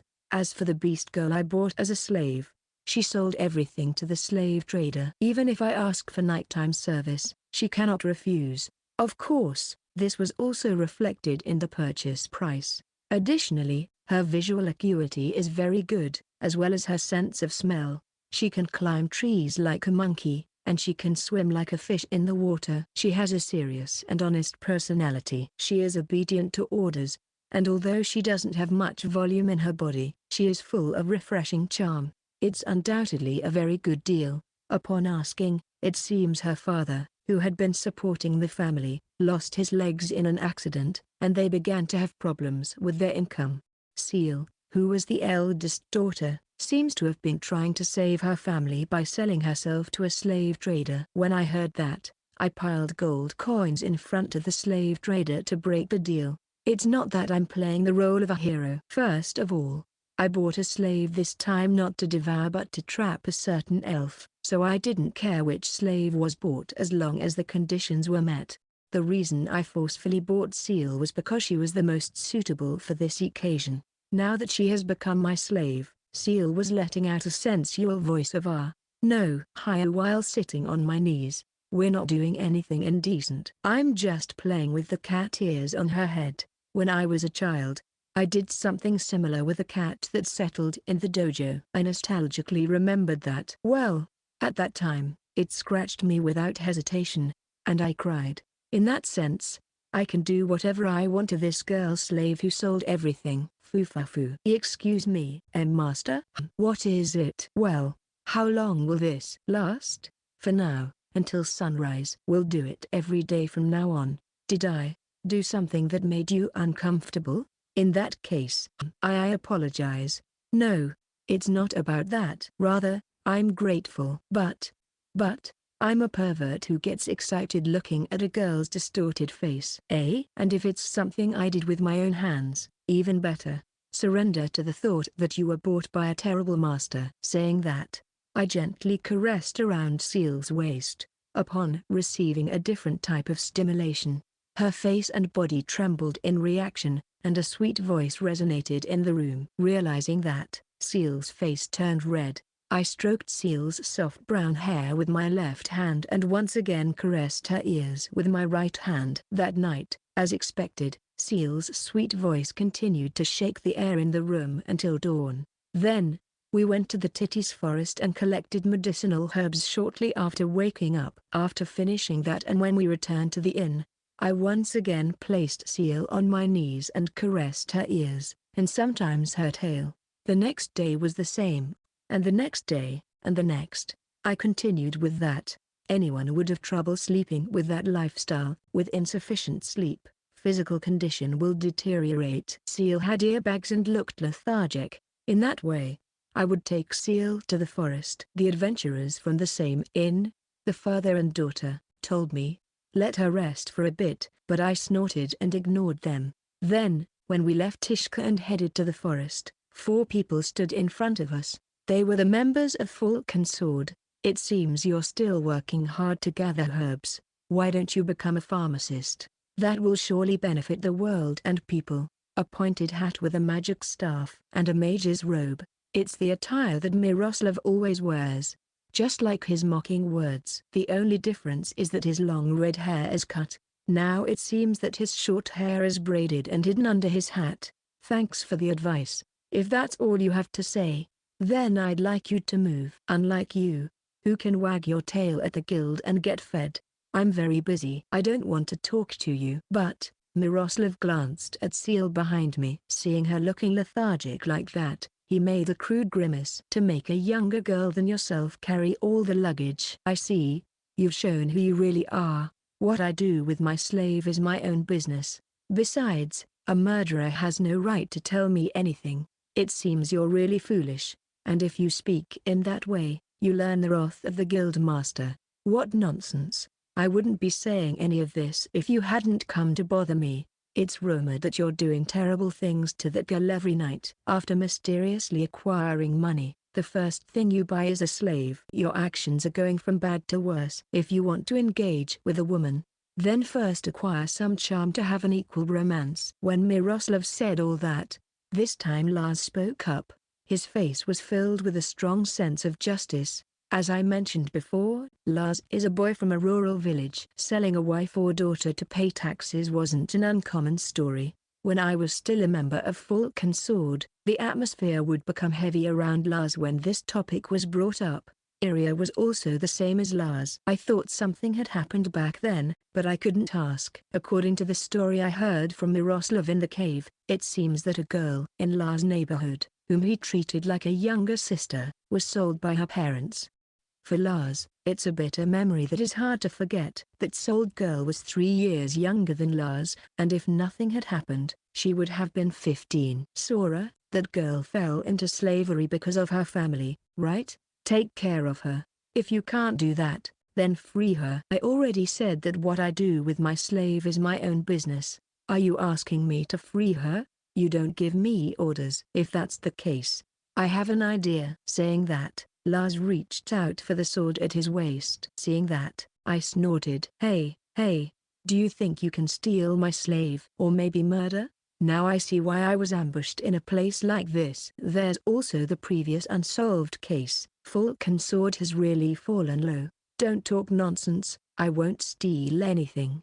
I'm trying to beat you up from the root. You said you'd beat me up. You say very amusing things, Lars. In other words, a high-level adventurer will force a simple civilian to listen. You'll earn the wrath of the guild master. Will you still not listen? It's not about that. You've been pushing me around for your own convenience. Even if I were to free her, what would be the benefit? It cost me 30 gold coins. In that case, I'll pay you the 30 gold coins. Will that be fine?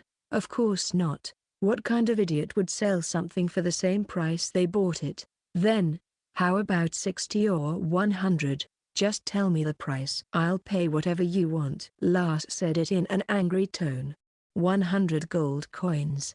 Huh? That would be difficult even for a 6th-class adventurer. I curled up the corners of my lips. All right. Let's see. I'll sell her to you for 1 million gold coins. Huh? I said 1 million. If you want, you can pay me in monthly installments of 100,000. Don't talk nonsense. There's no way I can pay that amount. You yourself said you would pay whatever I wanted. There's a limit. Hey, I'm selling you something that I had no intention of selling. This is the most natural thing to do. Should I calculate how much your budget is and set a price accordingly? After saying that, I laughed as if mocking him. You were trying to give me a specific number, like 100 or 200 gold coins, right? You wanted to put that on the table and then pay. You're a 6th-class adventurer with high expectations. Besides, the Sorza company might be willing to pay if it becomes a request from their future son-in-law. What a cheap trick. And the source of the plan? Well, I don't need to say it. Glancing at Miroslav, Lars bit his lips in frustration. Rescuing the mistreated slave with goodwill and ingenuity. It's really something typical of you. But it's a shame, Lars. If you understand that already, then leave me alone. If you continue with that attitude, you'll only cause trouble. Don't be deceived by the words of that mage. I challenge you. What? I challenge you to a duel, Sora. Lars took her off the glove from his left hand and threw it at me. The worn leather glove hit my chest with force and fell to the ground. Fight me for that girl's freedom. If I win, you'll set her free. I refuse. Are you planning to run away? It's not that. I'm level 1, you know. Why should I accept a duel that I can't win? Even if I were to win, there would be no benefits. In that case, if you win, I'll become your slave. Before Lars could finish speaking, Miroslav stepped forward. The red-haired mage glared at me with resentment. If there's a benefit, then you'll accept the duel, right? I'll be your slave, and you can do whatever you want. Oh, of course, all my personal belongings will go to my master. There are valuable magic stones and magical books. I haven't calculated it precisely, but I guarantee they're worth more than 30 gold coins. Hey, Miro. It's fine, Lars. There's no way you'll lose. What I promised will never come true. Even if something were to happen, that would be the result of believing in you. I'll be very proud and won't hold any grudges. Miro. I didn't think you believed in me so much. Lars stared at Miroslav intently, and she did the same, blushing. They created a space for themselves, disregarding the surroundings as always. Well, in this case, it's a bit different. Sorry to interrupt the moment, but I have no intention of accepting that condition. Doing such things with the murderer? You must be joking. Sora, you. Well, if you give me that elf in exchange, maybe I'll consider it. I looked at Luna Maria, who hadn't said a word until now. I should also include Arya, in the sense that she hadn't said anything either, but Miroslav probably already said the words she wanted to say. Saying that so unexpectedly, Luna Maria blinked several times in surprise. Me? An elven slave isn't something I would acquire even with 100 gold coins.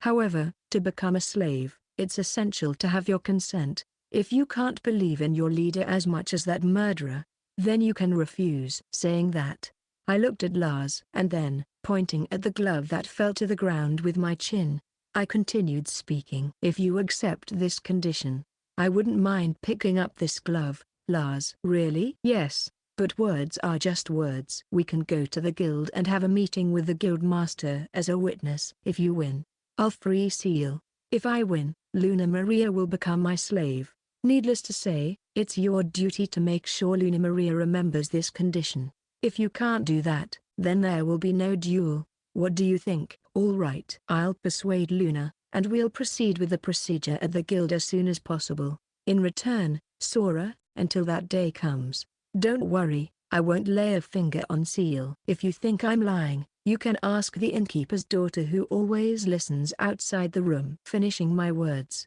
I picked up the glove that was on the ground. At this moment, the duel between Lars and me was decided. Putting aside the opinions of Seal and Luna Maria. You're amazing, Lars. You really put that obscene man in his place. Facing Luna Maria, Miroslav cheerfully praised Lars. In response, Lars blushed slightly. I'm sorry, Miro. In the middle of the conversation, your words completely slipped my mind. Rather than putting him in his place, I was just angry at him.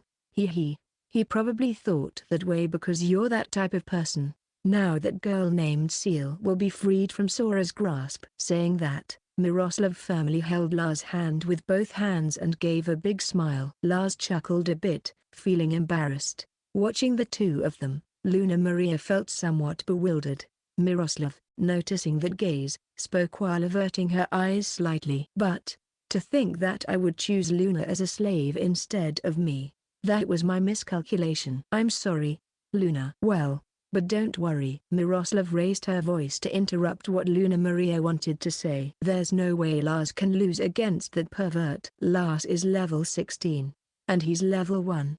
Lars' victory is already assured. You may have concerns about becoming a slave, but please believe in Lars. I also ask you to do so. Saying that, Miroslav lowered her head deeply. Then, Lars nodded firmly to ease Luna Maria's anxiety. It's just as Miro said. I'll never lose to an abuser and pervert. I understand that you may not be willing to accept this kind of bet, but I want you to understand. It's also to save that girl named Seal. Please. Lars said, please, but he didn't seem to think that Luna Maria would refuse. He was very confident in his victory, and he seemed to think that his companion was too. Lars believed that she wouldn't refuse, but Luna Maria didn't nod. She couldn't, because she felt Sora's hidden power more than anyone else. Earlier, when she saw Sora after a long time, she noticed that what she had seen in him before had become even greater. She had expected it, so she shouldn't be as rigid as before, but still, when she saw Sora, she felt a pressing sensation in her heart as if it were being bitten. When asked if Lars could win against that Sora, Luna Maria just shook her head. Lars, noticing that expression on Luna Maria's face, tried to say something to her immediately, but Arya, who had been silent until then, interrupted him before he could. Lars, that's enough. I see that you don't understand. You can't bet others for your duels. It's natural for Luna to be skeptical. Yes, I suppose that's true. I'm sorry. I guess I got carried away. Besides, isn't something strange? What do you mean? You're level 16, and Sora is level 1. Obviously you would win. But he should know that more than we do. Why would he accept such a disadvantageous duel? Well, probably because he thinks he can win, right? That's why I wonder why he thinks that way. He accepted the duel because he believes he can win. Moreover, we don't know the reason. Sora hasn't appeared in Ishka for nearly 2 months since what happened with the Lord of Flies. It seems he was in the Empire, and he may have gained some strange power there. We shouldn't let our guard down. Listening to Arya's words, Lars furrowed his brow and started thinking. At that moment, Luna Maria thought that this was a good opportunity to express her thoughts to her companions. Lars, this is something related to what Iria said. What is it, Luna? This is a feeling as a spiritual bearer, and it's hard to obtain clear evidence. But the current Sora-san is different from before. Different from before? Yes, it's likely that the current Sora-san is not level 1.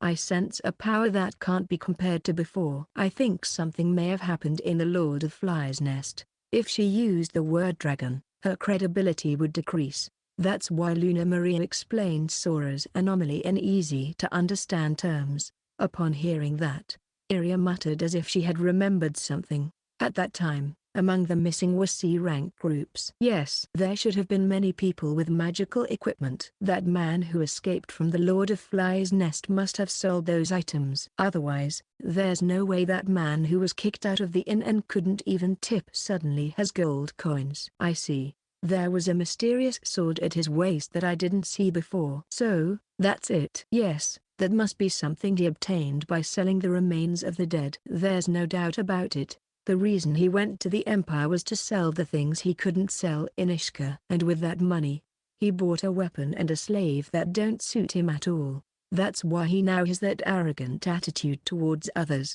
He took the trouble to stay at the inn that kicked him out before. Just with that, you can see the unpleasant malice he possesses. In that case, the chances of victory that Iria mentioned, it must be that katana. He's a child who had only touched a toy knife. But now that he has the sword of an adult, he surely feels powerful just by swinging it. I truly feel sorry for him. Miroslav, who cut off all the concerns of Iria and Luna Maria, looked at Lars again. Then, she reached out her hand to his cheek. It was unknown if it was Luna Maria's imagination, but in both of Miroslav's eyes, it seemed that an indescribable light flickered for a moment. Lars, it's the duty of adults to educate mischievous children. It's the duty of an expert to teach a newcomer who misunderstands his sudden level increase a lesson. You must show Sora the true power of an adventurer and a warrior. It's also to save that poor beast girl. That is your duty. In the city of Ishka, dueling methods were not uncommon. Many adventurers wanted to resolve their problems with swords or fists. That was common. However, they weren't allowed to do it in public. For a duel to be officially recognized, the presence of witnesses was necessary. A place for the duel was chosen, preparations were made, and the results were guaranteed. Rejecting the outcome of a duel was the same as insulting the witnesses. Because of that, witnesses with high status and proper responsibility were required. In other words, if there weren't enough witnesses, the duel would be considered a private battle and would be eliminated according to the city's safety law. As I suggested, the guild master, Elgert, would be the witness of the duel between Lars and me. The place was a training field in the guild. There were no spectators or crowds, and considering myself, Lars, and Elgert in that space, there were only Falcon's sword, Seal, and the receptionist named Liddell. To be honest, I was expecting a situation where adventurers and staff would be here to cheer and boo, but my expectations were shattered. Well, it's a duel between those who were originally involved. Perhaps it was decided to avoid trouble in the middle of the duel, so they didn't inform other adventurers. But there's the fear that the results may be undermined if Lars loses. It wouldn't be surprising if the guild master who absolved Miroslav's sins now does the same with Lars' defeat. While thinking about that, the door of the training field opened, and a middle-aged man entered. Goodness, I apologize for the delay. There was a problem when I left, and it took me time to resolve it. That robust figure in a silk suit reminiscent of a merchant, that person greeted the people gathered in this place with gleaming eyes. My name is Fyodor from the Slave Trade Association. Mr. Elgert and I will serve as witnesses for today's duel. It's a pleasure. After the greeting, Fyodor happily looked at Elgert. I already found it strange that Mr. Elgert contacted me, but it seems things have gotten very interesting. The details are as I wrote. It's almost time. If it's all right with Mr. Fyodor, I would like to start right away. Are you in agreement? Yes, of course, more than in agreement. Will a new slave be born or will a slave be freed? Whatever the outcome, there will be a slave involved. Although Fyodor said remarkable words, the Slave Trade Association is a large organization that stretches across the continent. It has deep ties with other nations, and its influence surpasses more than 100 countries. If it's someone sent from that organization, Fyodor is not incompetent or irresponsible. He would be sufficient as a witness. But if I don't accept Fyodor as a witness, I'll end up in conflict with the Slave Trade Association. That would be very problematic. With the witnesses gathered, I looked at Lars in front of me again. He was carrying a one-handed sword, a round shield, and steel armor. Probably all with top-class magical items. I suppose this is the strength of those who have a large trading company behind them. On the other hand, except for my black katana, I only have the leather armor that I always wear, but it's a partial armor that only protects my chest. My defensive power was low. If it was judged from the armor's perspective, it would be my defeat. Rather, I was at a level where Lars would laugh if he weren't mature. Of course, no one was laughing here. It's natural to give your all in a duel that can involve your life. Lars, with a serious expression, stared at me intently. Then, both of you, get ready. Lars raised his shield and sword in response to Elgot's voice. I held my katana. I won't use my soul equipment or energy in this duel. This is as a precaution so that neither the guild nor anyone else can covet my power. And as I mentioned before, I won't use my soul equipment or energy because it's also to assess my own strength. Lars started with a strong attack, taking a brutal step forward. If I stood still and silent, he would surely deeply cut into my left shoulder. Of course, I wasn't willing to receive the first attack. I jumped back lightly to make the opponent cut through the air. Then I would launch a counterattack when his posture collapsed. The timing was perfect, but as expected from a 6th-class adventurer, Lars moved his shield to avoid my counterattack. Taking precautions to minimize the gaps that occur after an attack was not something the old Lars had. Thinking about that, Lars' second attack came quickly. It was faster than the first. It was a movement that didn't seem like he was wearing heavy metal armor, and apparently, the first attack served as the foundation for the next one.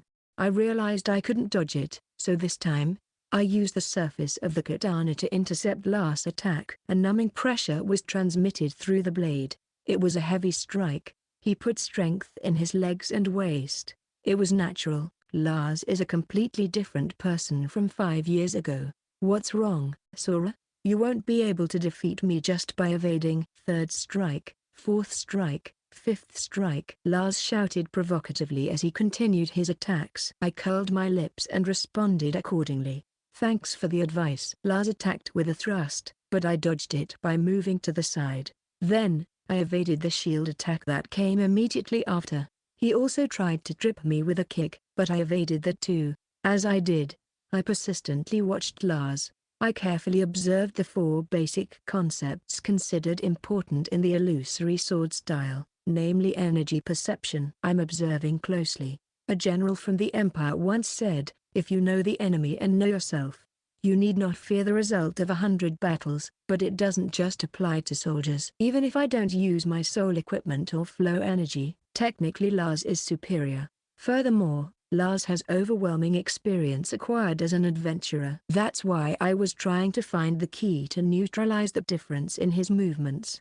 From one perspective, it's dangerous to watch each of Lars' movements with eyes like a snake. I don't know if it's because he despises my gaze or if he's annoyed that none of his attacks are connecting, but Lars' attacks have become a bit more ostentatious. They weren't careless attacks, but the precision is lower than before. It hasn't been that long since we started, so it would be too soon for him to be irritated. If there were spectators here, some would have that impression. But, this was predictable. In Lars' case, he's fighting against a level 1 opponent. He's surely thinking that this shouldn't be happening. A 6th-class adventurer who can't land a hit on a former 10th-class expelled adventurer would certainly be frustrated. His comrades and the guild master must also be worried about that aspect. Moreover, I'm sure Miroslav said something that stuck in his head. Something like you must show him the true power of an adventurer and a warrior.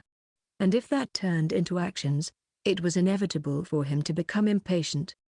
Indeed, I guess it's also a kind of tactic. Lars has been vulnerable to his temper since before. It seems he's naive like a simple peasant. What's wrong, Lars? You can't defeat me just by flailing your sword. Returning his earlier words, Lars shouted in frustration. Shut up. Stop evading and fight directly. Unfortunately, a katana is not a weapon for straightforward cutting. This is my way of fighting. Nevertheless, the problem is that even though you're a 6th-class adventurer, you can't catch me. Your movements are becoming more and more sluggish. When Lars slightly lowered his shield, I seized that opening to strike him in the chest. I wounded him through the gaps in his armor. Gwar, look, your shield has lowered again. I continued to cut through the gaps in his armor. Lars distorted his face in pain, but he swung his shield to the side and swung his sword. However, the attack was showy. It wasn't an attack using his legs or waist like before. There was no need to dodge. After that, we continued cutting for a while. Then, after the number of strikes reached 50, I kept my distance from Lars. Lars was out of breath and his face was distorted. The blood flowing from the gaps in his armor soaked the training field floor. Yes, what can I say? He's very weak. I can say that Ayaka and Dragana from 5 years ago are much stronger. I also understood the reason. Lars' sword is fundamentally a weapon for fighting against monsters, not humans. Of course, it's possible that Lars has fought against other people. There is no shortage of human enemies for adventurers, such as bandits, necromancers, and evil priests. However, if you look at them all together, there will overwhelmingly be more monsters. Firstly, cutting people won't teach you swordsmanship skills. But, in that aspect, even though it's a blank for me, I have studied the illusory sword styles since childhood and have a lot of experience in interpersonal fights. Technique and attitude are also part of that. Furthermore, I have fought against the golden generation of the Mitsurugi family, which is rare even from a historical perspective. The experience of fighting strong individuals is extensive. That is connected to the reality before my eyes. Taking that into account, there's no need to prolong the fight. I took a step forward. Lars. It seems he sensed something in my movements.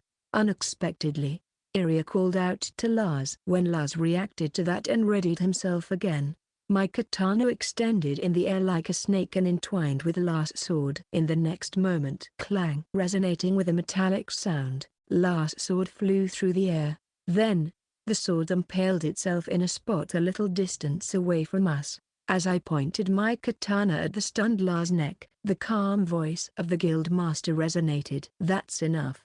The winner is Sora. At that moment, as I looked into Lars' eyes, I pondered, perhaps, that's the look I had when I was defeated by Esparto in the trial ceremony. Wait. Please wait. One more time. Let me fight one more time, please. Those were Lars' words when he came to his senses. He didn't thank Iria, who was using healing magic on him.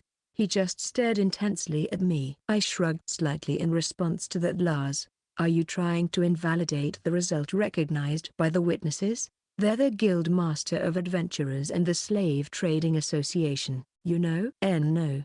You're wrong. This was my defeat. I accept it. So, let's fight again, Sora. It's true. We never said it was just one duel. This time, I'll win. HMPH. Well, I'm fine with that. But who will you bet on this time? What?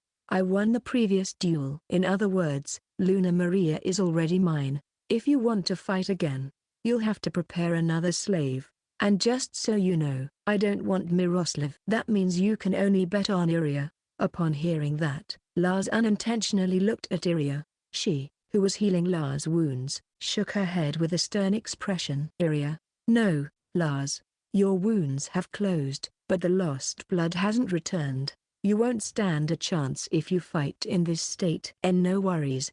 Now I know Sora's fighting style. This time, I'll win. Iria's palm struck Lars' cheek abruptly. A loud sound echoed in the surroundings. Iria scolded Lars, who was completely taken aback by what had just happened. That's enough. How long do you plan to run away from the result? You lost. If you don't accept that fact first, there won't be a rematch or anything. Iria. Seemingly, that scolding brought him back to reality. and Lars knelt down immediately. I secretly laughed as I watched them. Iria's attitude is strict but gentle. This is probably the most correct response. However, for humans who have been struck at the depths of their hearts, that response can sometimes be uncomfortable. At that moment, upon hearing sweet words, if there is someone who only says sweet words, any man would be there. Even childhood friends. It's not an eternal relationship. I didn't see Miroslav. There was no need to see her. Everything went according to plan. I obtained a dream elf slave. That was not my original intention. However, on the night I defeated Lars, when I had Luna Maria in front of me, whom I put a slave collar on after returning to the inn, it was a fact that a desire apart from devouring souls was very intense. After all, she was someone I once had feelings for. I couldn't even put it into words, but I can't stay calm in front of her. Naturally, Luna Maria has given me all her rights, so she can't deny my requests. This is a slave contract that was officially exchanged in the presence of slave trader Fyodor. Of course, I don't need to restrain myself. I would like to do many things at this moment, but there was something I had to verify before that. So, what are you planning? I asked Luna Maria, who had her gaze lowered while blushing. By the way, she has a red face because she's embarrassed. Now, Luna Maria was wearing a silk outfit that perfectly fit her body. There was no fabric on her limbs, and the back and chest were quite daringly exposed. It was more like lingerie than an outfit, and it seemed like she could swim with it. If I have to say it directly, it's very erotic, and she's wearing it. An elf who is said to be very beautiful and elegant. Most men would be salivating, just like I am right now. However, I didn't put that outfit on Luna Maria solely for lascivious intentions. With that made clear, it made it impossible to hide weapons. I don't have any plans, Sora-san. Don't play dumb. Even if it was because of the bet. Well, that was because Lars lost, but still, you're too calm. You didn't even resist when the slave contract was established. By establishing that contract, it's clear how you would be treated. If you accepted it so easily, it just makes me think that you're planning something by being close to me. Of course, it was me who pushed Luna Maria into such a situation. Even if she had resisted, the outcome wouldn't have changed. But that doesn't mean people who give up easily can continue being adventurers for many years.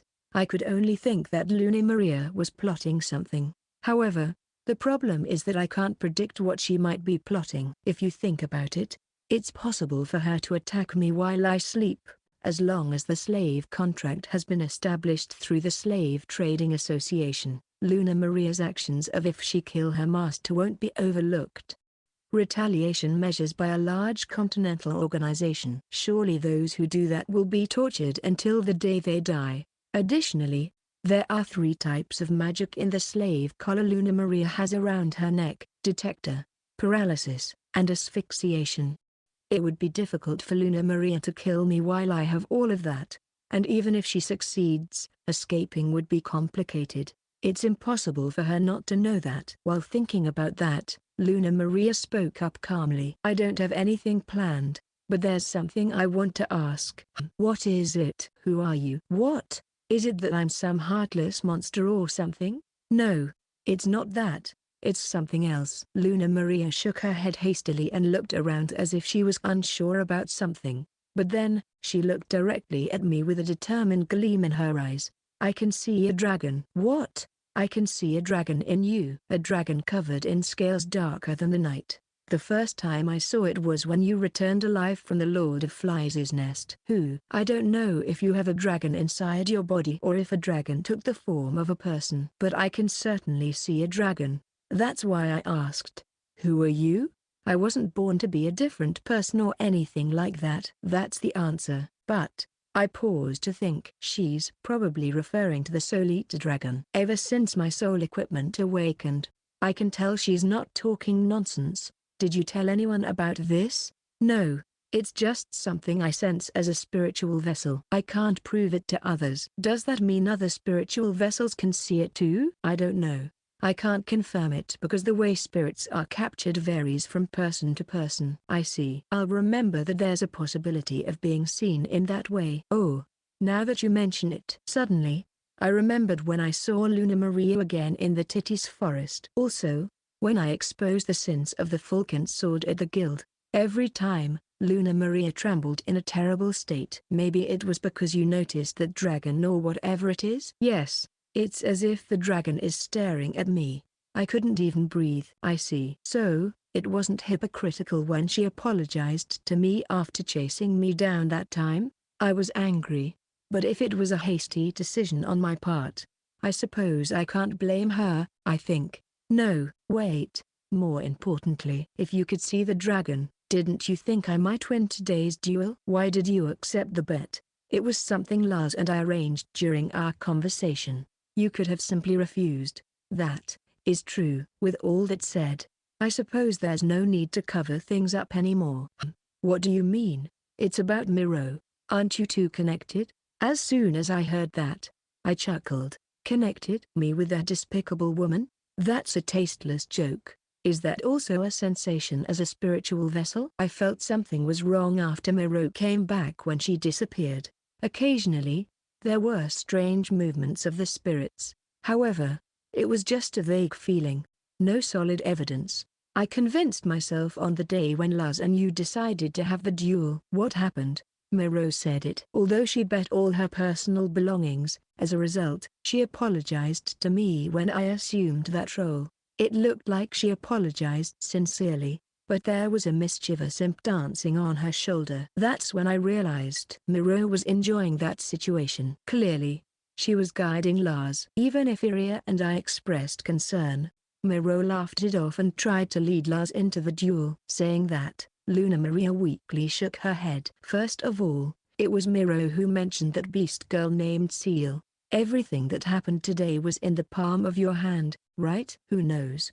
But if you suspected to that extent, it should raises further doubts. Why did you follow through with the bet? If you believed Miroslav was connected to me, you may not have trusted Lars, but you could have talked to Iria. You could have even consulted with the guild master. Of course, I thought about it, but if that led to Miro being kicked out of the group, I thought you would use another type of strategy. I decided it was better to keep things as they were rather than anger a dragon. Keep things as they were, huh? Is it a case of, if the dragon's target was you, then you had to surrender to calm things down? Well, it certainly is a classic tale of delivering a damsel in distress to an evil dragon as a sacrifice. I apologize if I'm thinking too much. But HMPH. Well, it's true. Don't dwell on it too much.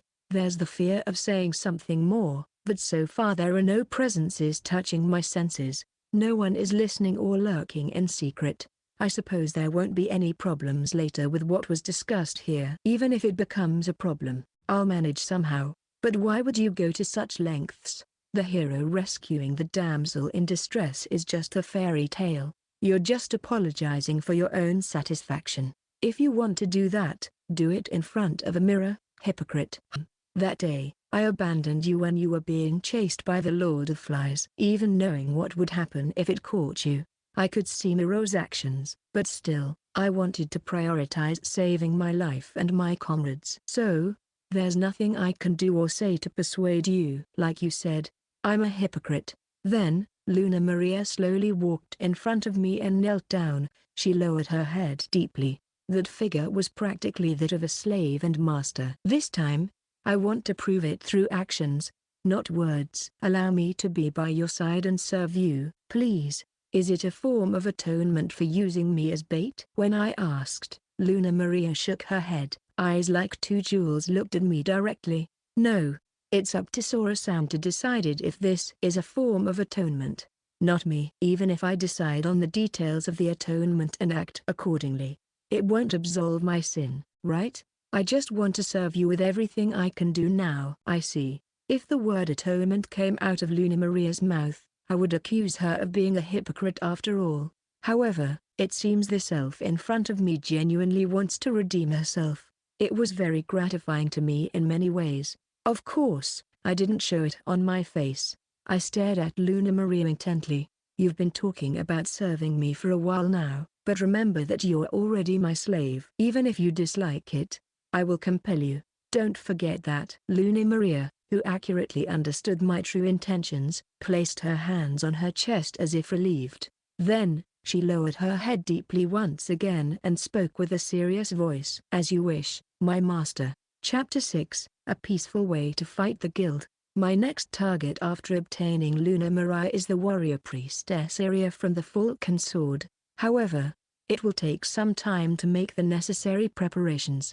It's natural for a relationship that has lasted for several years not to break overnight. Well, I don't think Lars will go crazy and want to bet Iria for a rematch. On my part, I would like it if he did. But given Iria's personality, she would refuse even if Lars asked. Therefore, I need to change Iria's way of thinking. So, what should I do in the meantime? That's decided. My other target for revenge is the Adventurers Guild. However, even though I say revenge, should I cut down the guild master, Elgert? Should I have the receptionist, Liddell, fired? But I had no intention of resorting to such direct means. I will seek revenge on the Adventurers Guild because they absolved Miroslav's sins as if nothing happened. I won't let the guild make such foolish mistakes again.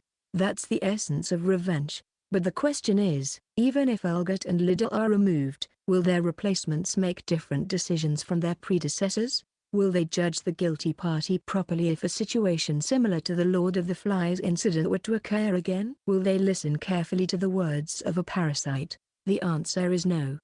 It's natural for people who belong to a guild to prioritize the guild's benefits, especially for lower-level adventurers. They would all make the same decisions as Elgert. In that sense, eliminating Elgert and Liddell won't achieve my revenge. In that case, I have to make the organization known as the Adventurers Guild surrender. No matter who becomes the guild master, they won't dare to meddle with me again. They will be in that state. This is probably the best retaliation against Elgert and Liddell. I wonder what they will think when they realize that everything they did for the sake of the guild led to its downfall. Imagining that, the corners of my mouth lifted. Once my next plans are decided, the next step is concrete action. To make the guild surrender, I have to do two things simultaneously. One is to raise my reputation. If my skills surpass those of the guild, it will be a problem for them in itself. The other is to lower the reputation of the Adventurers Guild. This is to decrease the guild's ability to act. To achieve these two things simultaneously, I will fight the guild in a peaceful but with imposing manner in the eyes of the world. The first step would be to take care of the requests that the guild cannot handle, also known as preserved requests. As an expelled individual, I can't receive requests from the guild, but now I have Luna Maria. There is no rule in the guild that says slaves cannot be adventurers. Nor is there one that says adventurers who become slaves will be immediately expelled. Even after becoming a slave, Luna Maria still belongs to the guild as an adventurer. I took her away from the Falcon Sword, but not from the guild, so she will serve as an intermediary to receive requests. As I mentioned before, those will be preserved requests. These are requests with lower rewards than the risk, reasonable rewards but with a long restriction period, or higher rewards but with even greater risk. There are several reasons why they are preserved requests. Clients also complain, "How long will you make me wait?" However, even if they ask an adventurer, they will only receive a negative response. There are two main ways to clear these types of requests. Let an adventurer who violated the rules handle it as a penalty, or have guild staff who have adventurer qualifications take care of it. However, if it were a general city, this would be resolved, but this is Ishka, an adventure city. The number of requests submitted every day is enormous, and inevitably, the number of preserved requests increases at an accelerated pace. In that case, I will take care of those cases that they can't handle. The clients who have been waiting will be delighted, and the guild will be pleased to see the problems disappearing. What a great solution! Liddell and others might suspect and refuse Luna Maria's orders for some reason, but if that happens, I'll simply have to go to the client and deliver a secret message. The guild hid the request aside, so we're unable to accept the request. Something like that. This way, the client will be furious, and the guild's actions will significantly decline. And to avoid that, they have to accept Luna Maria's taking the request. Then, I will complete the request with the power of my soul equipment. As I said before, I devised a peaceful way to fight the guild. Introduction. I decided the steps for concrete plan, but the problem here was Seal Ayusu, the treatment of the beast girl, my slave. At the moment I dragged Laz into the duel, Seal's role was over. If she wanted, I could release her from slavery and send her back home. I mean, I was going to do that, although I spent 30 gold coins to buy her. It's not money I earned through hard work. I didn't think it was a loss if I thought of the money simply disappearing. Meanwhile, even if she were to return home, she couldn't pay the debt again and would have to be sold again. There was no guarantee that the next master would be a better person than me. She lowered her head and said, "Please use me and don't abandon me. From now on, I'll strive to provide better nighttime service." Saying that, she blushed while stealing glances at Luna Maria, who was even more flushed than Seal. Well, she certainly made an effort. So much so that she would spend a night in the adjacent room for the first time in several days when she couldn't sleep. I'll just say that Luna Maria's soul was as fragrant and delicious as the finest wine. Although that's an assumption, as I have never tasted the best wine. Putting that aside, it's strange to release someone from slavery when they don't want it. Regardless of the services, there is no need to worry about insufficient manpower in the future. Above all, Seal's sharp ears, eyes, and nose can be very useful in completing requests. I postponed the plan to release Seal and changed the plan regarding her use. After that, I sent Luna Maria to the guild as planned and she withdrew from the Falcon Sword. Then, I also told her to make a list of preserved requests. Luna Maria is a 6th-class adventurer just like Lars, so she can take on missions as long as they aren't too difficult. In the list Luna Maria made, there was one request that caught my attention. Subjugation of a griffin. Huh? It's a request to subdue a griffin that lives in Skim Mountain. According to the client, it seems the griffin killed their son and grandson. It's not a magical beast you come across casually. Weren't there adventurers who wanted money? A griffin, also known as the king of birds, is a powerful magical beast with the head and wings of an eagle, and the body and claws of a lion. It lives at the highest places, out of reach of humans, and has a habit of hoarding gold in its nest. There are stories of adventurers challenging a griffin in search of great fortunes. Yes, they want revenge for what happened to their family, but it's a problem to face a griffin in a mountainous area. Also, unlike goblins and orcs, it's not a monster that harms people for no reason. According to what I heard from the staff, the guild tried talking to veteran adventurers but instead they got rejected and accused as greedy fools because insufficient reward. So, that's why it's a preserved request, and the reward, it's not low, but it doesn't seem sufficient to face a griffin. If you think about fighting a griffin, you have to be prepared for climbing. So, this reward isn't very promising. Now I understand why no one accepted. For that reason, it's suitable as my first job. An adventurer who doesn't care so much about profits but does care about the client's feelings. That sounds very appealing. Do you intend to accept it? Yes. Fortunately, there is a way to get around. At this moment, what appeared in my mind was the appearance of a wyvern with shiny indigo scales. The wyvern that recovered from poisoning thanks to the Jiria oak's fruit has settled on the cliff where the Lord of the Flies' nest is located. Apparently, it thinks that place is my home and is acting as a guardian. I think it's as gratitude for helping the wyvern. Every time it looks at me, it jumps happily. It's possible that it misses me. I even wondered how an indigo wyvern became so submissive when a dragon knight has a lot of trouble achieving that. So I tilted my head in doubt. And the wyvern said, "Pui?" and did the same as me, so the truth remains in the dark. One possibility that comes to mind is that wyverns are said to be relatives of dragons. That indigo wyvern might have sensed the presence of a dragon in me and might be submitting to that. In fact, it didn't go against my orders. When I commanded it to be ridden and then to fly, it did so instantly. However, it seemed to have a hard time flying due to the baggage on its back that it wasn't accustomed to, so it wobbled from side to side, and we ended up crashing into the forest. If you think about it, there's no way a wild wyvern would know how to fly with a rider. I apologized to the indigo wyvern, embarrassed by my shallow thoughts. Furthermore, the wyvern, itself seems to be ashamed of that failure, and since then, every time it looks at me, it has eyes that say, "Do you want to ride?" It moves its wings widely, surely meaning that it's very motivated. Apparently, it wants a chance to regain its honor. I was just thinking of trying again with a saddle. The trip to Skim Mountain will be a good opportunity to get used to handling the wyvern. As I mentioned before, in this country, those who ride wyverns are called dragon knights and are respected. If I can ride the indigo wyvern, maybe I can become a dragon knight. This could have been the only way to raise my reputation. Well, it wouldn't be strange if the wyvern is no longer there when I return to the Lord of the Flies' nest, and if that happens, I'll have to use my energy to force the climb. In any case, Seal and Luna Maria can't accompany me on this request. They will take on another request. I'll be away for a while. Complete the requests on the list properly. Also, Luna Maria, I want you to be an adventurer guide for Seal. Understood, Master.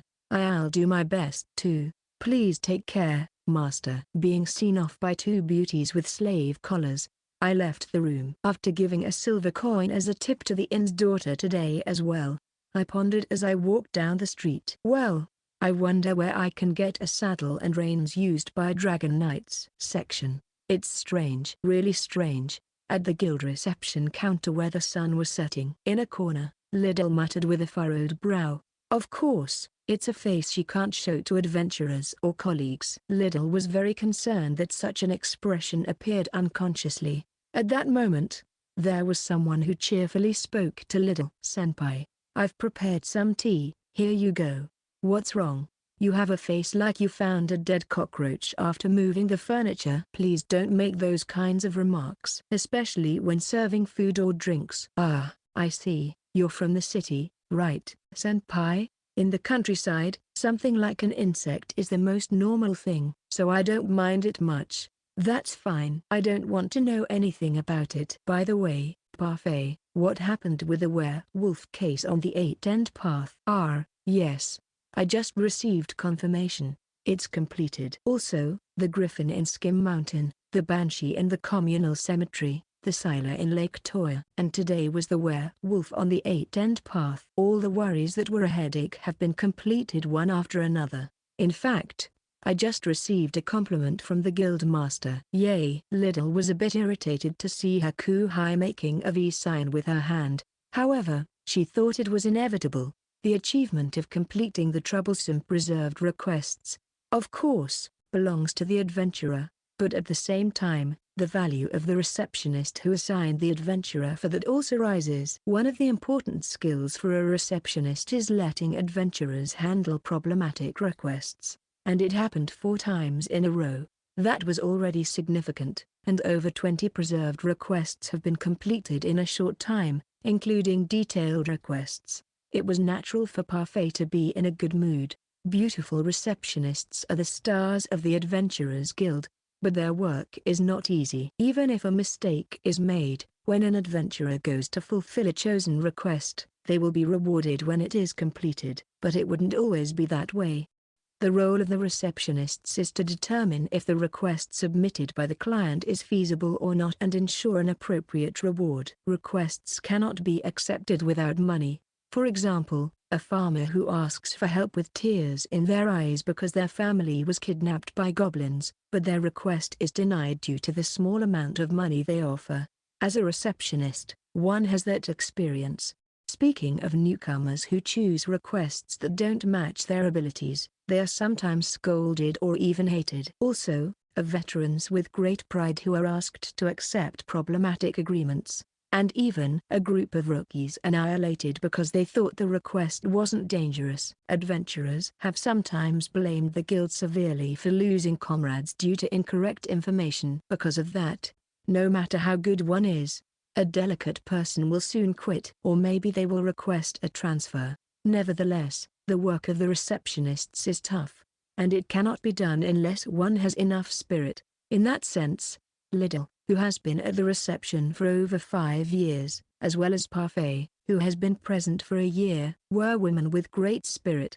Parfait regards Liddell as her senpai but has secretly been aiming for her title as a manager for a long time. The usual Liddell would bitterly say, that audacity will last for a while, but she couldn't say it in the current situation. Liddell could sense those who were in the shadow of Parfait's reputation, and it could be said that those people didn't like her. So, what request was entrusted to Luna Maria-san next? Listen to this, senpai. She has been taking on many difficult jobs with little profit, right? So, I presented her with a request from a noble.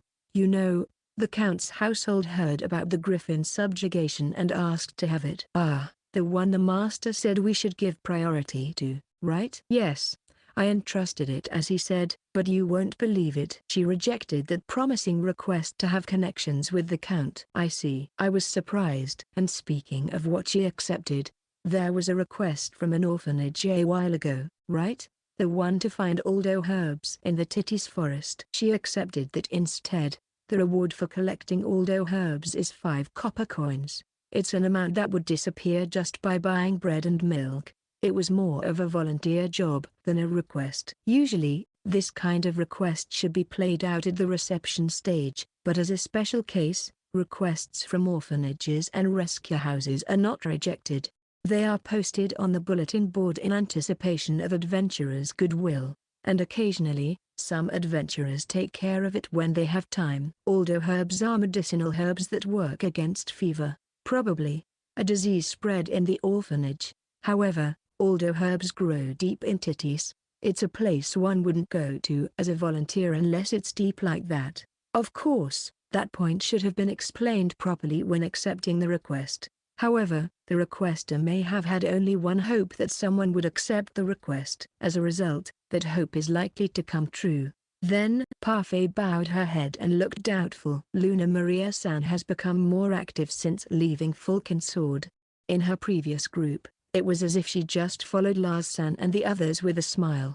But now she's moving on her own. No, I think it's actually Parasite-san who's really active. Falcon Sword was famous as a young and promising group. One of them, who enters and leaves the guild with a slave collar around her neck, stands out a lot. The circumstances of Falcon Sword were already known by many guild officials. Even a child understands that Sora the Master is behind the current Luna Maria. Liddell opened her mouth with her arms crossed. Luna Maria-san and the girl called Seal haven't moved much from Ishika. In that case, the Griffin subjugation and the others are the work of Sora-san.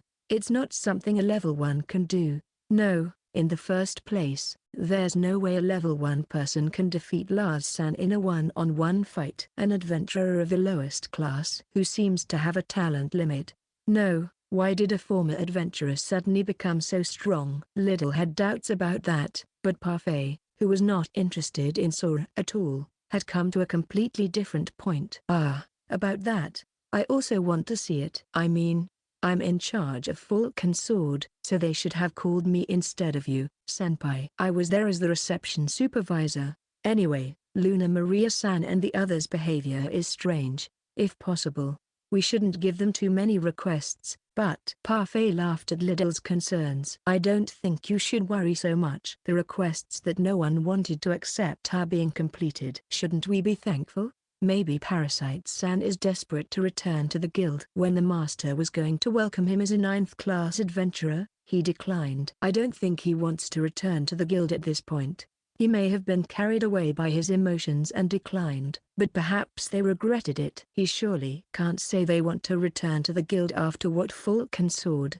That's why he's trying to show his usefulness through Luna Maria-san. If you think about it, isn't that kind of cute? I don't think he's that simple of a person. Liddell said it in a negative tone, but looking at Parfait, it was clear she wasn't going to listen to her words. In Parfait's case, the Falcon Sword group she was in charge of, which was also a powerful way to elevate her reputation, was inactive. Surely she must think that as long as Luna Maria and Sora elevate her reputation instead of the Falcon Sword group, it doesn't matter what they do.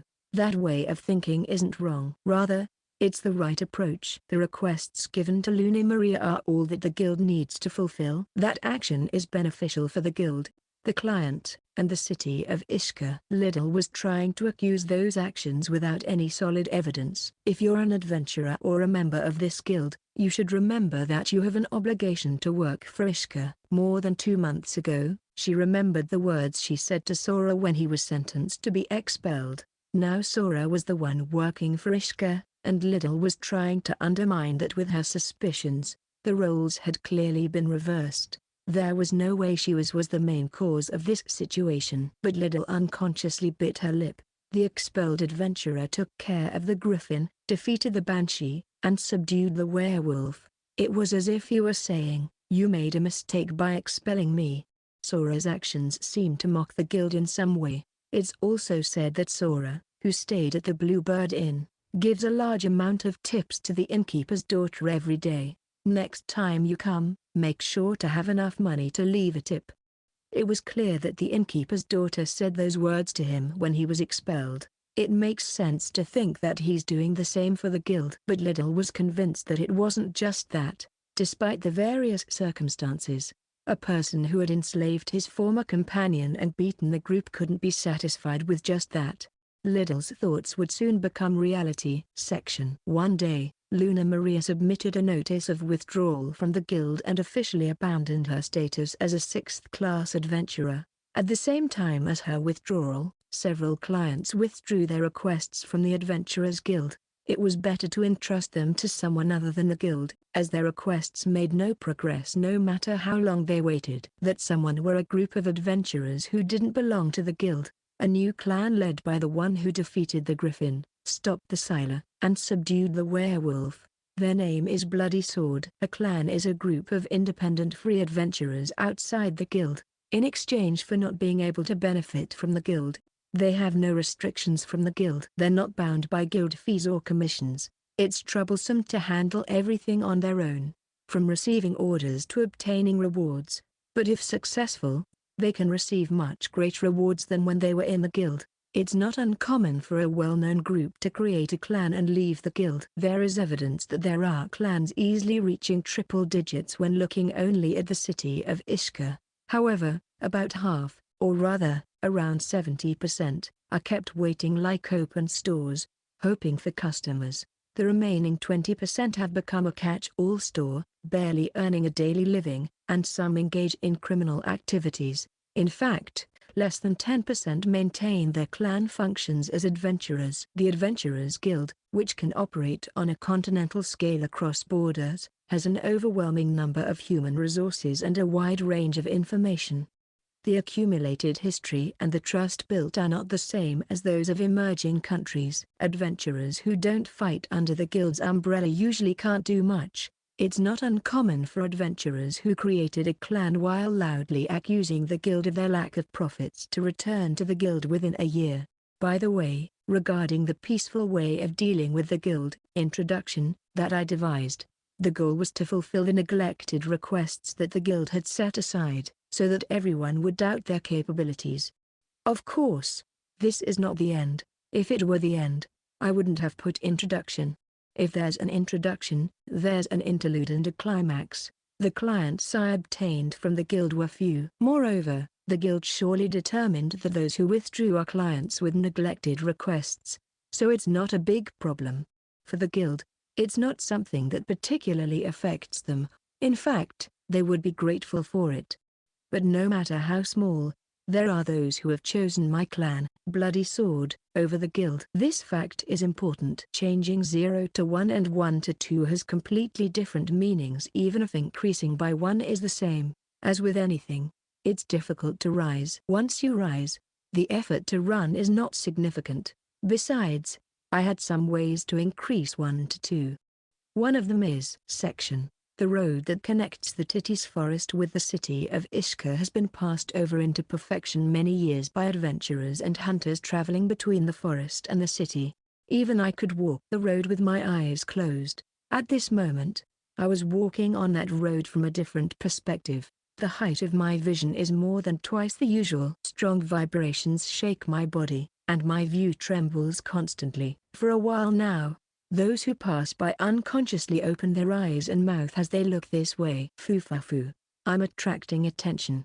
That's natural. It's not very common to see a wyvern walking on the road with a human on its back. Everything was going according to plan. But there was an unexpected factor. This shakes a lot. Master. I feel a little sick.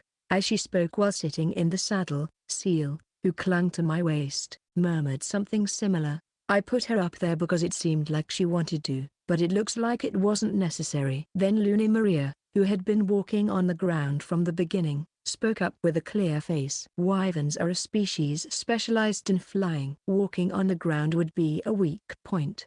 I know that. But it would be my debut as a dragon knight. It would be better if they saw me riding with the saddle. Ow, are you okay, Master? Ow. Both of us accidentally bit our tongues due to the commotion. Luna Maria narrowed her eyes and smiled. It's nice to see you two getting along. Should we fly closer? But if we get too close, we'll be shot down by ballistae and catapults on the wall. Approaching carelessly with a wyvern would make them mistake us for being attacked by a magical beast from Titis and intercept us. Because of that, we kept a certain distance from Ishka's gate and are walking like this. But, well, when we went to Mount Skim and Lake Toya, we were basically flying. So it's uncomfortable to walk like this. As I murmured unintentionally, the wyvern made a sound like Pooji, as if apologizing. Darn it. This little guy is more delicate than he looks. No, you can keep improving in the future. The way you fly is much better than before. Pui. The wyvern's neck turned towards me as if to say, really? Yes, really. So have more confidence. But it's better not to breathe fire and too much joy. If you hit the walls that can be seen in the distance, it would be very bad. While the wyvern was both delighted and calmed down, Seal laughed cheerfully. After all, this wyvern can understand the master's words. I wonder why it doesn't react to my words. Maybe there's a certain hierarchy. First would be me, and second would be him. I see. So he treats me as lower rank than him. Like, newcomers should stay quiet or something? Seal nodded as if convinced, and Luna Maria added a few words. Wyverns only recognize humans as food unless they're familiar with them. I guess he doesn't understand anyone other than the master. In that case, would Seal's words be like a mosquito buzzing in his ear? That's very cruel, but sometimes I feel like he's looking at me with a dangerous gaze. Seal's body trembled, and she tightened her arms around my waist. She may have imagined herself being crushed by the wyvern's tail, which is thick like a trunk. Feeling a strongly elastic sensation pressed against my back made my cheeks naturally loosen. No, wait. It's not time for that yet. I have to be careful. With that in mind, I remembered the nocturnal events, not in an erotic kinds, but in the way of devouring souls. My current level is 7. It increased when I defeated the griffin, but then it came to a refreshing stop. The Sylar and the werewolf were quite good, and I've been devouring Luna Maria's soul every day. But the next level is farther away than ever. If I were a normal adventurer, I should be level 20 with the amount of souls I'm devouring. At first, filling a cup of soul would raise my level. The next amount of souls required was a full bucket. The next was a barrel. And the game continued that way. After all, Luna Maria alone is not enough at night. Seal hasn't caused me any harm, so she's not a target for devouring her soul. It will probably take some time to prepare for obtaining Iria. Contacting Miroslav in this situation could jeopardize my plans. Recently, I've been wondering if I should devour Seal, but asking for the consent of a slave who has gave me the right to live and die is no different from coercion, so I can't do it in the current situation. For now, I have to settle for hunting monsters or magical beasts. And while I was thinking about that, hey, stop right there. A faint warning voice hit my earlobe. Realizing it, we were surrounded by guards patrolling the city gate. It's obvious, but they're clearly on alert with us. However, it's probably because of the presence of the indigo wyvern. They might be more concerned about our affiliations than the strength of the magical beast. Dragon knights riding wyverns are the heart of the kingdom of Canaria. Dragon riding knights are influential people, and most of them belong to the aristocracy. Among them, the captain should be the head of the duke's family connected to the royal family. No, was he the next head? Anyway, the Dragon Knights are an elite group. The guards seem hesitant to draw their weapons when they see me on top of the wyvern. They probably think I'm a Dragon Knight. Some of the guards might recognize my face, but the power of the indigo wyvern seemed to overpower the rider in front of them. When they ordered us to stop, I pulled on the reins of the wyvern and jumped to the ground, leaving Seal in the saddle. Although it was quite high, I landed smoothly and faced the guards. "I am Sora, the leader of the Bloody Sword clan. I request permission to enter." Before granting permission, "What is that dragon? Are you a dragon knight?" "No, not at all. Previously, this wyvern was injured in the Titties forest. After helping it, it strangely became attached to me. So today, I brought it to register as my follower monster." "Is there no danger of it going out of control? Do you think a wyvern that is hostile to humans would let a person ride it?" "There won't be any problems as long as anyone doesn't resort to hostility." "Well, just don't point a spear at it." I said it loudly to the surrounding guards. It was amusing to see the strong guards tremble. By the way, a follower monster is a monster that submits to a person. In some cases, follower monsters are trained with sweets or whips, and they can also be made obedient throughout magic. There are times when there is quite a rigorous examination of follower monsters. I don't know if the Indigo Wyvern will be recognized as my follower monster, but well, if it's not recognized, it doesn't matter. Now that the Indigo Wyvern has been exposed to the public, my goal has already been achieved. If taking clients away from the guild and creating a clan was the peaceful way to fight against the guild, introduction, then letting them know that the leader of that clan is a private sector dragon knight will be the peaceful way to fight against the guild, intermediate. The presence of such a dragon knight will be known throughout Tishka in an instant, and then throughout the kingdom of Canaria. It will surely also be known that this dragon knight was expelled from the guild and started working with his own clan. In that case, it will become known that the guild, or rather, the guild master, let this gem slip away. In fact, my expulsion is lawful under the guild rules. And at that time, I didn't have any talent at that time, but surely now those who hear Elgot's claim will think it is an excuse. It's possible that other guild masters from other cities will hold Elgot responsible. A dragon knight who should have been secured by the guild was discarded with guildmaster own hands. That would already be a big mistake. The Adventurers Guild is not a charitable organization, so strength is everything. Being a dragon knight, the limitations of terrain such as forests and high mountains can be ignored. Furthermore, considering the distance covered by a wyvern, important missions can be accomplished. The Ishku Adventurers Guild missed out on that possibility. The more I act like a dragon knight, the more the guild's stupidity in expelling me will be exposed. Suddenly, I remembered the words that the receptionist named Liddell once told me. "If you're an adventurer or a staff member of this guild, you should keep in mind that you have an obligation to work for Ishka." I couldn't agree more. I have already been expelled from the guild, but as someone who lives in Ishka, I fulfilled my duty. Even if it didn't benefit the guild, people didn't care because we are also obligated to work for Ishka. Due to my own presence and benefit, there is no way the guild can try to obstruct my actions. There is no way they can do something so brazen. Cuckoo. I let out a small laugh. Early in the morning, Luna Maria left Tishka's gates and headed towards a nearby forest. The scent of vegetation along the road wafted through the air.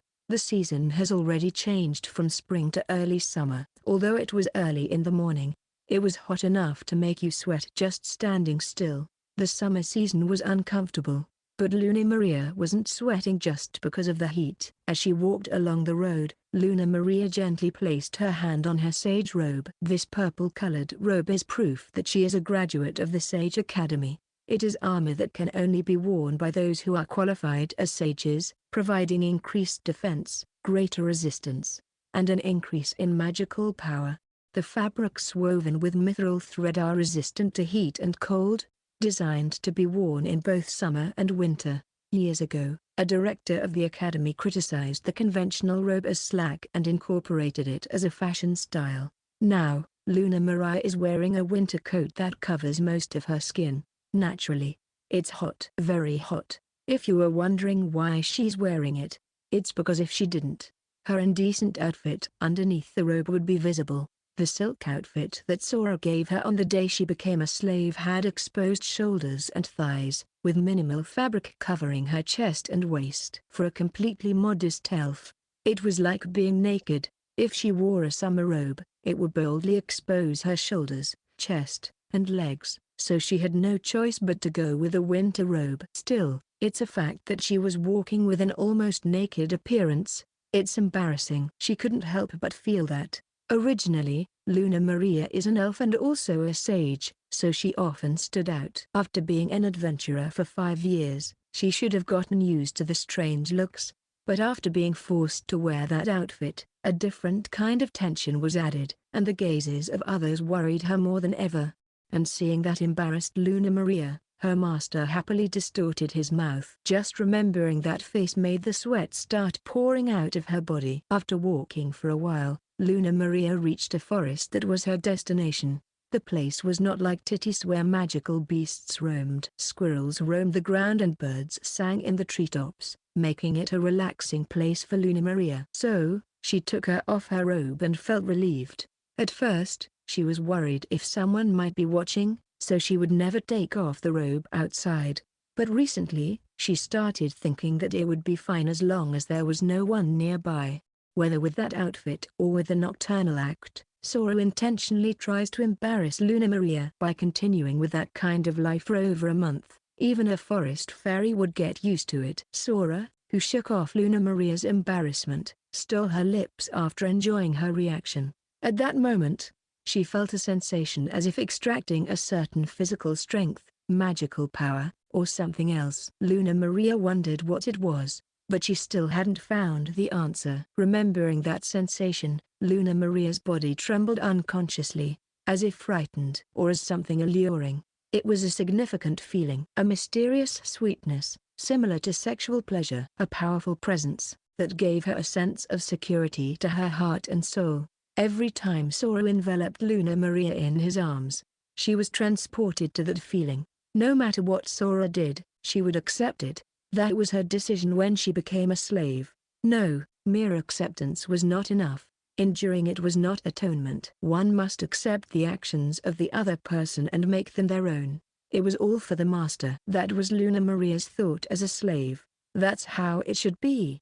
But now she not only had that feeling of acceptance and endurance, there was also a part of her that enjoyed what she was given. Rather, there was even a sense of desiring it for herself. With that thought in mind, Luna Maria vigorously shook her head. Her golden hair fluttered in the air. She became a slave for atonement. Despite being exposed to nocturnal acts, it shouldn't be possible to experience sweet emotions in less than a month. After taking a deep breath and calming herself, Luna Maria slightly bowed, jumped, and grabbed onto a branch of a nearby tree. Today, Luna Maria and Seal were resting by Sora's orders. In these days, he surely knew that the two of them had worked hard to raise the clan's name. So, Luna Maria came to this forest. There was something she wanted to make sure of. This forest served as a training ground for her to keep her body in shape. Luna Maria, being a sage, a spirit bearer, and a hunter, would come here when she had free time and run through the forest to maintain her physical abilities.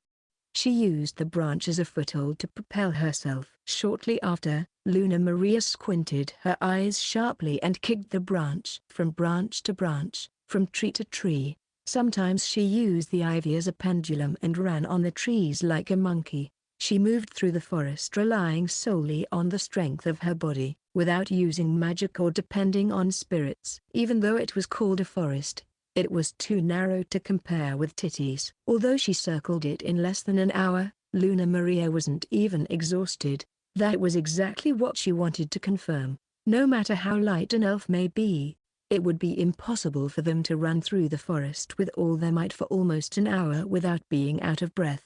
As I thought, my physical strength has improved considerably. Not only physical strength, but also magic and my connection with the spirits. She had noticed it even in the city, but running through the forest made it even clearer. She could feel that the power of the spirits was stronger. Perhaps if she were to use spiritual magic now, she would be able to unleash a greater power than before. A rapid increase in power. Naturally, she thought it was due to leveling up, but the number hadn't changed. Her strengths had increased dramatically. She had noticed it a month ago. In that case, the cause could already be considered to be Sora. Indeed, when she was with Sora, Luna Maria was full of energy in the morning and afternoon. Could it be said that she was always in good shape? During the first few days, she thought it was a temporary shock due to a sudden change in the environment, but as it lasted 3 days, 5 days, and more than 10 days, she could no longer say it was a temporary shock. She could only think that there was a reason for it, and being a sage, Luna Maria had an idea about that reason. It is said that one cannot discard the materials of a dragon, but scales for armor, blood for medicine, claws for weapons. Both the eyes and the bones, even a single strand of hair, were precious as materials. That's the dragon species. Unlike dragon subspecies like wyverns that are born from eggs, true dragon species are said to have no egg stage.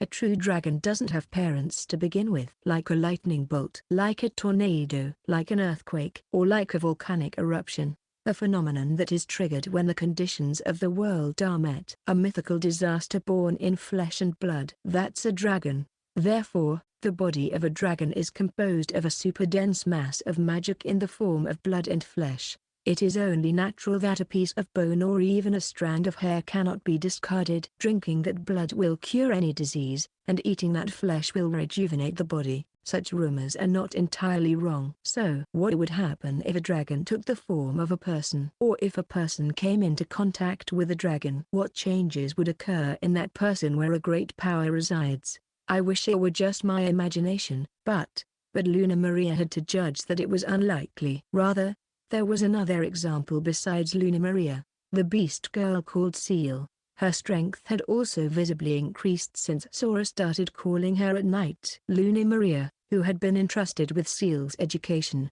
could clearly see the difference from Seal before being called by Sora. It was possible that Seal herself had also realized it. It would be terrible if it were known that Sora's blood had the same value as a dragon. To avoid that situation, I should speak my mind properly. Until now, Luna Maria had forbidden herself from asking about the dragon inside Sora. She was a slave for atonement, not to uncover Sora's secret. Besides, she also knew that Sora's attitude would quickly harden and show his true colors. However, if the symptoms appeared so clearly, it would be dishonest to remain silent. Regardless of how Sora judged or treated her properties, he should understand. With that in mind, Luna Maria decided to talk to Sora when he returned.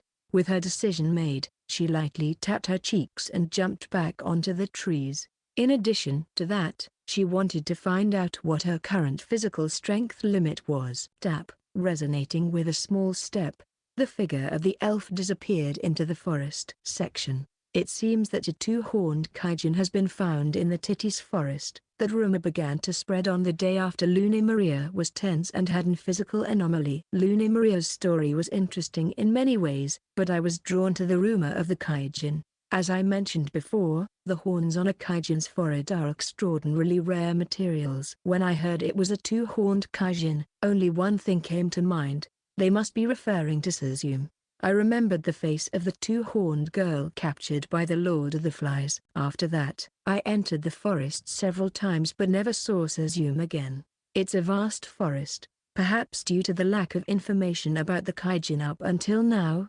Suzume's home probably has a barrier to mislead others. That day, it was a miracle that we met in the Lord of the Flies' nest. We wouldn't see each other again. That's what I thought, but I didn't expect to hear news of her in this way. Well, what should I do? The reason is the target. It was quite obvious what they would do to Suzume if they captured her. She would surely be killed to have her horns broken, and even if she luckily survived, she would be used for others' entertainment or perhaps put on display. In the worst case, she could be used as a tool to have children, and the new child that would be born would have a horn on their forehead. It's an assumption that makes me sick, but I heard a similar story from Luna Maria before, and according to what she told me, it wasn't about a kijin, but an elf. In the kingdom of Canaria, or rather in the human world, there is no law to protect the kijin, and in that sense, it's even worse than the elves, who have protective laws. No matter how cruel they are to Suzume, it won't be considered a crime. If I want to protect Suzume from persecution, I have to rely on my own power. As long as there is a super rare material called kijin horn, those who seek Suzume will not give up. She would be pursued for years, or even decades. And knowing all that, Do I have any reason to protect Suzyum? Of course, I don't. Moreover, helping a kijin in fighting against other humans would mean losing the reputation of my clan that I have been building, and it would affect my plans. Thinking about that, helping Suzyum was very detrimental. However, yes, there was a however. Abandoning the girl I took the trouble to save, how should I put it, leaves a bad taste in my mouth. It would be something like saving a girl from a goblin's nest, only for her to be killed by bandits afterwards. Who would be satisfied with such a thing? Because I saved her, I want her to be happy. That wouldn't be a strange story. At least, I don't want to hear an unfortunate outcome. In that case, I don't want my few good deeds to be in vain. Remembering the satisfaction when I saved Suzyum, I decided on my path. Regarding the reputation of the clan, yes, it wouldn't be about helping Suzyum, but rather defeating those hostile individuals who want to take the kijin away from me. It's not rare for adventurers to fight each other over monsters that drop valuable items, and sometimes it turns into battles. Well, the reputation might decrease anyway, but if that happens, I just have to increase it. And upon calmly thinking about it, those targeting Suzyum, whom I am protecting, are my enemies. Devouring the souls of enemies does not conflict with my oath. If there are women among the aggressors, the demand might increase. With that in mind, there was no option but to sit idly and watch Suzyum's crisis. While thinking about such things, knock, knock, knock. The door was knocked 3 times. Speaking of the door, the innkeeper's voice answered me, saying there was a visitor, and upon hearing the name of the visitor, I furrowed my brow. It was an unexpected name. Long time no see. I suppose it hasn't been that long, Sora. I apologize for this unexpected visit. The one who exaggeratedly bowed before me was the sturdy slave trader, Fyodor. He is a member of the Slave Trade Association who witnessed the duel between Luz and me. After defeating Luz and making Luna Maria my slave, we haven't had any particular contact. There's no way a slave trader would come alone for nothing. There's no doubt he has some ridiculous task. That kind of alert can't be shown on my face. But Fyodor narrowed his eyes even more. I think he was smiling. Actually, there is a request I would like Sora. No, the Bloody Sword clan, to take care of. Does the association want to give a request to a newly formed clan? There should be other clans to ask. Saying that to him, Fyodor responded with a strange laugh. Kokoko. Certainly. It hasn't been long since Bloody Sword was formed, but your name is spreading all over Rishka. The bearer of a black katana who rode a wyvern, and has an elf and a beastman as subordinates. Defeating a griffin for an old man seeking revenge for his son and grandson. Eliminating a banshee that screamed every night in a poor orphanage's cemetery. Revealing the identity of the sailor who transformed into a human in Lake Toya, and rescuing a young man trapped by his innocence on the A10 trail. Cutting down the long-feared werewolf. I see you know a lot. Information is a weapon I collected daily. Furthermore, the information of a level 1 that overwhelmed a 6th class adventurer. Saying that, Fyodor laughed again. Kokoko. But when the slave trader quickly calmed down, he looked me in the eyes.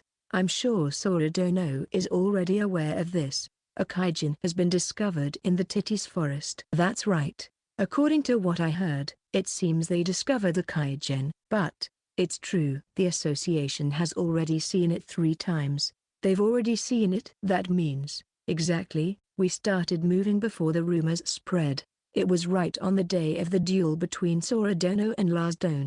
That day, an adventurer lost in the forest accidentally found a kijin girl and came to us to sell the information. Upon hearing that, I began to remember. When Fyodor came to the guild to witness, he was out of breath saying, there was a problem on the way out. Is it because he obtained information about the kijin? If he has been following the kijin since then, he probably has a lot of information. He may also have a rough idea of where she lives. Then, Fyodor continued speaking as if he had read my mind. Of the 3 sightings, we discovered the escape route at that time, as well as the approximate location of the kijin's home. However, it is in the deep area. As you know, the depths of Titis are the breeding grounds of monsters. More than once, Hunters sent to capture a kijin have become prey for the monsters. That's why I'm asking for the help of Sora Dono, who can ride a dragon. I see. By soaring through the sky, we can avoid troublesome monsters and go straight to the depths. In other words, is this request to capture the kijin? No. No, that's not it. The location was only an approximation, and the area where the kijin is supposed to live could still be very vast. I don't expect Sora Donut to search all of that. What I would like to request is assistance in transporting our personnel and supplies. You will receive a generous reward for going back and forth between Ishku and Titis many times. Or if you prefer, I can introduce you to a new slave. In fact, I recently obtained a very interesting slave. I'd like to talk about that. I leaned forward, showing interest, and immersed myself in my thoughts. According to the current story, the capture of Suzume is Fyodor's intention, and consequently, the intention of the Slave Trading Association. That means if I try to protect Suzume, the biggest enemy would be the slaver in front of me. I would like to reject the request if possible, but if I do that, Fyodor might think I have an interest in the kijin. In that case, he might do anything to harm me personally, but it would be problematic if Luna Maria and Seal become the targets. The slave collars Luna Maria and Seal have our patented technology of the association, so they could deprive me of my rights as their master and take them away, and if I take countermeasures, it will eventually escalate into a major conflict. If that happens, I won't be able to afford to help Suzume, and it won't prevent another force from capturing her while the association and I are fighting. In short, I believe the Slave Trading Association is at least more reliable than the Adventurers Guild. Even though I didn't request it, I was genuinely grateful that Fyodor witnessed my duel with Lars. If possible, I don't want to confront the association head-on. As Fyodor looked at me in that way, his already narrowed eyes narrowed even further. Is there any inconvenience? Well, actually, I have accepted another request. If I don't complete it, I won't be able to accept the association's request. I wasn't lying. I am currently working on a request to collect Aldo herbs for the orphanage. Regarding this request, I received exactly the same request through the guild before. I finished it on the same day, but apparently, a fever was spreading among the children, so the director of the orphanage sent the same request to Bloody Sword. As usual, the reward is low, but I took it as something natural, with the motto an adventurer who can support the client's feelings without being affected by gains or losses. The orphanage is the temple of Mother Earth. I can't deny a request from them, both to deepen our connection and to increase the reputation of the clan. This was just yesterday. Another request? If you don't mind, could you tell me the details? I calmly replied to Fyodor's curious gaze. The strict confidentiality of the client is the iron rule of an adventurer. You wouldn't want them to speak so openly about your request, would you? Oh, my sincere apologies for that. Fyodor apologized profusely. In fact, he didn't show any discomfort on his face. I would like to say that, but he probably already knows the status of this request. He himself said he collected information daily. After all, perhaps that question was to gauge me as an adventurer.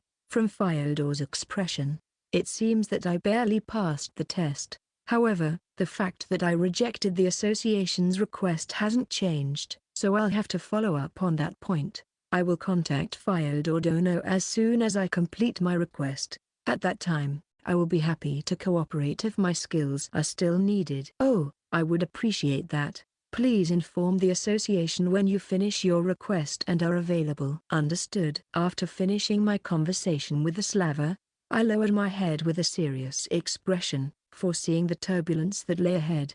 Chapter 7, Rotten Sea. That day, the day I spoke to Fyodor at the inn, I immediately sprung into action. As soon as he left to accept the Slave Trading Association's request and protect Suzume, it was crucial for me to contact her as soon as possible. Fyodor admitted to having discovered a kijin but remained silent about its location. It was surely a precautionary measure. Regardless of my ability to ride a wyvern, it's impossible to locate a girl in a forest as vast as a country. By withholding the location, Fyodor must have decided not to worry about me potentially surpassing him. Fyodor probably never imagined that I could find the kijin before him. In fact, I was one step ahead of Fyodor. However, the difference in our progress was so small that it wouldn't be strange for him to overtake me at any moment. That's why I needed to find Sezum immediately.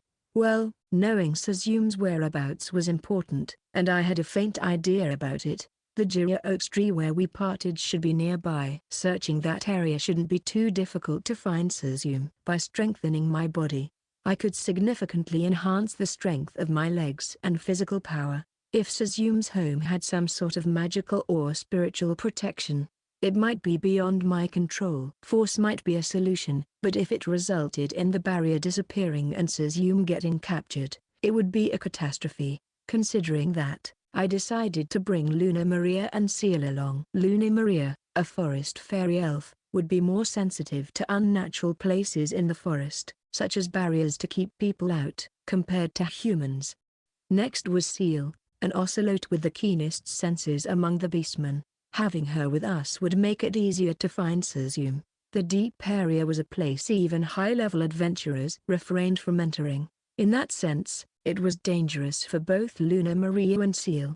However, as slaves, they couldn't disobey my orders. So, we ventured into the depths section. This is the depths of Titties. Upon entering, we arrived at the cliff with the Lord of the Flies' nest. When Luna Maria looked at the cliff, she exclaimed in surprise, "The spirits are very active. It reminds me of the original forest in my homeland." Unlike Luna Maria, who narrowed her eyes with nostalgia, Seal looked at the forest with a tense expression. "It's incredible. It's making me a little dizzy," she said that and stayed by my side, probably on high alert for the magical beasts in the surroundings. Seal had grown a lot in her adventures but hadn't reached a level where she could fight deep within the forest. Before we set off, Luna Maria expressed her consideration.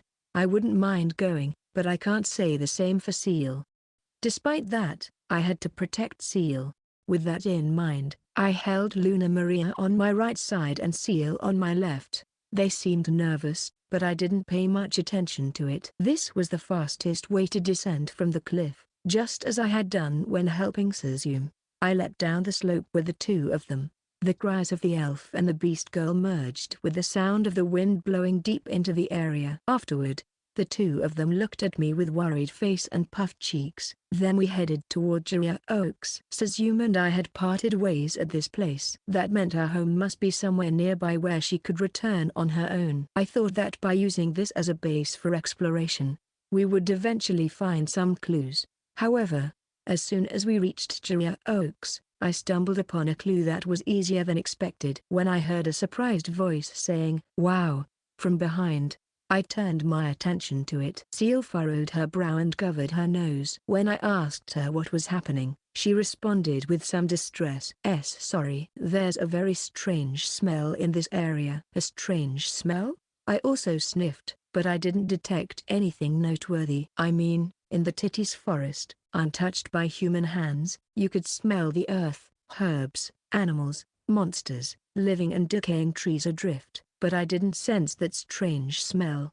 Surely, Seal could detect the subtle differences. I suppose it was worth bringing her. "What kind of smell is it, specifically?" "It smells rotten." "I don't know exactly, but it tickles my nose and throat." Seal coughed a bit.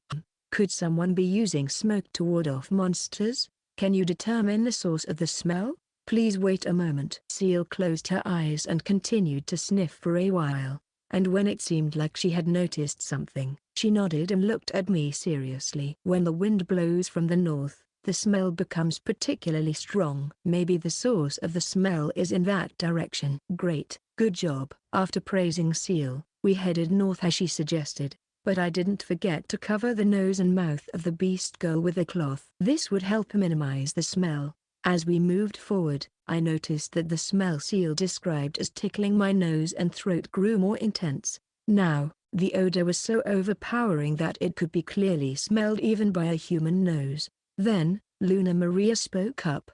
She had a tense, sharp, and alert expression. "Be careful, Master. The spirits are screaming. They have been crying out for help for a while. It's an incredible amount. It's as if the plants and trees around here are all in pain. Luna Maria covered her mouth, feeling nauseous. Seal also made a pained expression.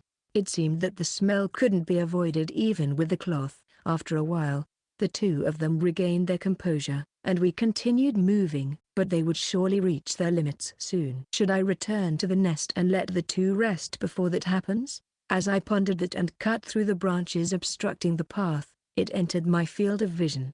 It was a sight of the dying forest. The trees had deteriorated, the grass had withered, and the ground was rotten. A poisonous miasma constantly rose from the muddy soil. It was this miasma that Seal had been suffering from since the beginning. Just standing there made my nose and throat ache, and tears streamed from my eyes. It was a highly toxic atmosphere. From the vegetation that had turned a dark purple color, a bittersweet scent reminiscent of overripe fruit emanated. When the leaves from the trees floated in the air and came into contact with the decaying ground, they turned black, like leaves thrown into a bonfire.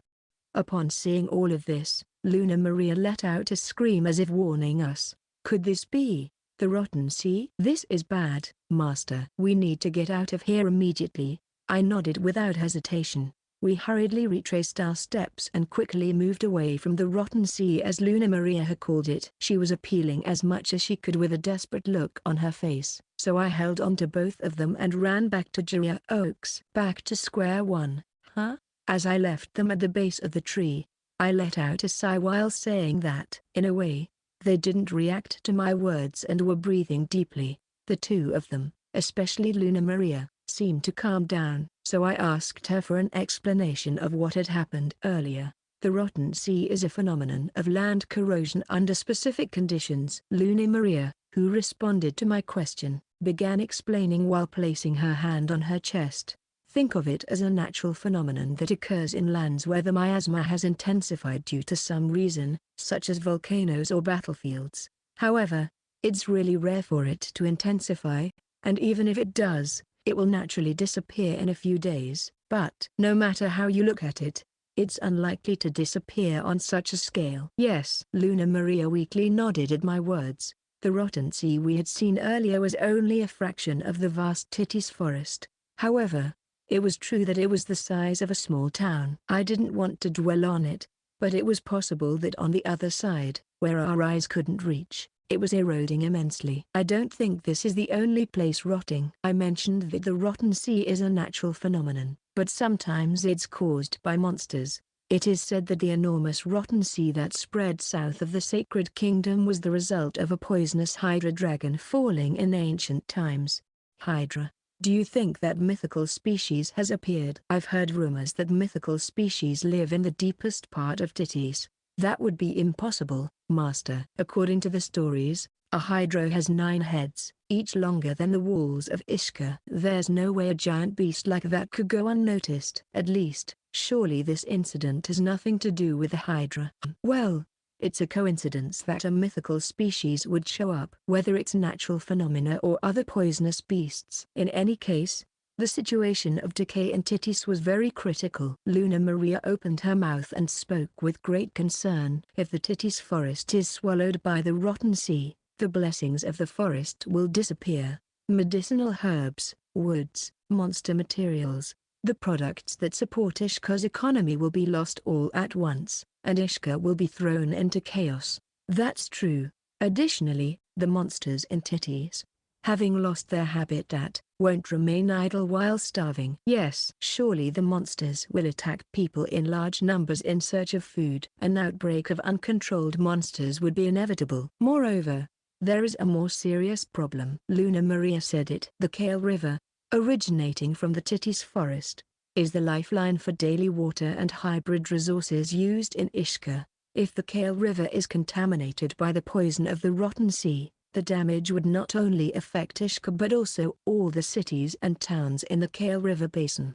The poison damage would spread not only to humans but also to livestock and the soil. It's not an exaggeration.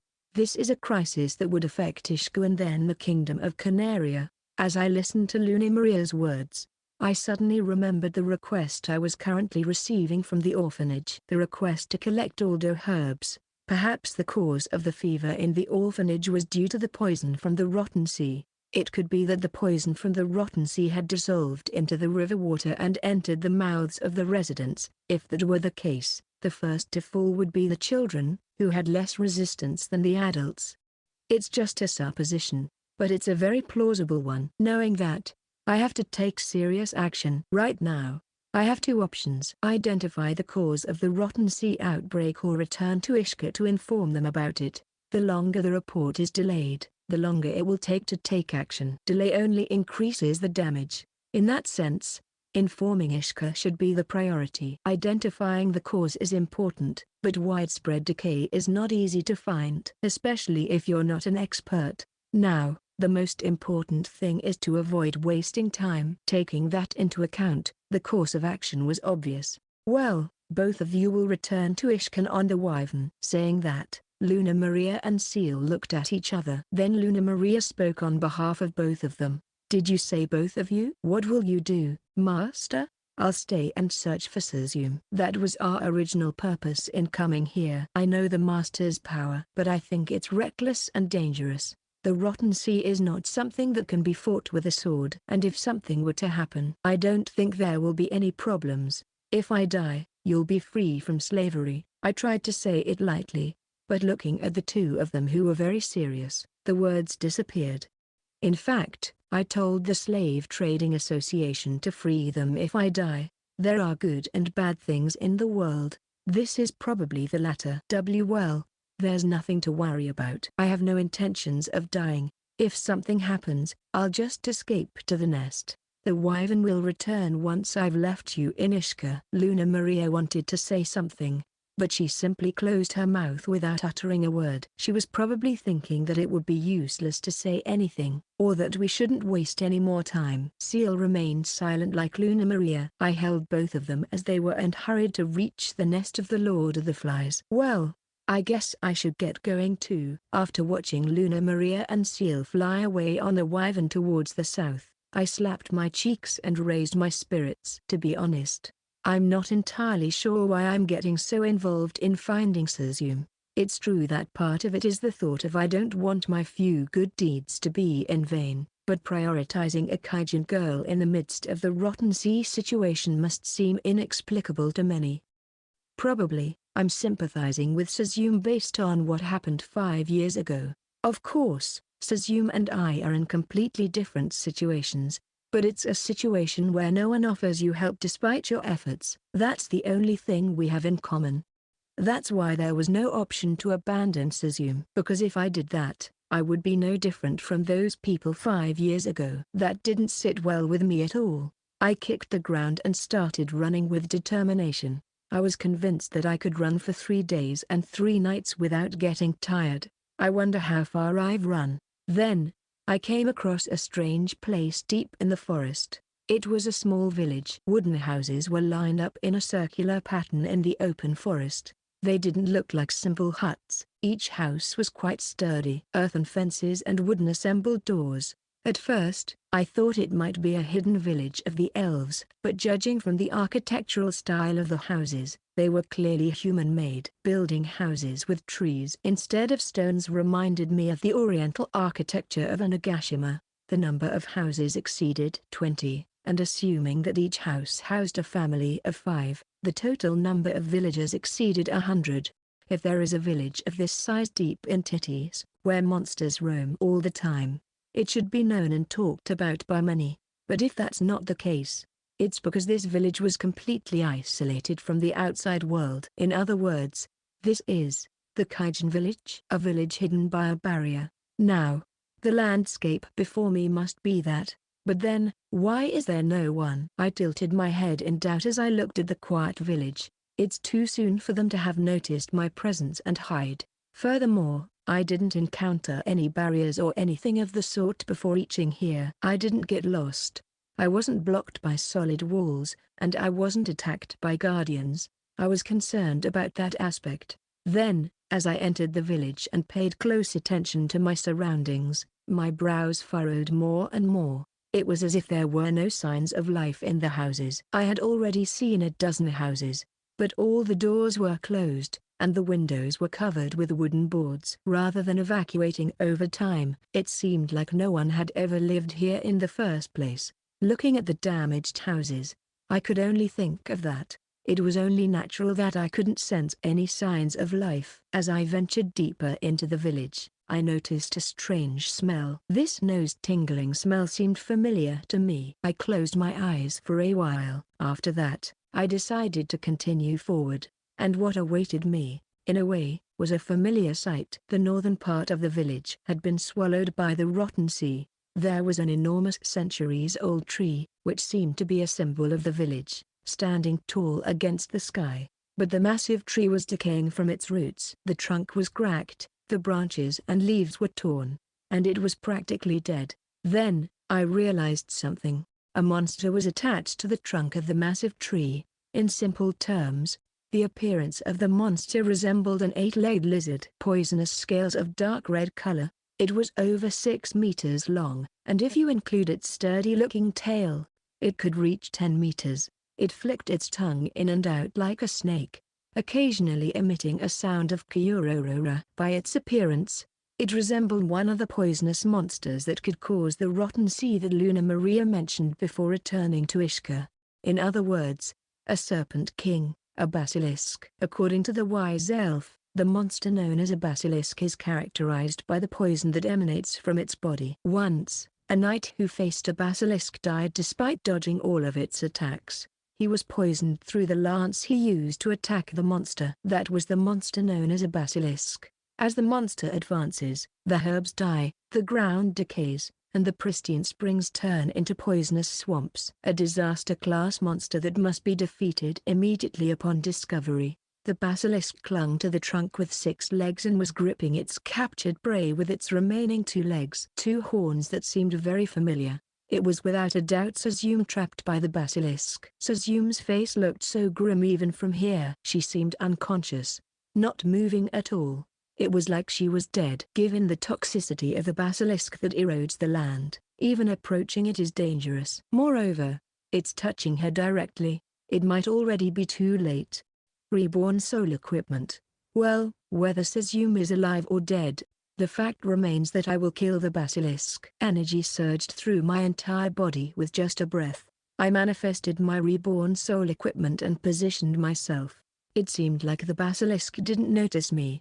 Perhaps it did, but it ignored me. I aimed at the Serpent King as it opened its mouth to devour Suzume and casually swung my blade. Section. The Guardian Forest. That's what the kijin called the vast forest known by we human as titties. Suzume is a survivor of the Kamuna clan, who protects the Guardian Forest, the last of them. Originally, the Kamuna village was a small settlement where around 100 kijin lived. Against humans, the policy was invade or don't invade. They wouldn't do anything unless the forest was disturbed. The choices for the Kamuna village were taken away from humans. 40 years ago, the Kamuna village was destroyed by a group of samurais from the east. Despite the kijin's fierce resistance, the samurai's power was overwhelming, and only 7 survived. There were elderly people who were too old to fight and children who were too young to fight. Suzume's parents were among those children. After that, the surviving kijin resumed their lives normally, but it was impossible for a group of elderly and children to live in the depths of titties, the nest of monsters. Some fell ill, others were attacked by monsters, and others gave the little food they had to their children and died. The kijin dwindled more and more. By the time Suzume was born, her parents were the only surviving kijin, and her parents were no longer there. Suzume's father went hunting when she was 3 years old, but he never returned, and her mother died from an illness on Suzume's 6th birthday. 7 years had passed since then. Suzume had been protecting the Kamuna village alone. At sunrise, she searched for nuts and edible plants in the forest, returned to the village at night when monster activity was high, and carried out cleaning tasks, including houses other than her own. That's what her mother used to do, and Suzume took over after she passed away. It was for when the residents would return someday, Suzum remembered her mother's sad face as she said that. And there was one more thing that Suzum inherited from her mother. That was the offering to the sacred tree that stood to the north of the village and performing a dance in dedication. A ritual to calm the spirit of the serpent that slept in this land. It was a ritual that the communal villagers had been performing for generations, and even though they had reduced their food intake, Suzum's parents had always prioritized the offerings. Even for her sick mother, it was indispensable, and after she could no longer dance, she taught young Suzum how to do it. Previously, Suzum was captured by the Lord of the Flies because the quantity of offerings wasn't sufficient, and she ventured outside the barrier to gather more food despite the danger. That's when she encountered a human, and he helped her. It was the first time she had exchanged words with someone since her mother's death.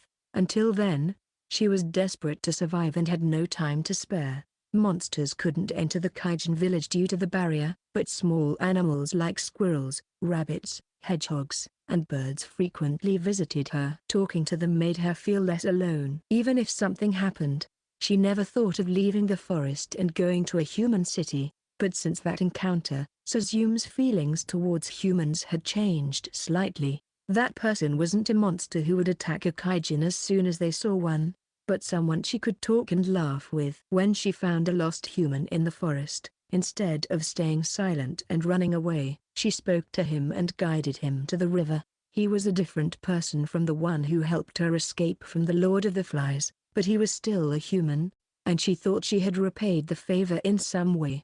But there was no way a 13-year-old girl could predict that the person who helped her had sold her information to a slaver. The location of the village could be specified because of that. Hunters were sent one after another. Because of that, she couldn't leave the barrier, and thus, she couldn't foresee that the ritual for the spirit of the serpent couldn't be performed.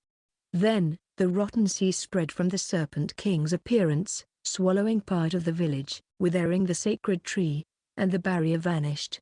Suzum faced the monster alone. The peculiar long pupils of a snake were those completely red eyes filled with delight at the delicious prey in front of it or with the hatred of being sealed for many years. Suzum tried to escape up a small hill, but she received a powerful blow from the basilisk's trunk-like tail and was quickly captured. With a throaty sound of joy, Kiyororora, the monster climbed the sacred tree while holding Suzum. Ah! Am I going to die here? Trembling with pain and fear, Suzum thought that she wanted to escape, but her body wouldn't move. She knew it. Since the barrier protecting the village had disappeared due to the rotten sea, even if she could survive today, a harder life than ever would await her tomorrow. A 13-year-old girl couldn't survive in Titis without any protection. In that case, if she died here, the suffering would be shorter. She could see her parents again. Please, be happy. Her mother died lamenting about leaving her young daughter alone. Suzum was sad because she couldn't respond to those last words, but it was already impossible. I'm sorry, mother, she murmured with a trembling voice. The basilisk extended its long tongue as if laughing at that and licked Suzum's face and body. A terrifying sensation ran through her entire body, but she no longer had the strength or energy to dispel it. Her vision grew darker, just like her consciousness. Right before everything was about to be engulfed in blackness, she felt that someone was in her field of vision. But surely, it was just her imagination. Suzum thought that there was no way someone could be here. Even if there was, they were probably some kind of reaper coming to take her away. Thinking that, she tried to surrender to her consciousness. But at that moment, Kiyororora, an explosion rang out near the monster, followed by a thunderous roar. Sensing something had happened, Suzum's body felt weightless. The basilisk, which had been squeezing her like a vice, released its grip. The basilisk had climbed the sacred tree while holding Suzum, but as it let go of her body, she fell according to the laws of nature. It was a great height. Moreover, Suzum couldn't move her body. Was it due to the monster's venom or a reaction to having given up everything? As she involuntarily closed her eyes, a voice reached her ears. Oh, that was close. With such a voice, Suzum's body was firmly held in the air and landed as it was. When she timidly opened her eyes, she saw a young man with black hair and eyes looking at her with a daring smile on his lips. It was a familiar face. It was but she didn't know why he was here at this moment. "Sora-san?" the young man whom Suzume murmured to. Sora winked one eye. Suzume didn't understand that, but she opened her mouth, intending to thank him. However, instead, her eyes widened in the next moment. The basilisk that was above Sora and Suzume had flames of anger in its eyes and charged downward. No, it gained momentum from there. If you were crushed by the enormous body of the basilisk, whether you were human or kijin, there would be no salvation. Suzume tried to somehow warn Sora of the danger, but her tongue, like her body, didn't move. Sora, who was holding Suzume in his arms, didn't have a weapon to face the basilisk. No, even if he did, there was no way to counter the weight of a 10-meter basilisk. "Run," Suzume tried to convey that to Sora. It didn't matter if he had to abandon her, but he should run. But just before Suzume could utter a word, the enormous basilisk descended. In response to that, Sora looked up. Even as he saw the basilisk approaching, he didn't bat an eyelid. Not even a tenth of Suzume moved. Seeing that, Sora slowly opened his mouth. A loud sound that could shatter eardrums echoed. At that moment, Suzume's body jumped in Sora's arms. She was also startled by the loud noise, but because Suzume possessed a magical organ called a horn, she noticed and reacted to the immense magical power contained in the loud sound. She shuddered to the core of her being. Her ears rang, and for a moment, every sound disappeared from her hearing. This was just the aftermath. If a direct blow was received, her body could literally break apart. Suzume thought of that, confirming that assumption. The enormous basilisk, struck by Sora's magical power, soared above gravity. The 10-meter basilisk flew through the air as if it had been hit by a cannon directly. After witnessing that, Sora briefly spoke to Suzume, who was astonished. "We'll jump. Be careful not to bite your tongue." "Jump?" There wasn't time to ask. In the next moment, Sora swiftly squatted down and kicked the ground while holding Suzume. A powerful impact struck Suzume's entire body, to the point where she was on the verge of screaming. Then, Sora descended onto ground that had not yet been consumed by the rotten sea. After setting Suzume down, Sora reached out for the katana that was impaled in the ground in front of him. He gripped the black katana, emitting a mysterious power without hesitation. At that moment, the ground shook violently. The basilisk that had been sent flying by Sora's magical power crashed to the ground. The basilisk immediately fixed its gaze on Sora and let out a roar of intimidation. The ground was rotten and muddy, so it seemed to have received little damage from the fall. Aiming at that basilisk, Sora casually swung his katana. It was a strike that wouldn't reach it, yet it easily severed the monster's leg. The monster's leg danced in the air, spraying poisonous blood, and a howl of agony echoed in the area. Looking again, the basilisk, which should have had 8 legs, unexpectedly now had 5. If the earlier attack was the first strike, then the second. When Suzume thought of that point, she finally realized what had happened. Sora, who hurried to this place, first cut off the 2 legs that had trapped Suzume. After that, he thrust the katana into the ground and, with his arms free, leapt to the base of the sacred tree to catch Suzume as she was falling. Then, after catching her, he repelled the basilisk's counterattack with magical power, jumped back into the air, and returned to this place. It was something a human couldn't do. While Suzume silently watched Sora's back, he spoke to her in a soft voice. "Suzume, step back a little further." "Why yes." As she was told, Suzume quickly moved away from Sora. Sora, who confirmed it with a sideways glance, raised his katana into the air. The black tip pointed directly to the sky, illusory sword style. As soon as Sora murmured those words, Suzume felt a strong heat and let out a surprised voice. When she looked, the black katana held by Sora was burning red as if it had turned into a flame. A column of fire shot straight into the sky. Burned together with this rotten forest, flames of grudge. When Sora swung his katana, the flames that stretched toward the sky quickly turned into torrents and attacked the basilisk. It enveloped and crushed the enormous basilisk along with the rotting sea that surrounded it. Suzume could only watch that sight as if she were dreaming.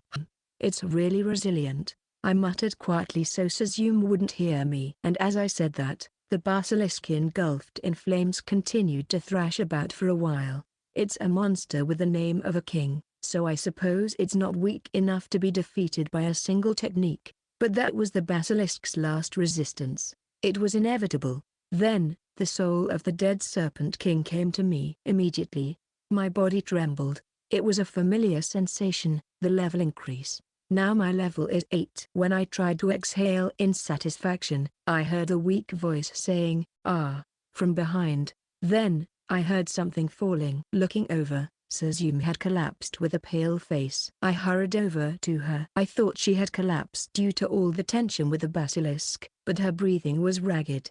Her face was pale, and there was a lot of heat when I touched her forehead. No matter how you look at it, these were symptoms of illness. At first, I tried to take Suzume to one of the houses in the village, but I immediately changed my mind. The smoke rising from the burning rotten sea was a darker purple-black. It was obvious that it was highly poisonous and contained substances that were harmful to the body. Depending on the direction of the wind, sparks could start a fire. Keeping Suzume in the village in this situation was dangerous. Did I rush to use fire?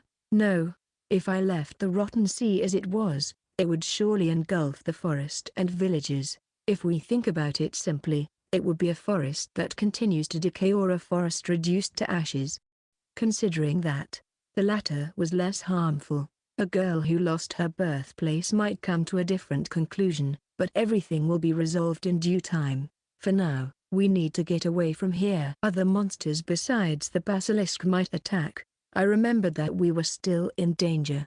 I surveyed the surroundings and left the Kijin village, carrying Suzume. After that, I headed to the Lord of the Flies' nest. I placed Suzume on the bed that Mirosa had used when I brought her here before, and tried to give her the Oaks fruit that I had taken. Suzume's symptoms were worsening. I felt that, at this rate, things would go very badly. However, Suzume had been unconscious for a while. In that state, she wouldn't be able to eat the fruit. With no other choice, I decided to chew the Oaks fruit and feed it to Suzume mouth to mouth. Fortunately, it was a success. Suzume's labored breathing gradually recovered. Her fever subsided, and I felt more relieved. But the problem was not yet over. This time, her body temperature began to drop rapidly. Even if the poison disappeared, the lost physical strength wouldn't return. At this moment, Suzume's body had no room for warmth. Remembering, she remained unconscious even after eating the sour Oaks fruit. Perhaps her spirit had been exhausted to the core. This is bad. Even if I take her to Ishku and have her receive healing magic, I don't think she has enough physical strength.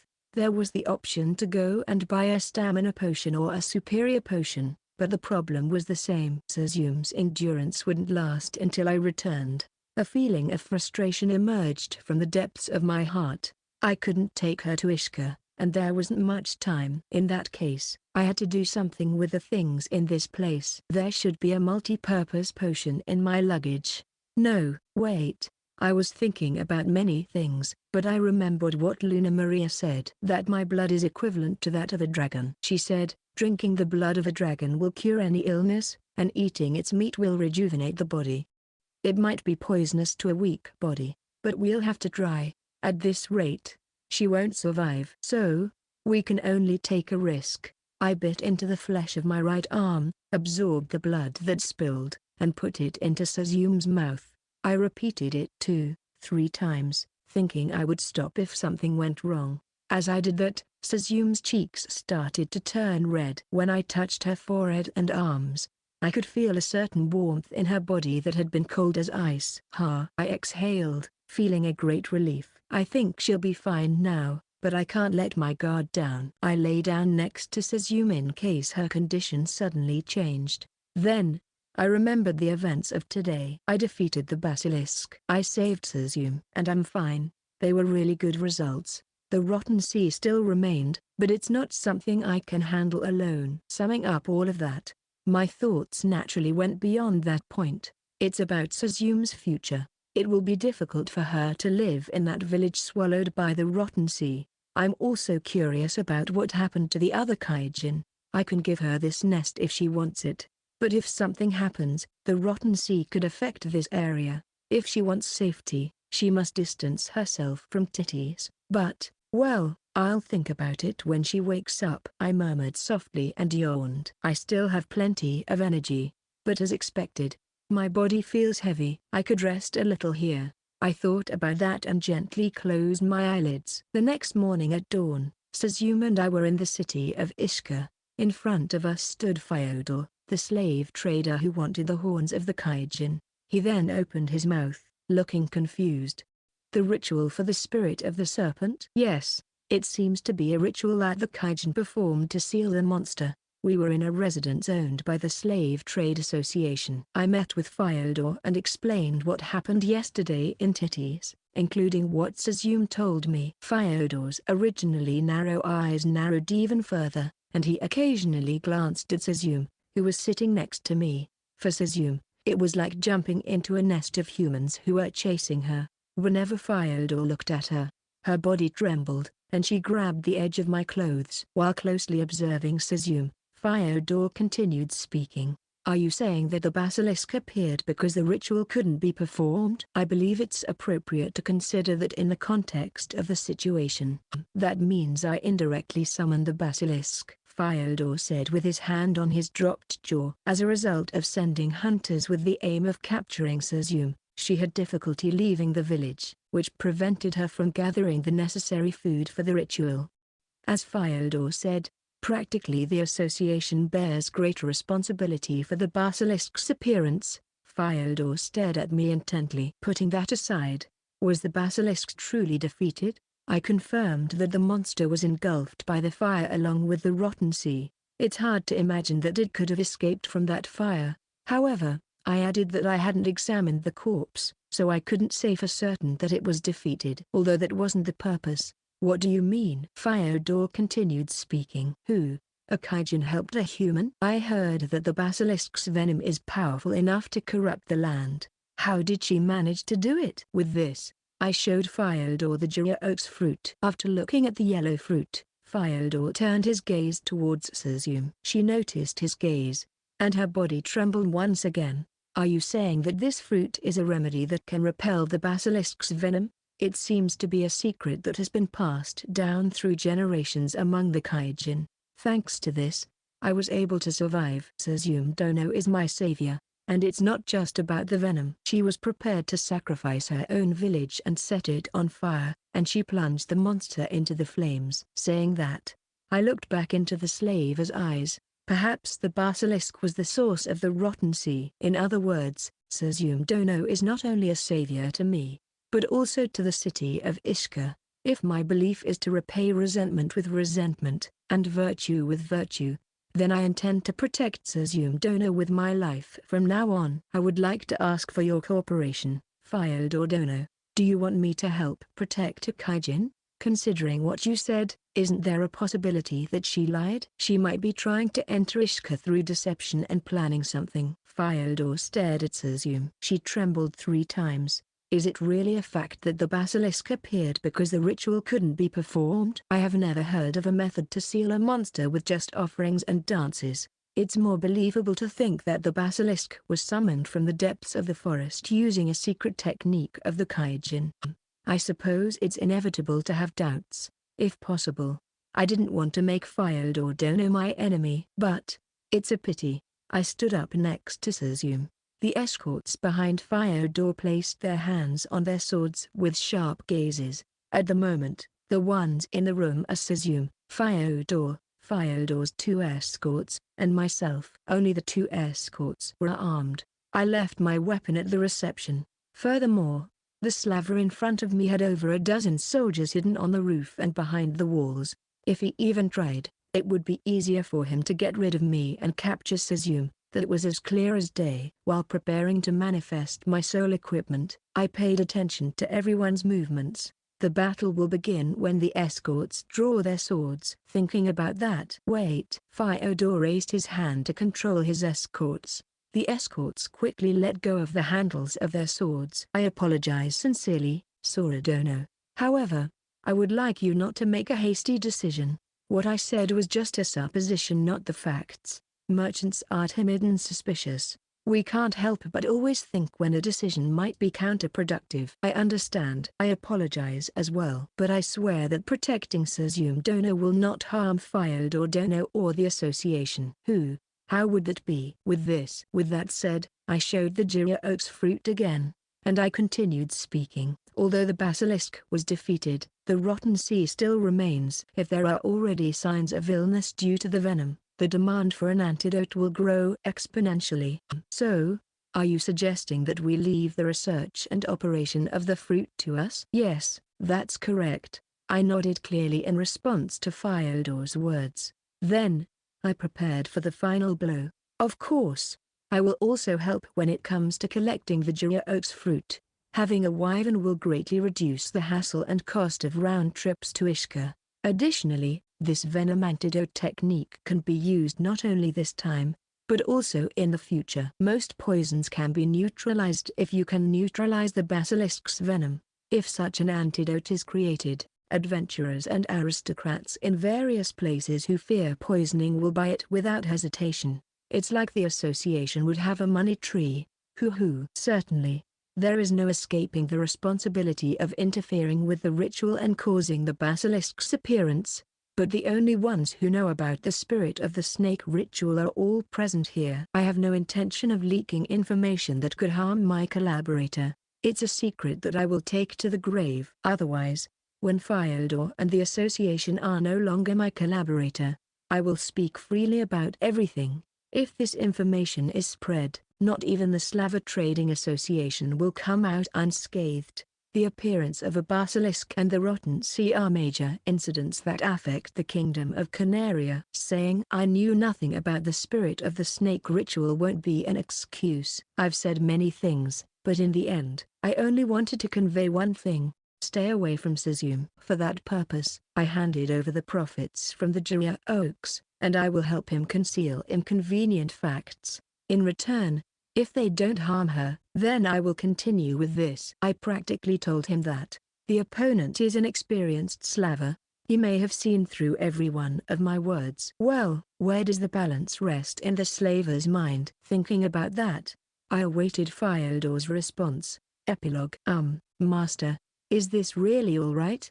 What's the matter? Well, is it okay for me to have a room? Of course, no problem. I mean, it would be a waste not to use it since there's more space. As I said that, Seal blinked in confusion. Suzum, who stood beside her, wore a similar expression. Meanwhile, Luna Maria observed the scene, her hand resting against her cheek. Yep, well, I can see that they're all perplexed. And truth be told, so am I. This is a luxurious residential area in the northern part of Ishka, and what stood before us was a grand mansion that could comfortably accommodate about 20 people. It appears that this will be my new home from now on. It's not a rented property. The house and the land rights belong to me. Well, yes, it's bound to confuse anyone.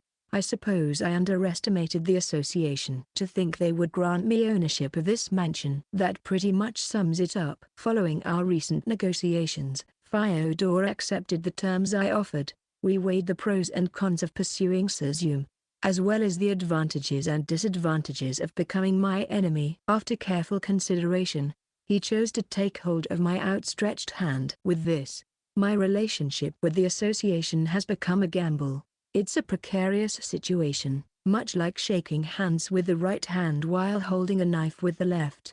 However, I take pride in knowing that it's the best way to protect Suzum. That may be all well and good, but it seems that Fyodor views me as some sort of opportunist. Nevertheless, I've made various investments in establishing this collaboration, and this mansion is one of them.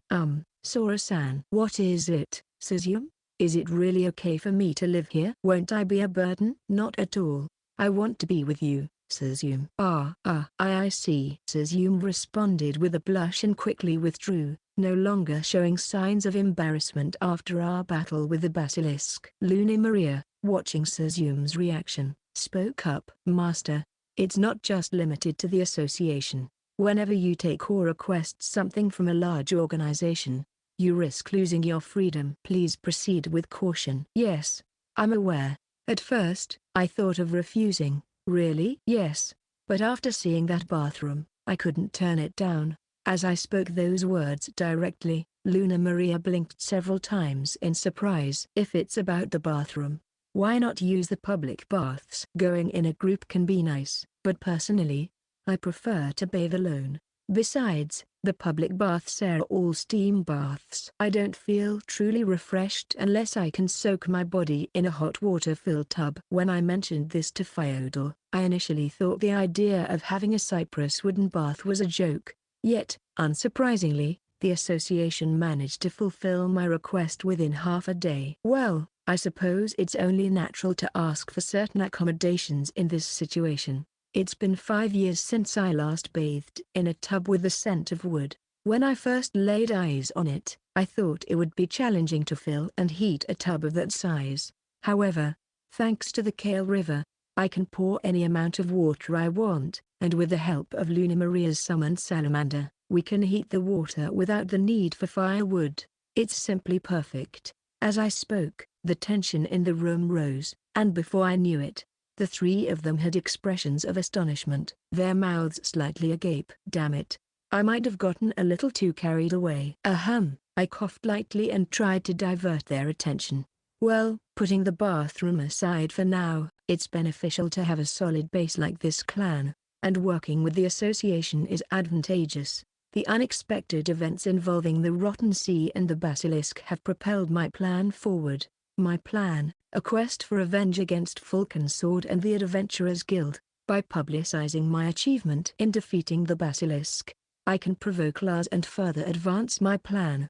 The same tactic can be applied to the guild, and this achievement can provide me with additional leverage. A small chuckle escaped my throat as I contemplated the future. Observing me in this state, Luna Maria and the others couldn't help but feel perplexed. Extra. Master, would you like to take a stroll outside for a bit? Luna Maria suggested this on the day following our victory against the Basilisk. Specifically, it was the day I returned to the Bluebird Inn with Sazum. What's this all about suddenly? There's no time for that. I have to go to the Slave Association, Master. I believe that would be for the best as well. What? You too, Seal? Luna Maria and Seal smiled, pulling me out of the inn while I was still perplexed by their behavior. Wondering what had transpired, I decided to heed their suggestion and take a walk outside. I don't think they whisked me away without reason. There must be a purpose to it. Besides, I also wanted some time to ponder. To think that the Mitsurugi family came here. I said this with a touch of bitterness. When I heard about Sazum's recovered physical condition in the Kamuna village, my attention was drawn to the mention of a group of samurai from the east. It led me to believe that Sarin Hatsuki was responsible for the destruction of Kamuna village decades ago. The strength of the Kamuna kijin was somewhat known when they settled in Titis. Only the Mitsurugi family could have wiped out those formidable kijin. To attack Kamuna, one would have to venture deep into its depths. Only practitioners of the illusory sword style could combat the kijin while warding off the monsters lurking in the depths. They showed no mercy on the battlefield, killing men and women of all ages. The Mitsurugi family's presence, brandishing their formidable banner, was deeply felt. I don't know what transpired at that time, so I can't judge whether it was right or wrong. However, it's hard to imagine that all the peaceful kijin residing in the Titis forest would go out of their way to harm the Mitsurugi family in Onigashima. It seems more likely that the Mitsurugi family actively attacked the village. In this manner, I cannot leave Sazum alone. Even more so, originally, I had no intention of leaving her by herself, but I reaffirmed that decision. Once you make a decision, swift action is required. Before I knew it, I had walked enough. So I returned to the inn. Today, I left a generous tip for the innkeeper and his daughter and attempted to enter my room. However, at that moment, Seal emerged. Master, welcome back. For some reason, Seal cheerfully exclaimed, I was just about to come find you. Come on in. And guided me into the room. Inside, Luna Maria was also wearing a smile, while Sazum seemed to be hiding behind her. I'm not sure what's going on. But is everything all right? Yes, everything's perfect. Seal proudly puffed out her chest. As I pondered the situation, Seal gestured for Sazum, who was hiding behind Luna Maria, to step forward. "All right," says Yum-chan. "Let Master see it too." Well, don't worry, you look absolutely beautiful." "Yes, absolutely." Luna Maria agreed with Seal's words. As I grew increasingly puzzled, Sejum took a step forward. She distanced herself from Luna Maria, and I couldn't help but let out a gasp of astonishment at her appearance. Sejum was no longer clad in her customary leaf outfit. Instead, she wore a one-piece dress with colors reminiscent of the night sky. Blue butterflies and flowers were delicately embroidered in various places, and the skirt had a double-layered design, with a thin, translucent outer fabric.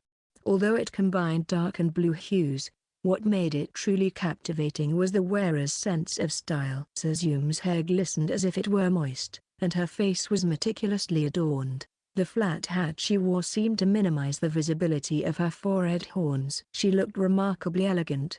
"You look absolutely stunning, truly." It was as if she were a different person from the moment she left the inn. I borrowed Luna Maria and Seal's words from earlier since I couldn't think of any other fitting descriptions. Hearing my words, Sejum became flustered, her hands pressed against her cheeks, murmuring, "Stunning?" Behind her, it appeared that Seal was immensely proud. Later, when I inquired with Luna Maria, she explained that Seal, being the oldest of 6 siblings, looked at Sejum's leaf outfit with a touch of anger, exclaiming, "It's unforgivable for such a beautiful girl to wear something like that." She swiftly arranged various items, igniting her inner big sister spirit upon learning about Sejum's appearance and circumstances. The shy Sejum, the spirited Seal, and Luna Maria, observing them with gentleness, enchanted by their presence. I mustered a forced smile. Author's words: "It's a pleasure." I'm Gyokito. Thank you very much for buying this work. It's been about 10 years since I learned about the world of web novels and created my own work on a novel publishing site. To think that the day would come when my work would be sent out into the world. When Earthstar Novel contacted me about making a book, I had some strange thoughts about being impressed. To be honest, I still want to pinch my cheeks to make sure it's not a dream, but it wouldn't be very becoming for an old man to do something like that. Well, let's move on to the story of the work. In this tale, the protagonist, exiled from his homeland due to his weakness, will make others understand when he awakens a new power. The story itself may be somewhat ordinary, but I consciously incorporated sharp elements like grotesque and erotic elements. So at first, I never thought this work would become a book. As soon as I saw the ranking on Shousetsu Nina keep rising, and when I reached the top of the ranking, which I had never achieved before, I burst into laughter for no apparent reason. After that, while feeling an unfamiliar pressure from being at the top and receiving a warning from the management of Shousetsu Nina saying, "Isn't your work too erotic?" it was announced that the Earthstar Novel Awards would take place, and I was able to enter and received an award among that.